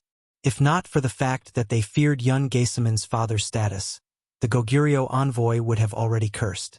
Seeing that Yun Geiseman was awake, the Goguryeo envoy sighed in relief and hurriedly urged the servants to help Yun Geiseman clean up and change his clothes. Hurrying and hurrying, they did not miss the time for the diplomatic mission to set off. By the Ba Bridge outside Chang'an City, the officials of the Chamberlain of Dependencies had sent off the Gogrian diplomatic mission. After which, they chatted and joked with one another as they rode back to Chang'an City. On the other hand, the Gogrian envoy slowly headed northeast, preparing to report back to Goguryeo. No one noticed that outside the pavilion of Ba Qiao, a burly man wearing a bamboo hat was resting on the side of the road, watching the diplomatic mission leave. If the two guards of Yun Geiseman were here, they might have been able to recognize that this was the reckless drunkard from last night. Seeing the diplomatic mission gradually disappear into the distance, the muscular man with the bamboo hat also stood up and took off his bamboo hat. If it wasn't Niu Wu, who else could it be? Niu Wu casually patted the dust off his body and jumped onto the horse's back. He bypassed Chang'an City and galloped towards the south.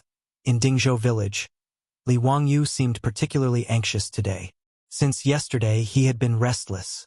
But whether it was his beautiful boss or Aphrodite, when they asked him what had happened, Li Wangyu would smile and shake his head, indicating that he was fine. Li Wangyu wouldn't reveal to anyone that Niu Wu had gone to assassinate Yun Geiseman, so he naturally wouldn't tell Su Chongqing and the others the truth. But he was extremely anxious. He didn't know if Niu Wu had succeeded or not yesterday, or if some accident had occurred. This was the first time in his life that Li Wangyu had planned a murder, and the target was a rather important figure in history. He couldn't help but be nervous. He hated the fact that there were no mobile phones in this era, and he couldn't get in touch with Niu Wu. Thus, he could only suppress his anxiety and continue to wait. It wasn't until noon that Niu Wu rushed back to the mansion, covered in dust, and secretly gave him a sign of success. Only then did Li Wangyu's hanging heart finally relax. Ignoring everything else, he pulled Niu Wu to that small wooden hut in the middle of nowhere.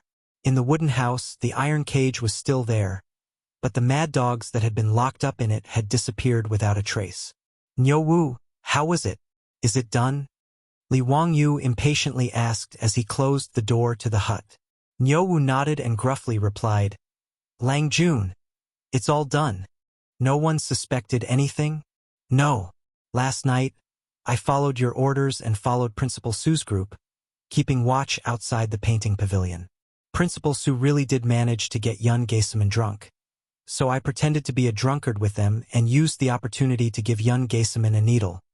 As Niu Wu spoke, he took out a needle made of bamboo from his bosom. Li Wangyu hurriedly had him light a fire and carefully tossed the needle into it. Only when the fire engulfed the needle did Li Wangyu relax. And after that, did everything go smoothly? Niu Wu nodded. I followed Longjuan's orders and waited outside the Chamberlain of Dependencies for the night. As expected, I saw the Gogrian diplomatic mission return with my own eyes. Yun Geiseman was among them. Good. That's great. Niu Wu, it's been hard on you. Go back and rest. But remember to keep this matter a secret. Don't reveal it to anyone. Niu Wu naturally knew this and immediately replied, Lang Jun, be at ease. Even if I die, I won't say a single word. Li Wangyu gratefully patted Niu Wu's shoulder and said no more. His gaze subconsciously turned to the northeast. Several months later, news came from Goguryeo. The deputy envoy who had just returned from the Tang dynasty, the son of Yun Taizhua, Yun Geiseman, had suddenly developed a strange illness. He feared light, water, and wind, and the slightest disturbance would make him go crazy. In his madness, he would bite anyone he saw. Although Yun Taizua had summoned all the famous doctors of Goguryeo to treat his son, none of them could do anything. They couldn't understand what Yun Gaesaman's illness was. In his rage, Yun Taizua beheaded several Goguryeo imperial physicians, but to no avail. 2 weeks later, the agonized Yun Gaesaman breathed his last.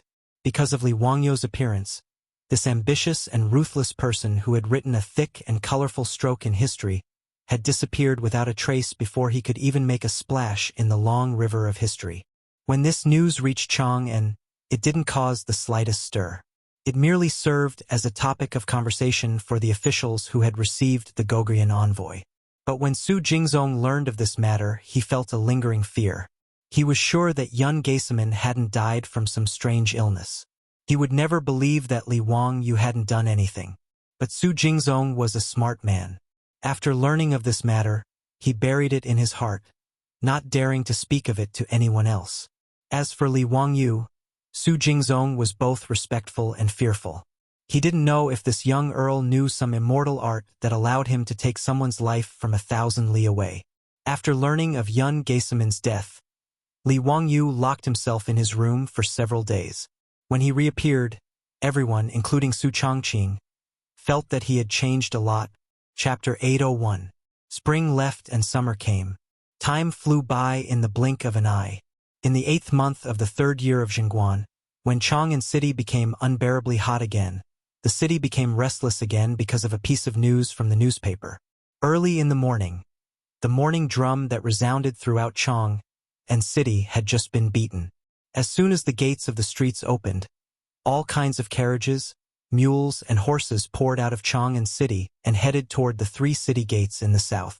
The imperial guards who were guarding the illustrious Virtue Gate were shocked by the crowd, and they could not figure out what exactly was going on. Squad leader, are we possessed today? Why do I feel like everyone in Chang'an city is running out of the city? Are they bringing their children with them? Are they trying to escape? The squad leader slapped the back of the soldier's head. Serves you right for being illiterate. Didn't you read the newspaper a few days ago? No, I didn't. What's wrong? What did it say? The soldier dared not talk back, but he mumbled to himself. As if you **king know how to read. You only know how to write your name. Why are you showing off? The squad leader took out a folded newspaper and opened it carefully. He pointed at a paragraph on it and said, "Did you see this? It said that the Saint and Count Huxian built an academy in Huxian. It's called the Academy of the Tang Dynasty, and it's recruiting students from all over Chang'an city. Those who pass the test and are selected to enter the academy are free of charge, and they don't have to pay a single cent for their tuition. Today is the academy's enrollment day, so why do you think so many people are bringing their children out? They don't have to pay for their tuition? They're free of charge? Squad leader, is there such a good thing? TSK, Count Huxian is the god of wealth indeed. How many copper coins did they spend? Nonsense. Who in Chang'an city doesn't know that Count Huxian's house is filled with mountains of gold and silver? So this little bit of money is nothing." The soldier looked at the endless stream of people leaving the city and could not help but ask curiously, "Squad leader, I see that many of the people who left the city today are nobles. I saw a few imperial court officials' carriages leaving the city earlier. Why? Do those nobles want to study in the free academy? They don't lack copper coins, right? TSK. Look, there are also those merchants wearing silk. They are actually running out. Sure enough, the more wealth one uses, the more stingy one is. Why would they care so much about a free academy? Do they still need that little bit of money?" The squad leader was so infuriated that he spat on the ground. "Pfft. Tian Shilang, you're such an idiot. Why don't you think about who county count who is? Who is it? Founding county count? Oh, squad leader, are you saying that the merchant is going to flatter Count who? But that's not right. What are those officials doing?" The squad leader was furious. "Shut up. I'll be angered to death by you sooner or later.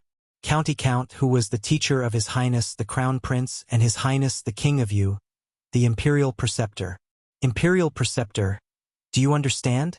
The court's Imperial Censor Ma and Junior Supervisor Yen have also taken County Count Hu as their teacher. Don't tell me you didn't know about this? Also, in the Golden Year Spring Imperial Examinations, there were 26 Grand Scholars. Do you know who the third ranker is? Those two had also kowtowed to Count Huxian and taken him as their master. I heard that even the Crown Prince and the Prince's study in that academy. Think about it, what does that mean? The soldier finally understood. He was shocked and gasped.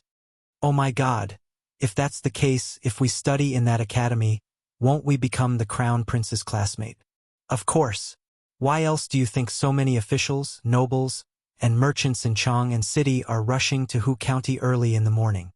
The squad leader looked like a child who could be taught. He showed off the information he had learned. The soldier was envious when he looked at the endless stream of people and carriages heading to Hu County. He hated that he was born more than 10 years earlier and did not have the chance to study in the Tang Dynasty's academy. It was a chance for carps to leap over dragons. At that moment, outside Dingzhou village in Hu County, a rainbow bridge had been built over the Gan River to connect the two banks. The land on the other side of the river that was originally barren had a brand new look, and many buildings had been built. Among them, there was even a 20-meter-tall brick tower. It was a magnificent sight. Li Wangyu had a calm smile on his face as he accompanied Pai Lupi, Zhang Sun Wuji, Fang Xianling, Du Ruhui, Kong Yingda, and the other big shots on campus. Behind them were Su Jingzong, Shang Guanyi, Lu Rengui, and the others. Ever since he learned about Yun Geiseman's death, Li Wangyu's state of mind had changed. He was very indifferent to many things and seemed to have matured a lot. He was no longer as impulsive as before. Li Wangyu could not help but feel proud that he had secretly removed a stumbling block for the Tang Dynasty when they conquered Goguryeo. In fact, he even felt a little nervous.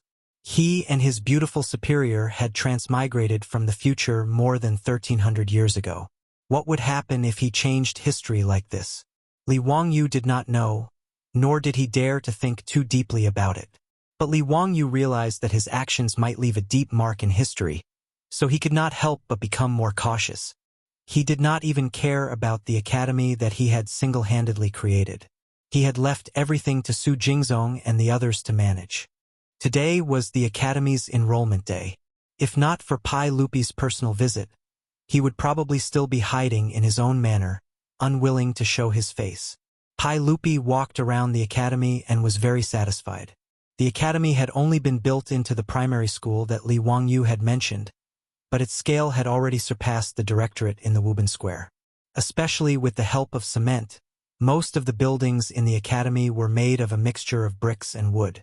Many of them were 2 or 3 stories high. Li Wangyu had also thrown out a lot of copper coins and ordered people to dig out many towering trees from the Qinling Mountains. They spent a lot of manpower and resources to transport them to the academy for planting. The newly built academy was filled with towering ancient trees and was full of vitality. Zio, I am very satisfied with this academy of the Tang Dynasty. Haha, I've troubled you.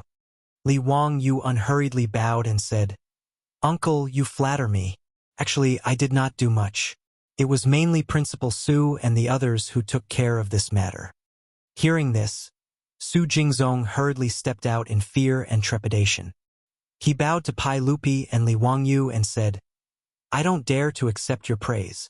Pai Lupi laughed and said, Haha, that's enough. I will naturally remember your contributions. Don't push it around. Let's go. It's getting late. Take me to see how you choose the students of the academy.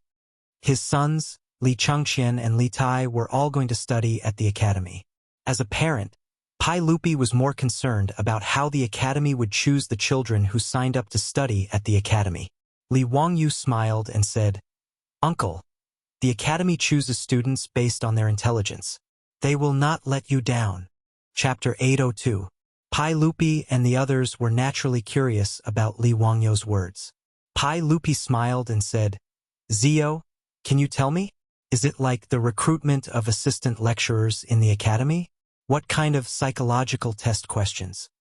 Pai Lupi and the others still remembered the strange questions that Li Wangyu came up with in the Imperial College.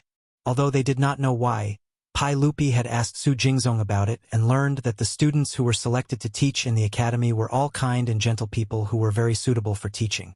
Regarding this, Li Er naturally shook his head in confusion, but he could only admire his nephew's unfathomable ability. Li Wangyu smiled and shook his head. "Uncle, it's hard to explain in a few words.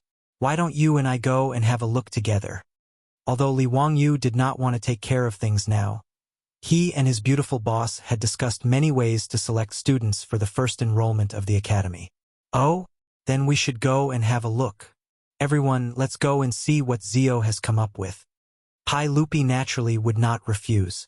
He called a group of big shots and prepared to watch the admission test. It had to be said that the academy of the Tang dynasty established by Li Wangyu was very attractive.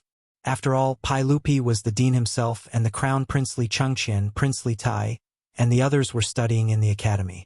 How could it not attract the attention of the officials, the rich and the common people in Chang'an city? Before 9 o'clock in the morning, nearly 1,000 people had gathered outside the academy. They were all ready to sign up. Fortunately, more than 100 students had been selected from the students who had landed in the academy. They had been trained by their beautiful boss for several months, and now these students were good enough.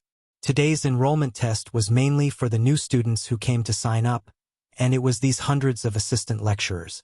Li Wangyu led Pai Lupi and the others to the gate of the academy. When he saw the bustling crowd, he could not help but feel a little absent-minded. This scene was so F***ing familiar. Wasn't this the same scene when those famous schools in the future opened? Li Wangyu, on the other hand, could not help but sigh a little. However, no matter how much the academy expanded its enrollment, it could only take in a few hundred children. Moreover, it had to leave enough places for those who had connections. In this way, the number of students that could be recruited was only a small portion of the total number of people who came to register. Li Wangyu looked at Pai Lupi and the others and suddenly felt that something was wrong. Many of those who came to register were civil and military officials of the imperial court. If he led Pai Lupi out like this, wouldn't he be recognized immediately? No matter what, Pai Lupi was the emperor of the Tang dynasty. His safety could not be ignored. Moreover, when those officials bowed, the surrounding crowd would definitely know that the emperor had come in person. When that time came, the scene would be chaotic. It would not be good if something troublesome happened. Moreover, Li Wangyu did not want those officials to discover him. If their descendants could not pass the academy's test and could not enter, he would definitely be dragged by a group of people to get in through the back door. That kind of thing gave him a headache. However, since Pai Lupi was already here, Li Wangyu could not drive Pai Lupi away, right? He did not have that much courage. After thinking for a while, Li Wangyu had an idea. After apologizing to Pai Lupi, he reached out his hand to summon a troop and whispered a few words in his ear. The troop nodded and immediately ran out of the academy. Pai Lupi could not help but be suspicious. "Zio, what are you up to now?" Li Wangyu smiled embarrassedly as he touched his nose and voiced out his concerns. Zhang Sun Wuji and the rest heard this and frowned. They felt that Li Wangyu's words were indeed reasonable.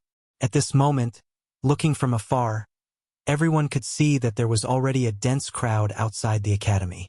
At this moment, if Pai Lupi suddenly appeared and the officials bowed again, it would be easy to cause more trouble. Pai Lupi heard this and was a little hesitant. However, he was also very unwilling to leave just like that.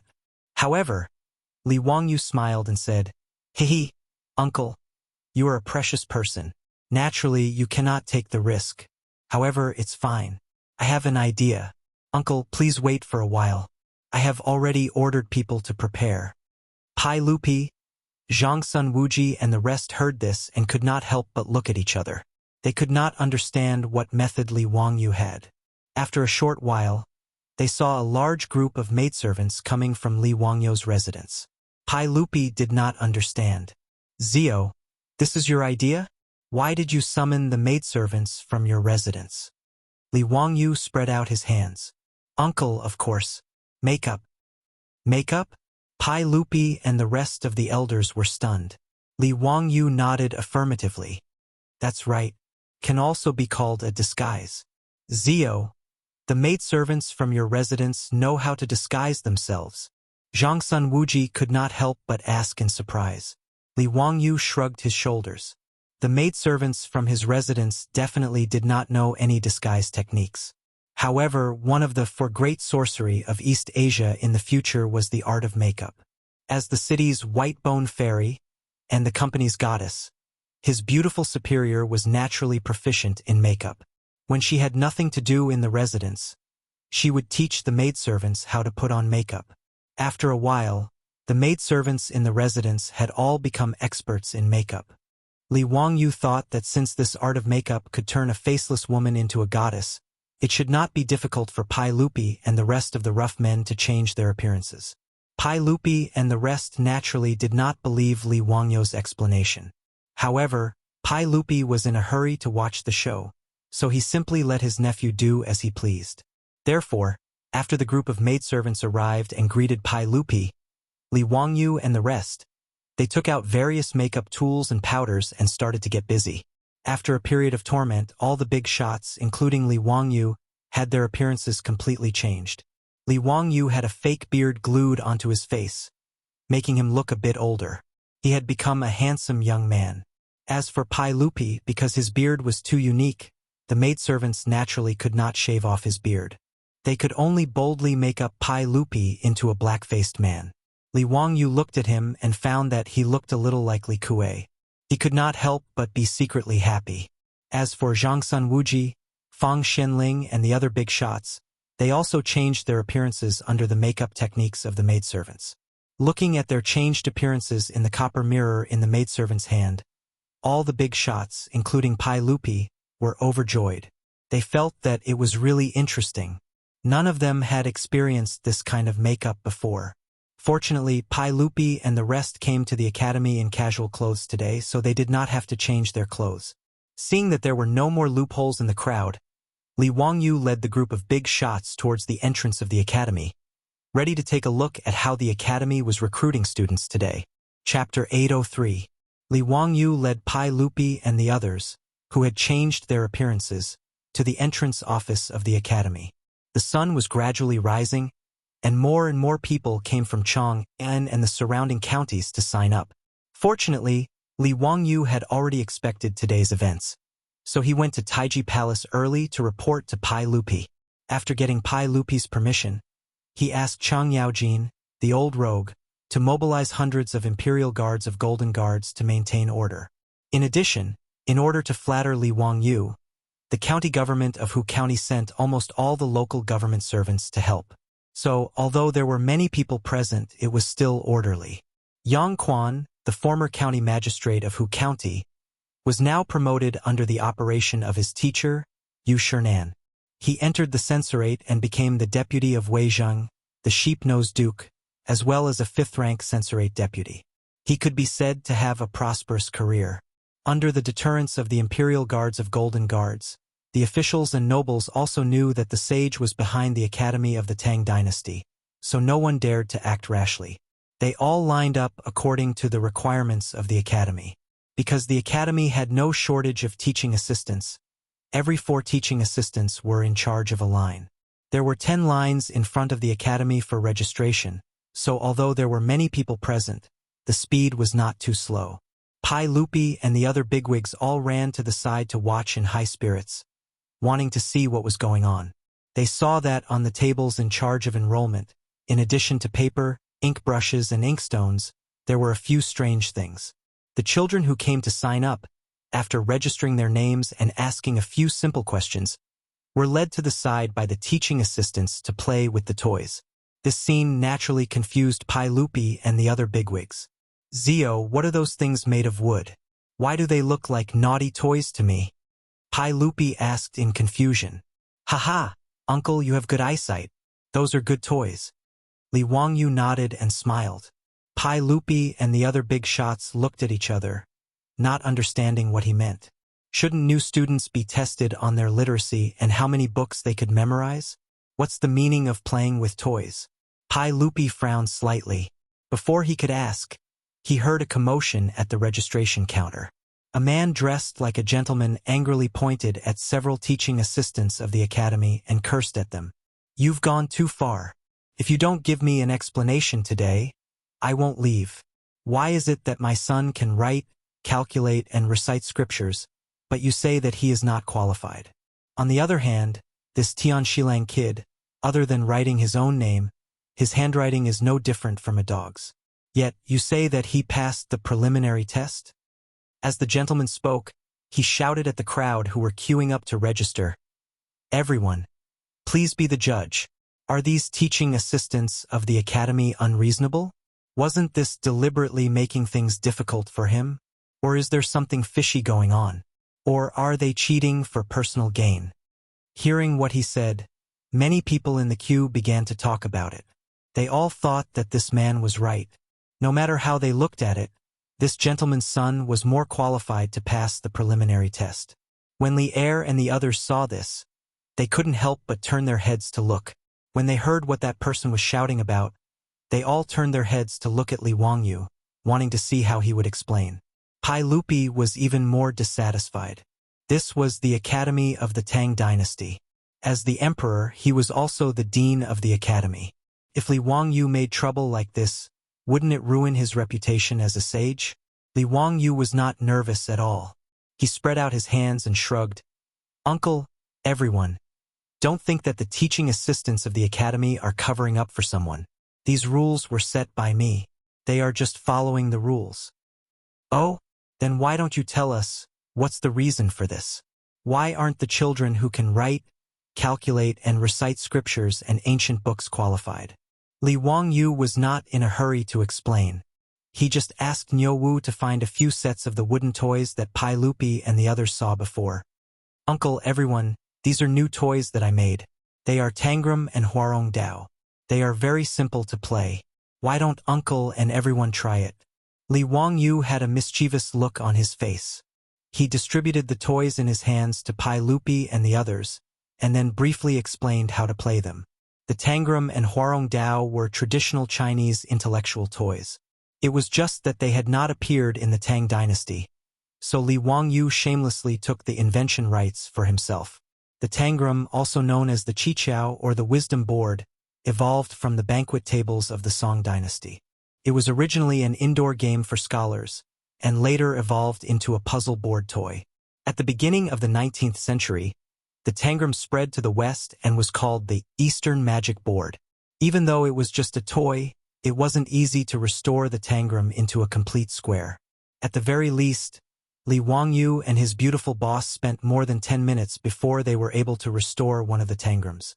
This made the two self-proclaimed traversing elites very tacitly agree not to mention this matter again. As for Huarong Dao, it was even more changeable and never tired of playing it. By moving the pieces, it helped Cao Cao move from the initial position to the bottom of the chessboard and escape from the exit. However, it was not so easy. Li Wangyu had already copied the Romance of the Three Kingdoms, so Pai Lupi and the others were clear about the background of the Huarong Dao game. Pai Lupi and the group of bosses did not care about the two toys that Li Wangyu took out at first. They thought that it was just to fool the children. However, when they began to try to solve the problem and restore the Tangram to release Cao Cao, they suddenly realized that the two toys in their hands were far from as simple as they thought. Zhang Sun Wuji, Fang Xianling Du Ruhui, and the other bosses were known for their wisdom. In the past, no matter how complicated the official business was, they were still skillful. However, Li Wangyu clearly noticed that these bosses were playing with the toys until the sweat on their foreheads was about to fall. After the time it took to burn a stick of incense, not to mention solving the more complicated Huarong Dao, no one could restore the Tangram. Pai Lupi and the others felt that they had seen a ghost. Everyone was very sure that the 7 wooden boards in the Tangram were all poured out by Li Wangyu from the square base, but at this time they wanted to restore it, but they could not succeed no matter what. Li Wangyu snickered in his heart. This was the simplest way to play, and it had already stumped Li Er and the others. It seemed that the famous Du Duan in history might not be the kind of person who was quick-witted. Pai Lupi angrily threw the Tangram in his hand to the ground and glared at Li Wangyu. "Zio, you bastard! What trick are you playing for me again? These 7 boards can't be put back into the square base." Li Wangyu was not in a hurry. He only asked Niu Wu to make another trip, but he brought back a poor boy who was dressed simply and looked like a farmer. Uncle, this child is the one that the gentleman mentioned before, the one that the assistant lecturer of the academy cheated for personal gain. Why don't we let him try? Let's see if my nephew is up to any tricks? Pai Lupi and the others heard this and were stunned. They all looked up at the farmer child. Chapter 804. Being stared at by a group of weird uncles. The naive peasant boy was so scared that he almost cried out loud.